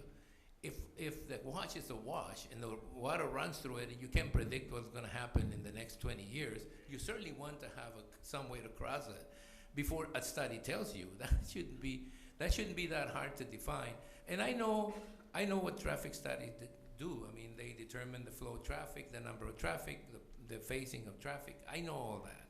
I just feel like you got here and you sort of put all these things in front of us, and like I said, I don't have any problem dealing with the smaller parcels. I think they're normal. I mean, they would have come anyway. I think people need more places to shop. People need, maybe they don't like the apartment part of that. I can understand that, but I can understand what Julie's saying about the need for some of those apartments. And I think people are reasonable most of the time, and they understand that there's some things that are gonna come with progress and that you have to take some of that with the rest. I've heard the complaints about the views. I get it, but you know, you're also next to a wash. I get it. You need some assurances that your property isn't going to be destroyed or taken by water. I get all that, and I just, you know, it's like trying to split the baby in half. I'm trying to figure out a way to allow development to happen, because it should happen, but it should happen in a carefully considered manner. And I'm surprised that it didn't get here that way, that it got here as a package that either you take it or you leave it. I'm not too enthused about the idea of taking it or leaving it. I'm more enthused with the idea of we take as much as we can and we sort of leave the rest until we have a definite plan to what's going to happen there, which I think can be done with the planned unit development. Maggie, unless I'm wrong, maybe you can explain that a little bit more. Maybe you shouldn't have asked Kevin to do that. Put him in the spot there. Yeah, Mr. Chairman, that is another way to approach this, is the applicant would have to come back with a new rezoning request under a plan development. Maggie, do we have, not we don't have to do anything, but do we need to do a minor amendment to allow that process to happen for those properties that we're dealing with? Mr. Chairman, even if he does come back with a plan development, it may still trigger an amendment to the comprehensive plan. Right, so I guess you need to have a minor amendment no matter what to be able to proceed either with a rezoning or a planned unit development. No, Mr. Chairman, without knowing how the plan development comes in, we don't know whether it will trigger an amendment to the comprehensive plan. Staff would have to meet with the developer and go over the details. I thought we knew enough, Maggie, to be able to make the determination. For example, I know it's going to take a minor amendment to get the commercial rezoning, the mixed-use rezoning, because it isn't in the plan. It isn't you made it clear at the beginning of this session that there were some things that didn't need a minor amendment. You know, there's some zoning in there that's already evident there. I mean, I know that there's some things that can be done without a minor amendment. It is a matter of rezoning at that stage. But my question is, rezoning to me becomes an issue of allowing certain things to happen on the property without having the clarity of what's going to happen. It's all expected. The traffic study is expected to produce a certain result. Staff is asking for a bridge over the wash. Those type of things I think are easier dealt with at the level of a planned unit development than they are at the level of a rezoning, because a rezoning transfer with the property. You know, in other words, once you get rezoned, you can do anything basically that rezoning allows, which only comes into play when they come to us for certain permits. I get that. And I am trying to figure out a way to acknowledge the fact that certain things are bound to happen. They need to happen because it's a fairness thing. But I'm also a little concerned about just allowing the rezoning to happen without really actually knowing what comes behind it, other than the fact that you're assuring us, Kevin, and so is the developer, and so is the attorney, and so is everybody that comes over, that you're going to do certain things. I think we probably need a little more than that to be able to move forward with such a large development. By itself, it raises some concern. I am trying to figure out a way to move forward with this that allows you to do certain things and allows the citizens in that area to realize just what's going to happen to them, what's going to happen to the place they live in. That's it. I don't know if that's a question more than a comment, but. Mr. Chairman, if I may, yeah, so a planned development is a zoning. Planned development is a zoning. It's just a different method of zoning. So the reason we chose RVS was a number of reasons. But look at this map. Look at this map that was, you've acted on 5 developments in the last 2 or 3 years. You've acted on property right south of this. If you take the area of those developments, you're about equal to this development. So I'm a little bit baffled by, you know, we can't, and again, I can't get this clear enough. We cannot get more than 4 to 4.5 units per acre with a 6,000 square foot. It's more like 4, it's like 3.5. So going to a planned development, that's nothing's gonna change. Well, we're still gonna ask for that kind of, you have Okay, to. but if it isn't going to change, what's the problem? So. The problem is it time? If it can, so a planned development is, so why go through the work, there's a lot of work to a planned development. I know. So why go through a planned development? And it's a zoning. It's nothing more than a zoning. And so we're saying to you, I'm saying to you, that you physically can't get any more units than 4.5 to the acre on 6,000 square foot lots. That's the same type of unit development, a planned development we would present.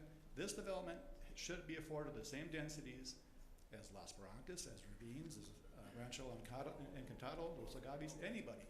Why is this project being penalized for being just because it's the last one in? If this were zoned back in 2004, we would be zoned. You know, so we're not trying to get away with anything. We're simply trying to get a zone so we can move forward with development. And I can guarantee you that there's no way this is going to be a bad development. This is going to be a good development. And I'm at a loss for I get it, Kevin. May I just finish up? I get it, Kevin, but the problem here is that those other rezonings didn't draw this kind of attention from these people. These people are not concerned that what's happening over there is overwhelming them. And I understand the feeling of overwhelmingness. I understand that they're concerned about what's going to happen to their life, the way they live. And I understand that. And if the other ones went through, which they probably did, obviously you're referring to them, it was because there wasn't this large group of people opposed to it, and we went through a process where we said, okay, this development fits, this development fits. This is a large development, and I think that's what drawing the attention, the size of it, and that's why I asked you earlier, why didn't you pick smaller pieces and move through them, and then got to the larger one and came up with a plan, a development plan. And if you're really willing to say that you're gonna do a good development, then start early, prove it.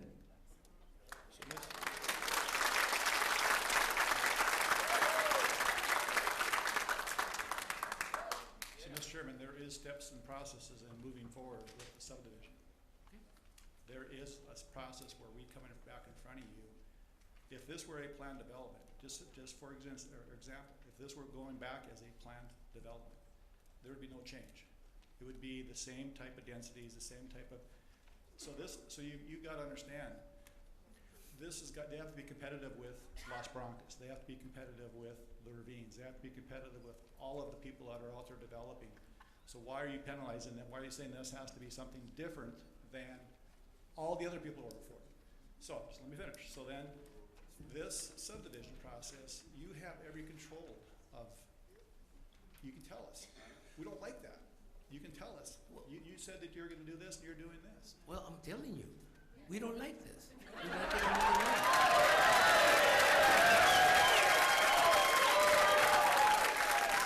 I'm telling you, I like the process to move forward, and I see a way for you guys to move forward with it. But you don't like the answer. See, so you're turning it back to me and saying, "Well, we have to." Well, what I'm trying to do is get you move you forward. I think these people have a point, and all I'm going to do is try to figure out a way to move Let it me, forward. Mr. Chairman, Mr. Chairman, let me ask All one more right, question. got it. Let me ask one more question. If this developer were to go back and do a planned development, would that make this room empty? It make a difference to me. I'm just asking a question. Probably not. Not to me. It probably won't. We'll have him here. We'll have all these people filled in here. So what are we gaining by doing it, Mr. Chairman? That's I understand.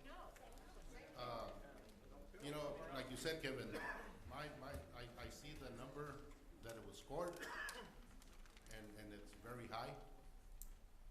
I mean, like you said, it's very rare to get that kind of scoring. Any other questions? Mr. Chair.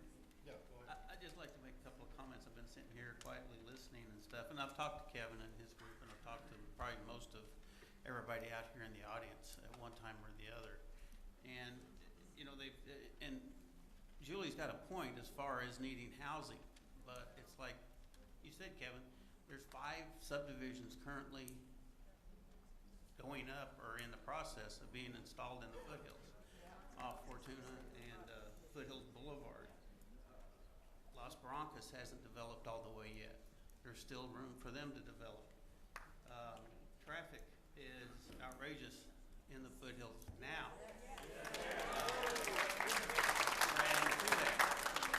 I understand there's going to be a traffic study, and there needs to be, but the county needs to step up too and plan ahead, because right now it's a mess out there in the foothills as far as traffic and traffic control.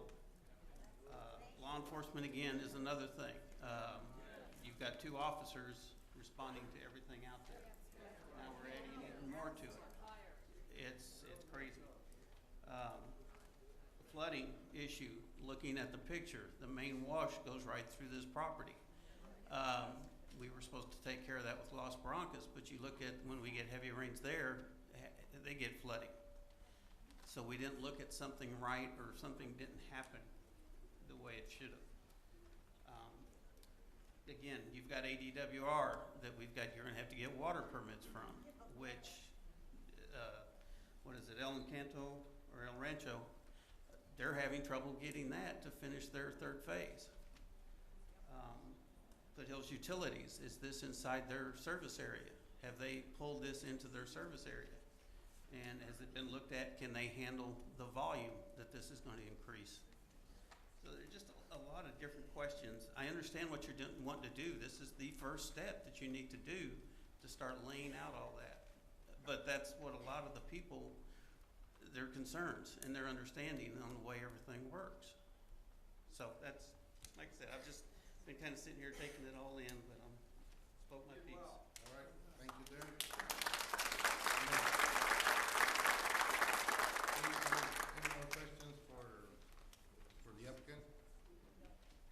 All right, I'll go ahead and open it up to the public, and as we had agreed, there's 3 speakers that are gonna do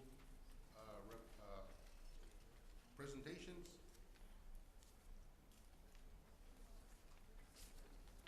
And we have Annie Ori, representing many residents. She doesn't have a PowerPoint presentation.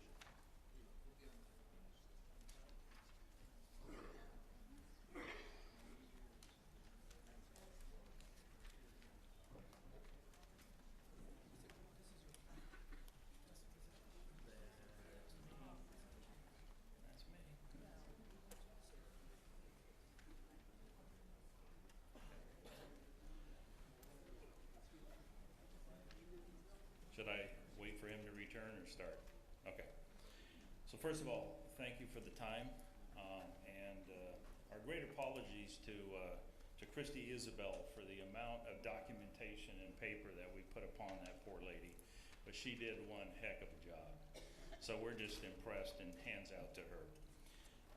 First of all, I want to make a point that we actually stopped the train because it just overloaded. This whole thing is a grassroots effort that started just for the sake that we actually had a problem with what they called the 300 feet impact zone and what that meant, and the fact that that gave us absolutely no out as the citizens of the foothills as to doing anything to change a supermajority vote, or for that matter, anything to do with this so-called minor amendment. The train we stopped is, as of this morning, 3,000 letters to you people. We stopped the train so we didn't overwhelm this any worse. Each one of you supervisors got one copy of that letter with notes signed by each individual member of the foothills. By the way, those letters came in from District 2, District 3, and District 5, including their businesses and other, because guess what? They live in the foothills, or we work in their districts, or vice versa. So first thing I want to just simply say, this whole thing was financed by these people and many more. To be frank with you, we also had to extend an apology. We have a numerous amount of families who are working and could not get off to come here. From the Border Patrol agents we have throughout our entire area, through doctors, by the way, through pharmacists, by the way, through a bunch of school people that are having to be, of course, taken care of by their parents and picked up at those schools. This is 3:30 on a Monday, guys, and I understand that's how it works, but just to let you know, there's a numerous amount of people that couldn't get here that sent their apologies. So they're against the rezoning. Now, let me clarify a couple things because I think there's been some inaccuracies so stated. Number one, this issue about Yuma doesn't have enough housing. Well, I'm going to tell you something. I've lived in 4 states and 4 countries in this world. Yuma is the most affordable place I have ever seen and continue to. The average price of a home in Southern California, not in a great neighborhood, is $708,000. The average price in Maricopa County is now $450,000. We're looking at $327,000 for Yuma. This is a bargain. Now, that's great. And a lot of people want to live here, but they also want a quality of life. So let me take that just a step further. There are presently, and I just checked all the statistics last night and this morning, made tons of calls. There are presently 1,200 homes for sale in Yuma as of this morning.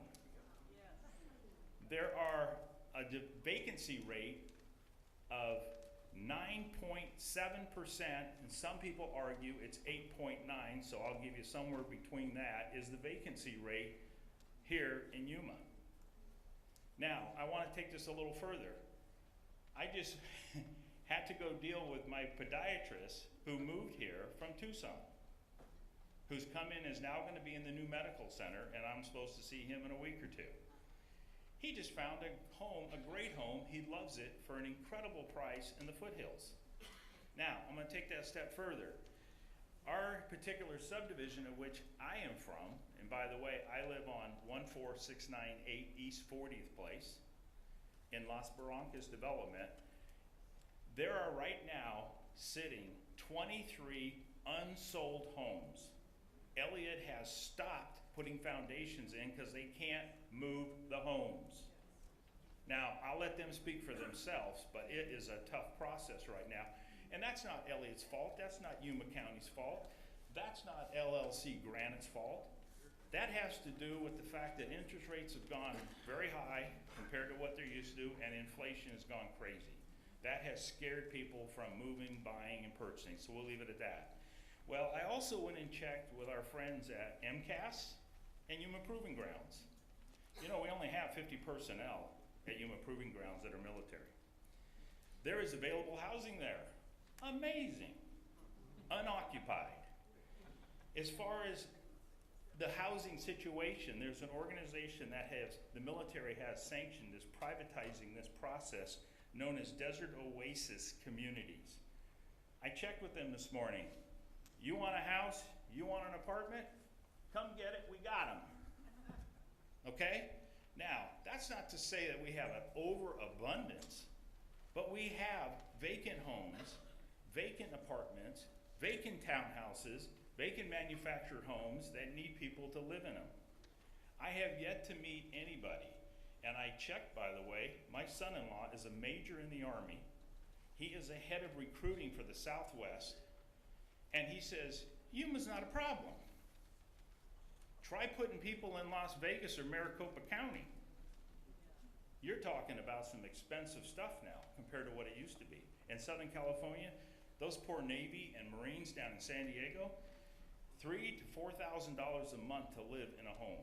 The stipends don't match it. It's amazing. So yes, I'm not going to downplay our military's concern because that would be shameful. But compared to other places, not so bad. All right. So I want to take this just a step further. I want to make sure we understand that, number one, let me tell you why we were very discouraged. Number one, no one at LLC, at Granite LLC, or its agent, Mr. Ken, ever bothered to talk to us, to even bother to mention what their intentions were. And we put out letters and we never got nothing back. We never got nothing. So we don't know how we're supposed to evaluate the quality of this landowner and the intentions for this property when we're not getting a response. We don't know. And why wouldn't you come see us? Now let me take that one step further about minor amendments and these things called impact zones. There's 19 to 20 of us that own homes that were allowed to vote in the impact zone. All the other homes are built. They're unoccupied. How in the heck do you get votes from people that are not in occupying a home? Elliott chose as a developer, and by the way, this is my second Elliott home, they have chosen to simply stay neutral, stay out of it. Well, neutral is a vote for rezoning, just out of default. So we didn't have a chance to ever get a supermajority vote no matter what we did. Secondarily, we had no chance to ever win based on your rules where you say acreage dominates. We're 5 acres in this impact zone. How do we do that against 500 plus acres?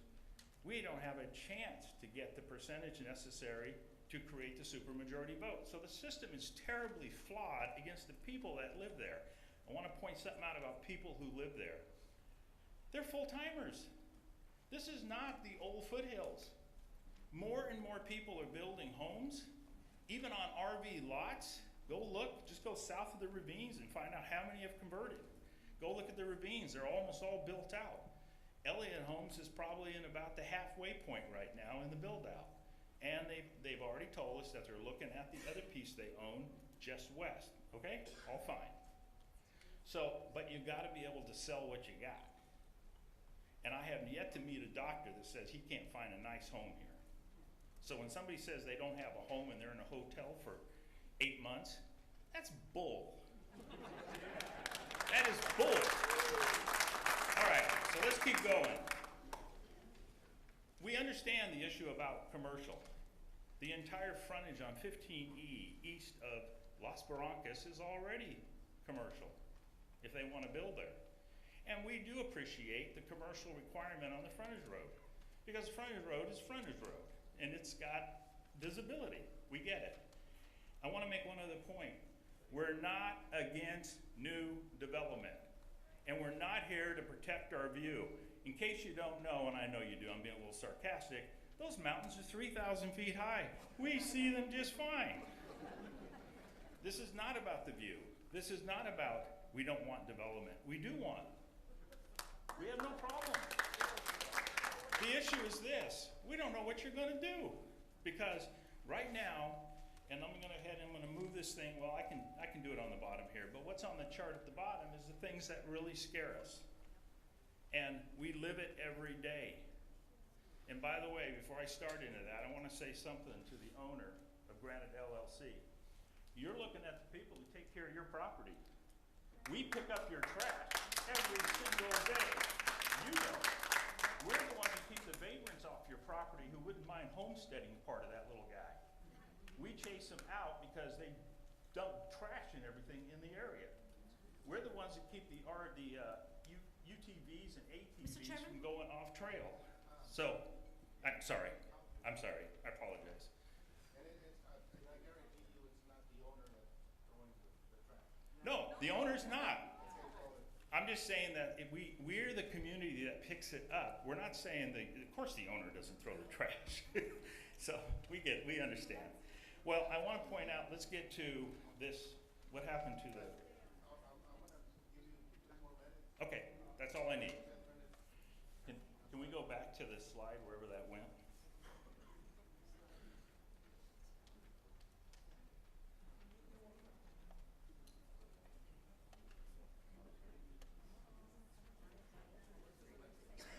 It's not here, it disappeared. It's there. There we go. Okay, let me get through this real fast. So this is our concerns from I'm sorry. So I'm a little bit confused and seeking clarification here. If you're not against development, what type of a development would you accept? Okay. Because can I hold that? I'm trying to balance that. Can I hold that just for a second, and I will get to it. I promise, because it's the next slide. You've got 3 minutes and you've exceeded okay, your 10. I'm going to leave this. Why does this keep switching off? So in this particular case, if you look at the bottom ones that are kind of in this sort of yellowish color, the reality of it is we are worried about a couple of things right now which our kids face. We're amazing how many children we have in Las Barrancas and the ravines. Like I said, it ain't the old foothills. Our schools are overcrowded. Our kids are going to 40 plus kids per class. Never heard of that before. And I have a daughter who's a 5th grade school teacher. Astronomical in her mind, okay? ADOT, when they looked at it, they put out a report saying you better worry about the traffic condition, not only at the foothills, Fortuna, and the frontage road, which is problematic. Okay, keep going. Sheriff's protection we talked about. Stress on the water system. Do you know in the foothills, and I brought this up to Javier just the other day, we struggle to get 40 PSI water pressure, and a lot of times it drops below 30. You ever seen what 30 PSI looks like out of a garden hose? It looks like this. And we have a problem. We have a problem with sewer. And the smell is immense sometimes. So we can go on. All right, last piece, and I need to flip the slide. FEMA, water. How do I do it? Somebody's got the control. I can do that one? Okay. All right, now we've seen a couple of maps, but this one is the one that was updated from FEMA. This arrow here indicates 3 feet of water with a velocity of 7 feet per second. Hydrodynamics tells you that is going to wipe out every home and every car in its path when it decides to flood. Down here at the bottom on 40th Street, you can see at the very bottom, our homes are butted up against that. 40th Street, we've seen it a raging river. Multiple times. The street, I'm not talking about this vacant land. And that vacant land, by the way, in case no one knows, and I feel really sorry for the landowner, it is the holding pond for the flood. We have no holding ponds. That is the holding pond. Okay, next slide. This is where all the water goes into this property.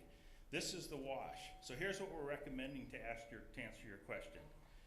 We think that, okay, if you want to do RVS, notice the dash.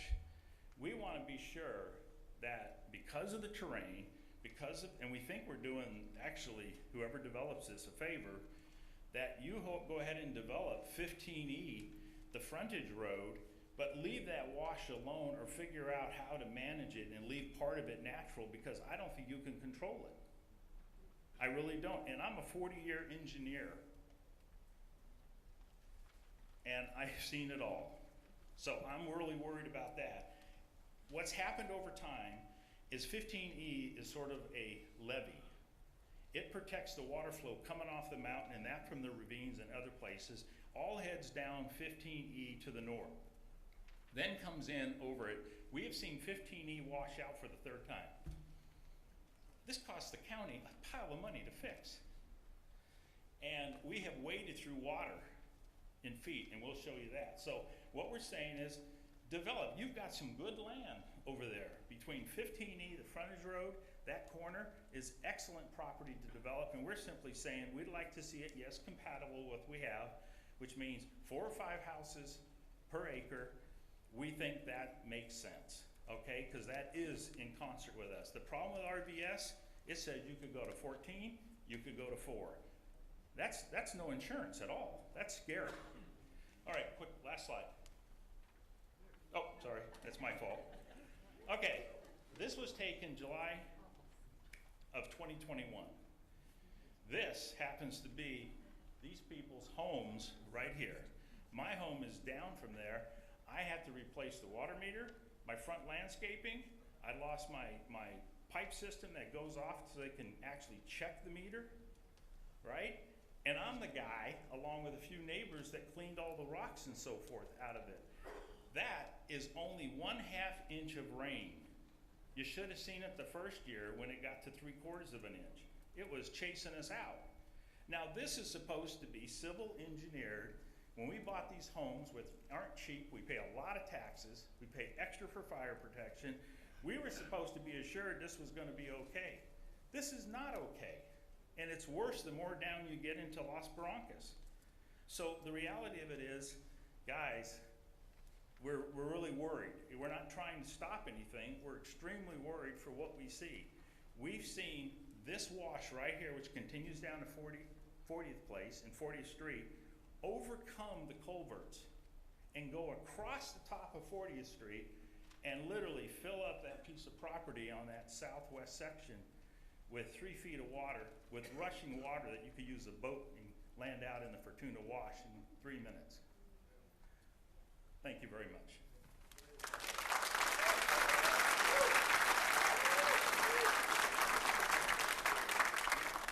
Mr. Chairman, I still need to get an answer to that question. What's acceptable?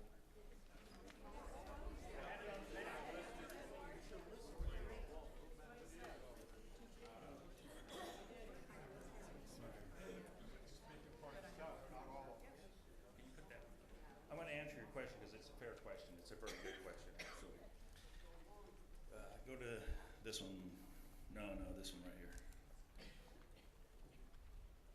Yeah. Okay, you see the purple? This is the wash. This is the natural wash. We didn't make this. It's the way Mother Nature decided to make it flow, and boy does it ever, because every time you build another house, that wash gets bigger. That's why FEMA increased the flow water and the depth in their latest maps, because everyone's dumping into that. So we're answering the question. See where it says RVS here in the top? We're simply saying, let's make a rider to RVS and call it -5, which implies no more than 5 houses per acre. Not 14, not 10, not 6. And I respect Mr. Dahl's comment. I personally, as an engineer, and I've worked through the math, I looked at topology, we've flown drones over this, we've done everything. I don't know how you get more than, personally, 4 or 5 houses per acre with what the challenges are here. And I'm thinking from the development point of view and costs, because all that figures into the price of the homes, right, is leave that wash because it's going to sink you financially. That's what we're recommending. RVS with a rider for 5 houses per acre max. And that's our solution. And leave the wash so it doesn't become a liability for Yuma County, for whoever owns that property or sells it or develops it, because we think you're looking for real trouble. I think District 5, walk that wash, and look what it is when it goes down towards 40th Street. Wow. And your question about 48th Street, do you realize when we lose 15E, 48th, and 52, there's no way to get to us? And we've been stranded now 3 times in 5 years. If anybody burns, anybody has a heart problem, we're doomed. Did that answer it, I hope? Okay, thank you.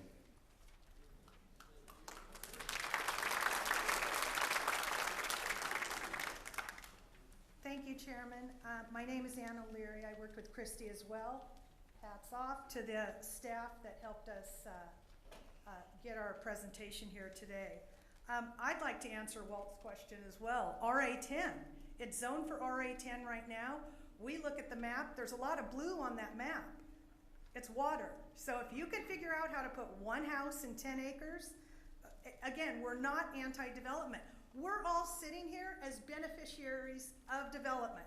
The only way we're here is we have a home out there, and we see the signs, the rezoning signs, and start asking questions, and we don't even understand how it's even possible to get 4 or 14. At the zoning meeting, that's where it all started. One of the zoning commissioners asked, how many homes can fit on this, in this zoning, if this rezoning goes through? The answer was up to 14 modular homes. I too am here as a Foothills resident representing thousands. We have held about 18 community meetings.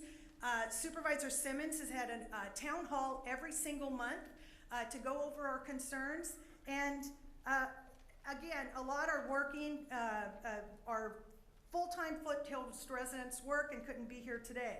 I want to talk about the numbers. So we're talking about a total of 725 acres right now. 25 got kicked back with the request from the landowners. So we're looking at, and these are 2 cases, the 2222 and the 2225. Something that hasn't, Javier did such an excellent presentation, but he had a lot of data.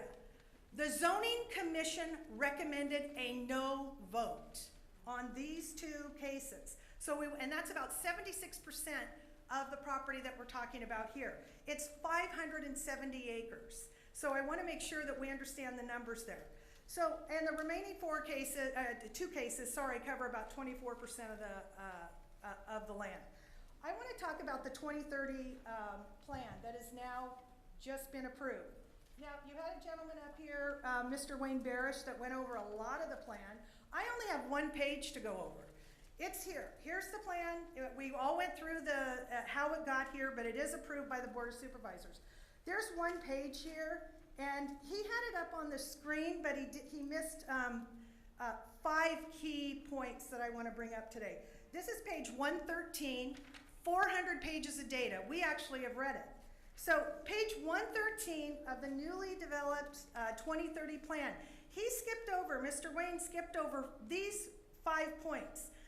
F8, the impact on water supply and sewage treatment systems will be specifically analyzed and taken into account when considering any future land use designation. We've already talked about water pressure. We're already hearing from Maricopa and the world how our water supply is nearly non-existent. Sewer treatment systems, I've sat here for hours. I haven't heard the word sewer at all. That's supposed to be specifically analyzed when considering a future land use change. We're here to consider a change. This hasn't even been presented. That's why you have thousands of Foothills residents that are just throwing their arms up. Okay, F.7, lower density residential development in the Foothills is desired. Every residential change that is proposed today increases the density. Lower density is desired. The other cases that they brought up too, we're talking about last century. Have you seen the Foothills development? It has outpaced infrastructure, which happens to be F.6. Residential development should not outpace the development of infrastructure to support it. Now, these are all provisions that the owners did not present. We haven't felt the impact to our infrastructure of these unbuilt houses. Everybody rattled off the names, Las Blancas, Ravines, 5 new developments. We haven't felt the traffic from that. We haven't felt it on infrastructure in any way. At schools, traffic, go down the list. Fire. Future, F.5, future residential development should not cause the quality of life of Foothills residents to decline. Everyone's here because they're telling you it's going to decline. Let's get some cooperation. Come to Mr. Simmons' town hall and let's discuss these things. Finally, F.4, new residential development should occur in a manner that enhances park and recreation opportunities. That's it. I've got copies of it if anybody's interested in that, but that's the 2030 plan as it's been approved. I want to go over one other example as well. In the zoning commission meeting that was held in January, here's the agenda for it. We sat through all the cases just like we did today. There was one out at Martinez. It's not on your agenda. It's number 2221. 1/3 acre, 1 residence, 1 homeowner, 3 disgruntled neighbors. The zoning commission, rightfully so, said, we can't see what's going on here. Please take it back, work with our planners, and develop a site plan so that we can understand. All we're asking for, not a stick figure site plan. What are you doing? Are you putting, homes in the wash? Is that gonna flood and back up onto our properties that surround? Finally, I'd like to go over, this is a property, if you haven't been out there lately, it's a levee surrounded by, which is 15E, a dirt mound with a road on top of it that has washed out quite a bit. It's Fortuna Wash, and if all you have to do is look at examples from our community, 95 and Fortuna Wash, just a little bit down the road, do an analysis of how many millions have been spent building, washing out, rebuild, repeat, until you've got a 7-lane bridge now. You're talking about building a bridge, rebuilding 15E if it washes out, and this all sounds a little bit to us like DC. You can pass the bill now and read it later.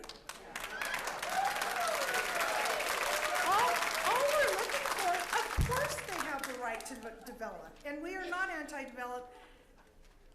Please take all this into consideration. We're asking for 4 no votes today. Thank you.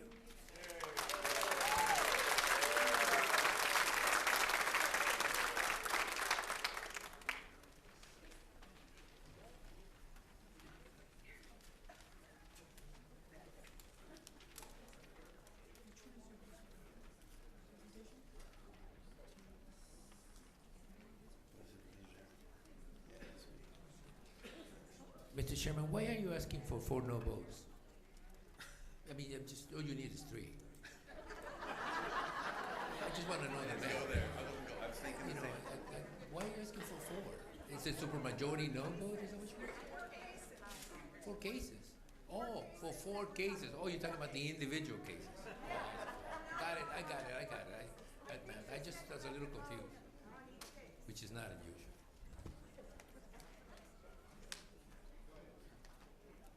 Mr. Chairman, Madam Supervisor, gentlemen, my name's Aaron Selly. I actually bought part of the Fortuna Wash after many years of waiting to get back out here. I thought it'd be a good idea. I'm learning it's not always going to be easy. However, that's my parcel there. Since Kevin and his team have taken the main zoning off of the apartments, I'm going to kind of just glance over the first couple slides. I wanted to put some maps up to get your attention. If you can look at the satellite image over here on the right, it shows that the golf course is in there. Everything else around that is actually RVS. So the foothills, the only low density area contained in the foothills is south of 40th Street. The parcel with the red circle on it was the one that they were intending to rezone to R2, R3. And I want to be completely clear that I would support them doing RVS in that area because it matches everything else. However, we already have RVS zoned throughout all of the foothills section that's supposed to be low density. If we're going to develop a foothills plan that has low density in it, let's keep things low density. Why are we allowing a developer to placehold RVS for 10 or 15 or 20 years and then come in and develop it at a higher density level than what we've decided as a community and with community input fits our low density requirements? You can see by the chart that I included in your little blue folder that I've given you that those two things do not intersect. RVS and low density are not compatible. And it was also passed in the 2030 plan, that was passed on through.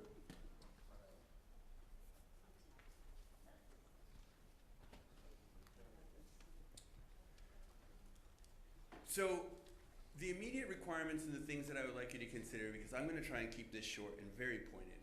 I don't believe that we should have or force a developer to put a bridge across 40th Street for any reason, especially at the rezoning phase. It's premature, the community opposes it completely, and we need to do the traffic study first. By the way, you don't have an easement across my property either, so you can't do it. Growth in the last 20 years in the Yuma foothills has been at 74% in the foothills development area, and it's far exceeded anything else in that area. We believe that the access can come from many different locations. There's already easements in place. 14E crosses at 44th Street. They could bring it directly across the wash there and due north across their own property and the easements that the Sheckerts were required to give when they started developing Las Barrancas in the first place. 15E goes west and would be to their parcel's edge as well. They've also ceded the top north edge of their boundary on their original parcel so they could come in from the south. There's no need to require something like that. So I would request that the supervisors remove that immediate requirement at the zoning point. Let's talk about it again after the traffic study. And last. So one of the things I wanted to hit on very quickly is the last slide I have is about we should all have the same permit application process, okay? When you compare the application process, whether you're using the instructions that they have online, which are here, I've included this as the last page in your packet that I put up there on your blue folder. It actually shows that a site plan is absolutely required. Now, whether you're looking at the pamphlet or whether you're looking at the instruction page, a site plan is clearly required. Do I understand why a developer does not want to do this? Absolutely. They need more flexibility. But then let's call that out. If you're going to develop more than X number of acres, your site plan can be flexible. But requiring a normal person to develop that one house at Martinez Lake, that he go back to the drawing board with a site plan, I think shows a clear indication that you want something different from your standard residents than you do from a developer. And I don't think that's right.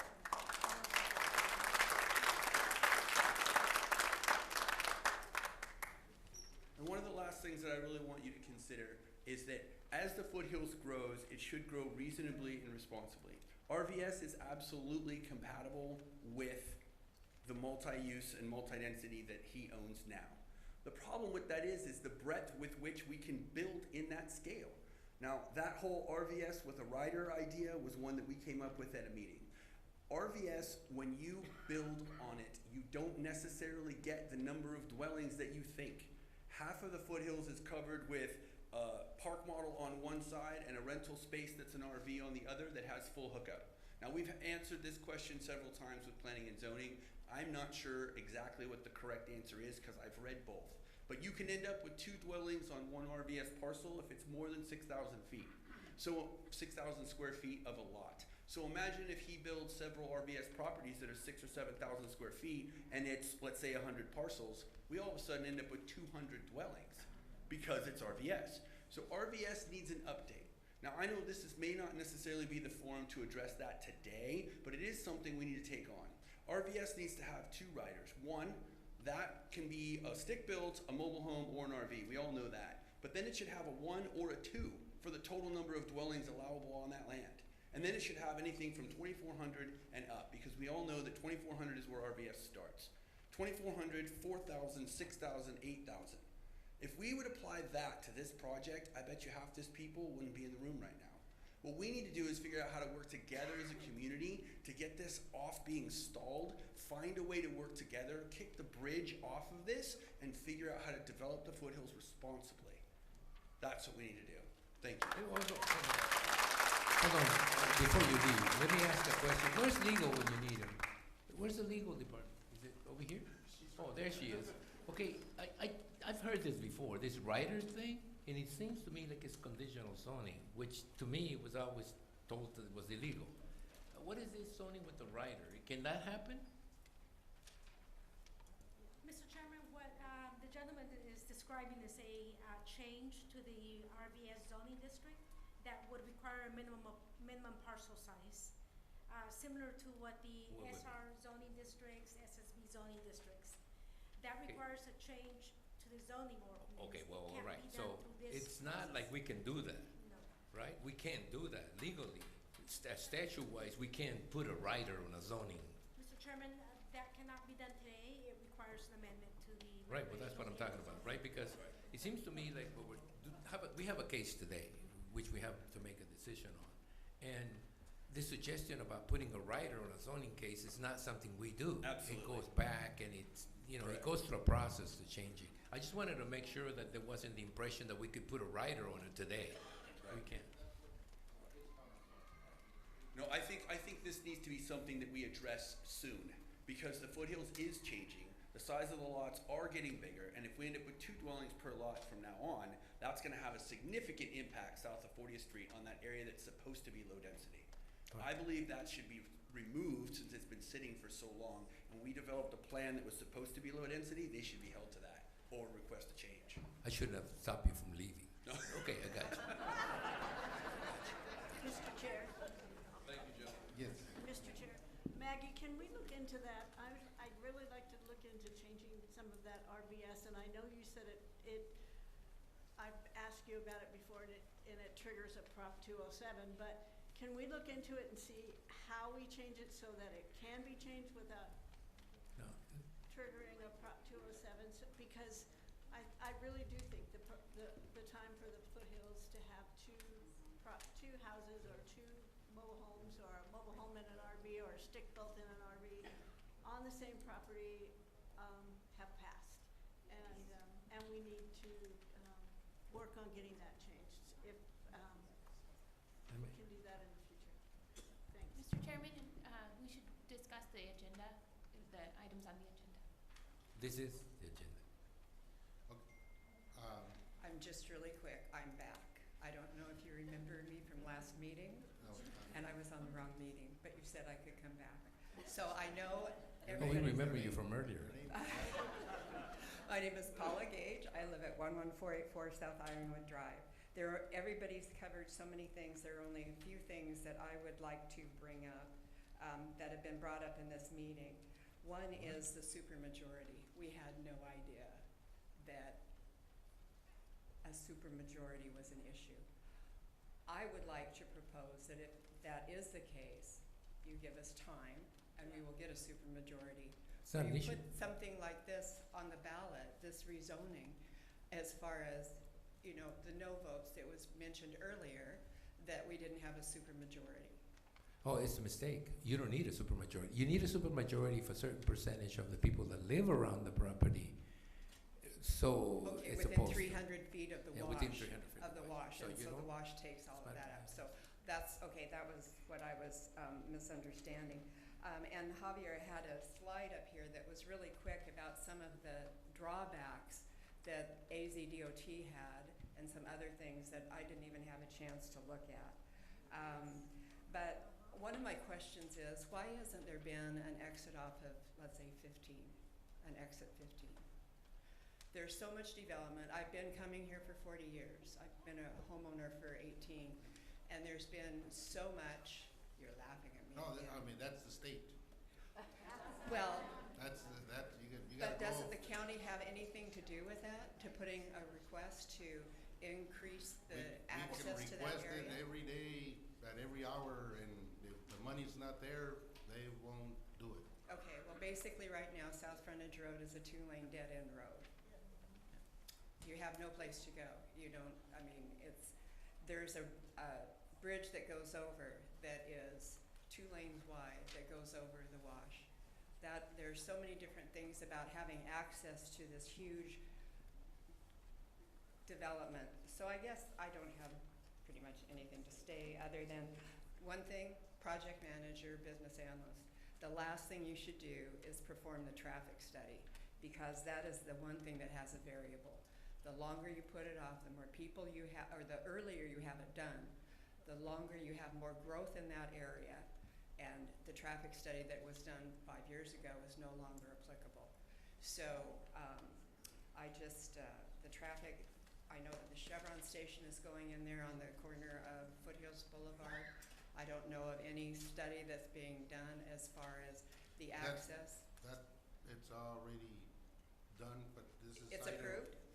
This is item, you know, we're the minor amendment and the rezoning case, so we can't talk about another item Okay. that we don't have on the agenda. But I'm just saying, I haven't heard of anything having to do with changes into that we could put our input on, so, and you said we would be able to. Thank you.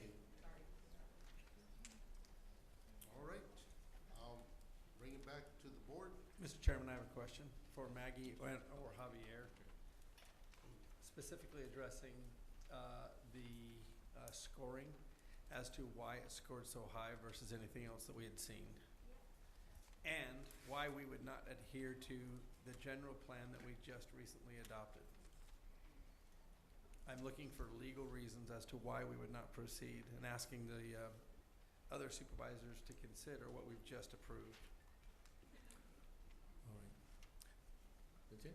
Do you want to answer? Mr. Chairman, on both minor amendments, the land use, the great majority on both of them, the land use supports the RVA zoning. They're not amending that portion, they're just amending little portions. For instance, on rezoning, on the second on the rezoning 2222, they want to rezone RA10 to C2, so they only amended the 7.92. And from local commercial to medium density. That's it, those two little portions. So the rest, the 279 acres remaining, they're supported by the land use, mixed use and urban density. No need of amendment. If the applicant wishes to exclude those two portions, he can come back with the rezoning only, no amendment required. So that would be on And both. would you like to put that map up again, just so that we can address that specifically, so that everybody can see what we're talking about again?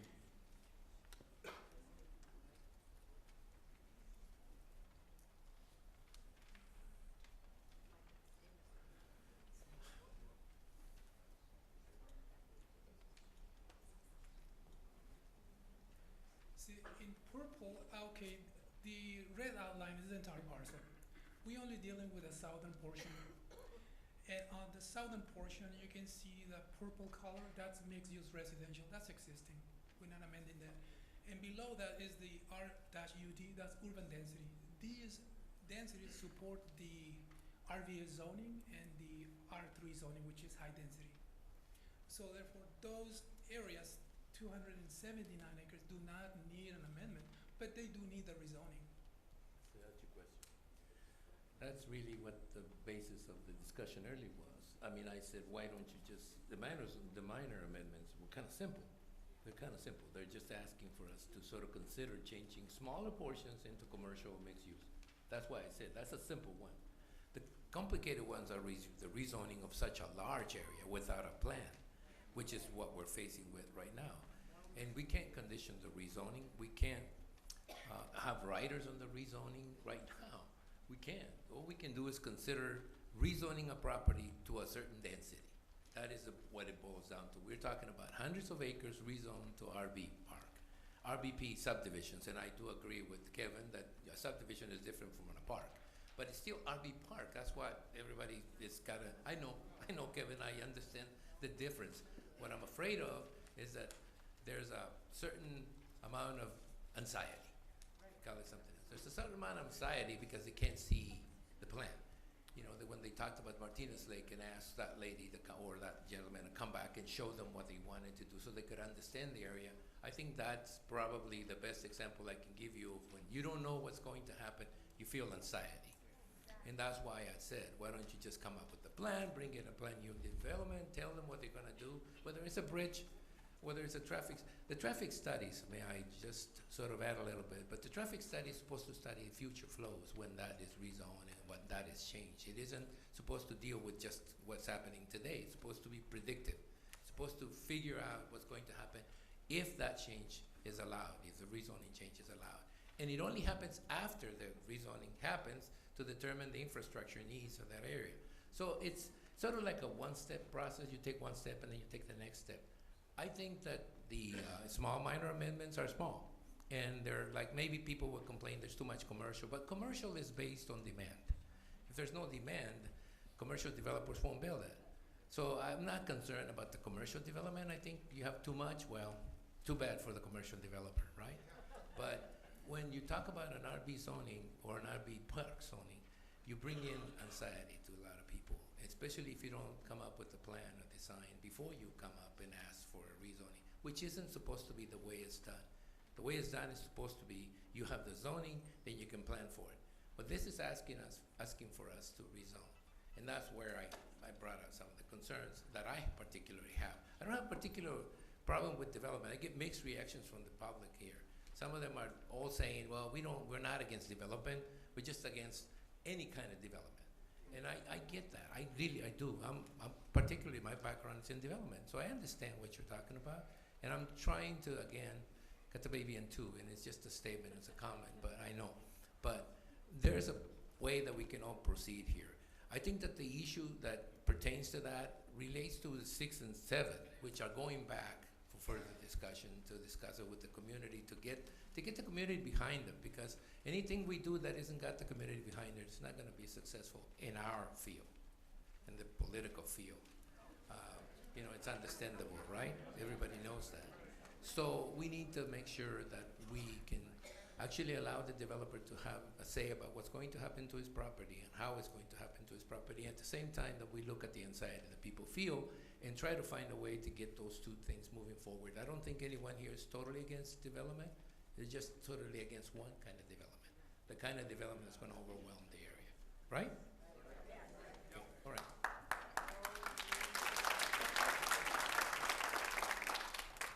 Mr. Chairman, about the checklist, it's scored 290, rezoning case 22-22. It was scored high in conformance to existing plans, which we just showed. Land use compatibility, natural resources. The only place it was affected, took a 10-point deduction was that one. And that was because the project, or part of the project, is located within the 100-year floodplain. And we deducted 10 points. So total score, it scored quite well on all the other categories. That's the only one that got 10 points less. So that's why we reach out to the 290 on this particular rezoning. Thank you, Mr. Chairman. Sorry, Vice Chair.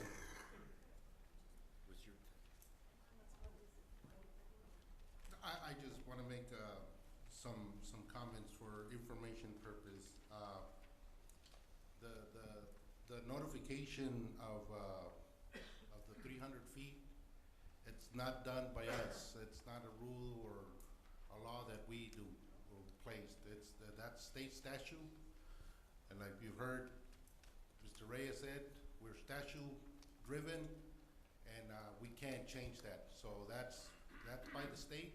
So if you're not within the 300 feet, you're not gonna get a notification from the county that rezoning is happening.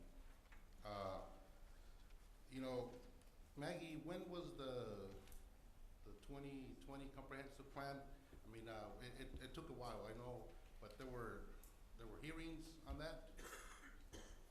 Mr. Chairman, the most recent adoption of the comprehensive plan was on February of this year.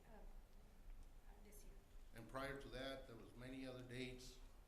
Yeah, that staff held some neighborhood meeting to present the comprehensive plan to interested parties.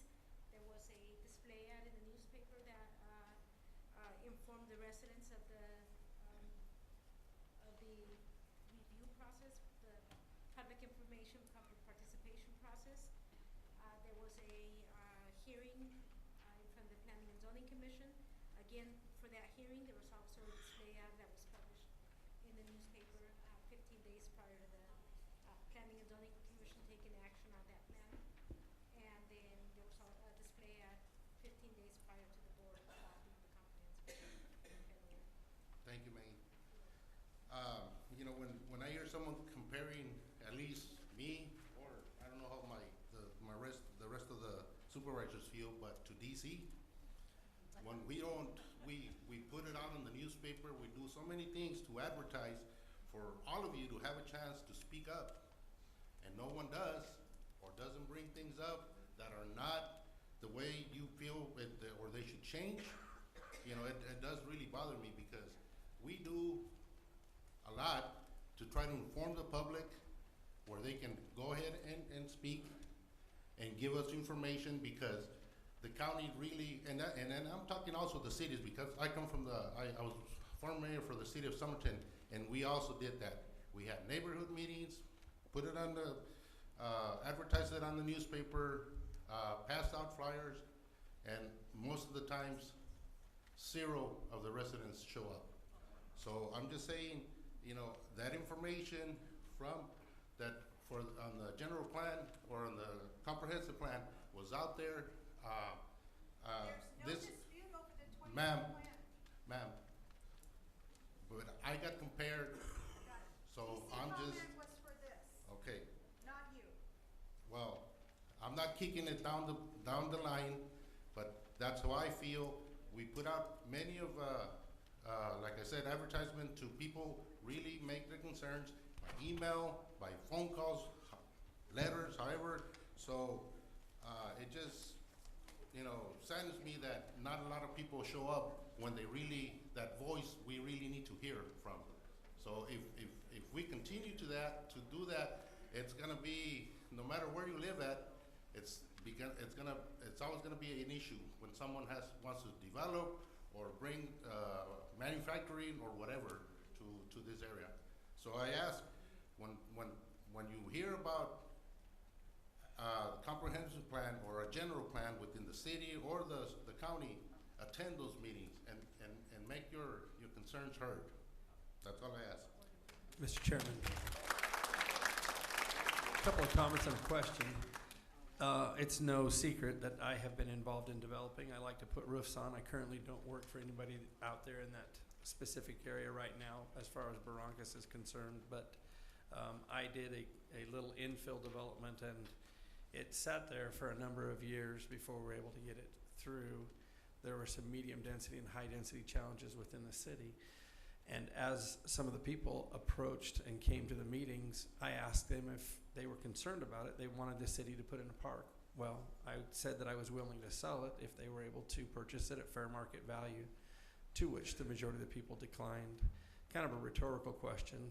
Are the citizens and the residents of Foothills willing to purchase this at fair market value? Because people have made a significant investment in our community looking forward to doing some type of a development.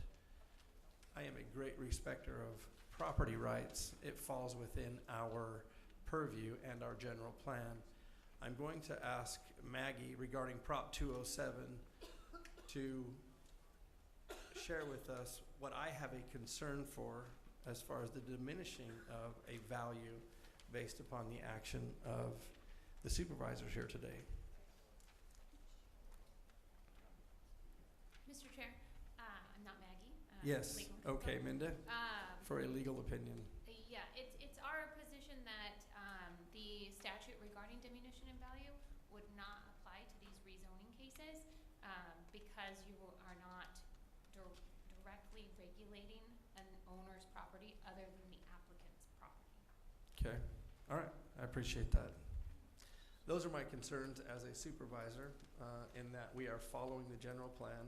It's scored high, and the private property owners have a right to develop their property within the plan that conforms to what we've already approved. When did they purchase this property? I'm sorry, it's now, the public had an opportunity, so. I was just curious, we've got such a large volume of people here, and I know we received a lot of letters and comments, emails and such. I know probably what the bulk of it is, but I'm just curious, how many here are for this? Just to show quick hands. And then how many here are against it? Okay. And like I said, if there was somebody here for it or a group for it, I just wanted to make sure that they're getting their opinion heard as well. So, okay. All right. Maggie, do you want us to vote by case, individual? Okay.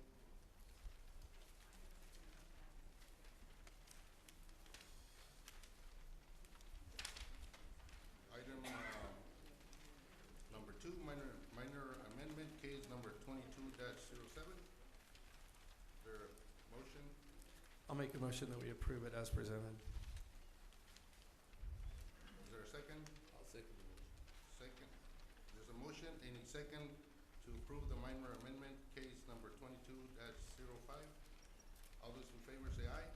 Aye. Any opposed? 2 nays? Nay. 2 nays, 3 ayes. Do you want to do a roll call? Who was the second on that motion? I was the second. Thank you. Just give me one moment here.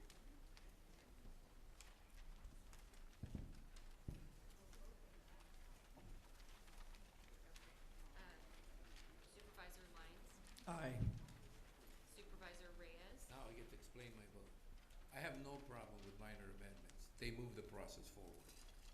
Now, we get to explain our vote now. And it's not a problem for me to see how, like I said before, how a commercial development should be allowed to proceed. So I second that motion, and I think you know my position. I'm gonna vote for it. Aye. Thank you. Supervisor Pancrazzi? Nay. Supervisor Simmons? Nay. Chairman Porches? Aye. The motion carries 3-2. Item number 3, rezoning case number 22-22. Mr. Chairman, make a motion to approve as presented. There's a motion, do I hear a second? I'll second. There's a motion, any second. All those in favor say aye. Roll call.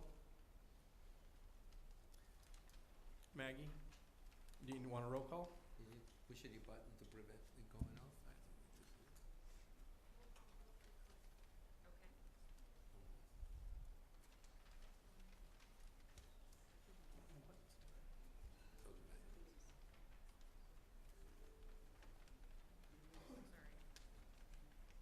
Yeah, we're taking a roll call. It just takes a second because each one is in a custom order based on the motion in the second. Supervisor Lyons? Aye. Chairman Porches? Aye. Supervisor Pancrazzi? Nay. Supervisor Reyes? Again, I'll explain my vote. I think that for us to proceed with that, we need a better plan, or at least a plan that we could see what's going to happen with this property, so my vote is no. Supervisor Simmons? Nay. All right.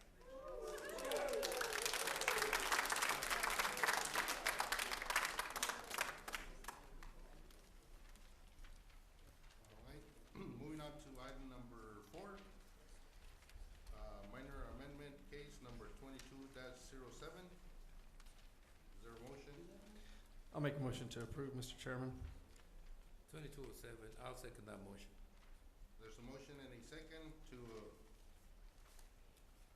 minor amendment case number 22-07. All those in favor say aye. Aye. Aye. Roll call. Supervisor Lyons? Aye. Supervisor Reyes? Aye. Supervisor Pancrazzi? Nay. Supervisor Simmons? Nay. Chairman Porches? Aye. Motion carries. Moving on to item number 5. Rezoning case number 22-25. Mr. Chairman, I'll make a motion that we approve as presented. Is there a second? I'll second the motion. All those in favor say aye. Roll call.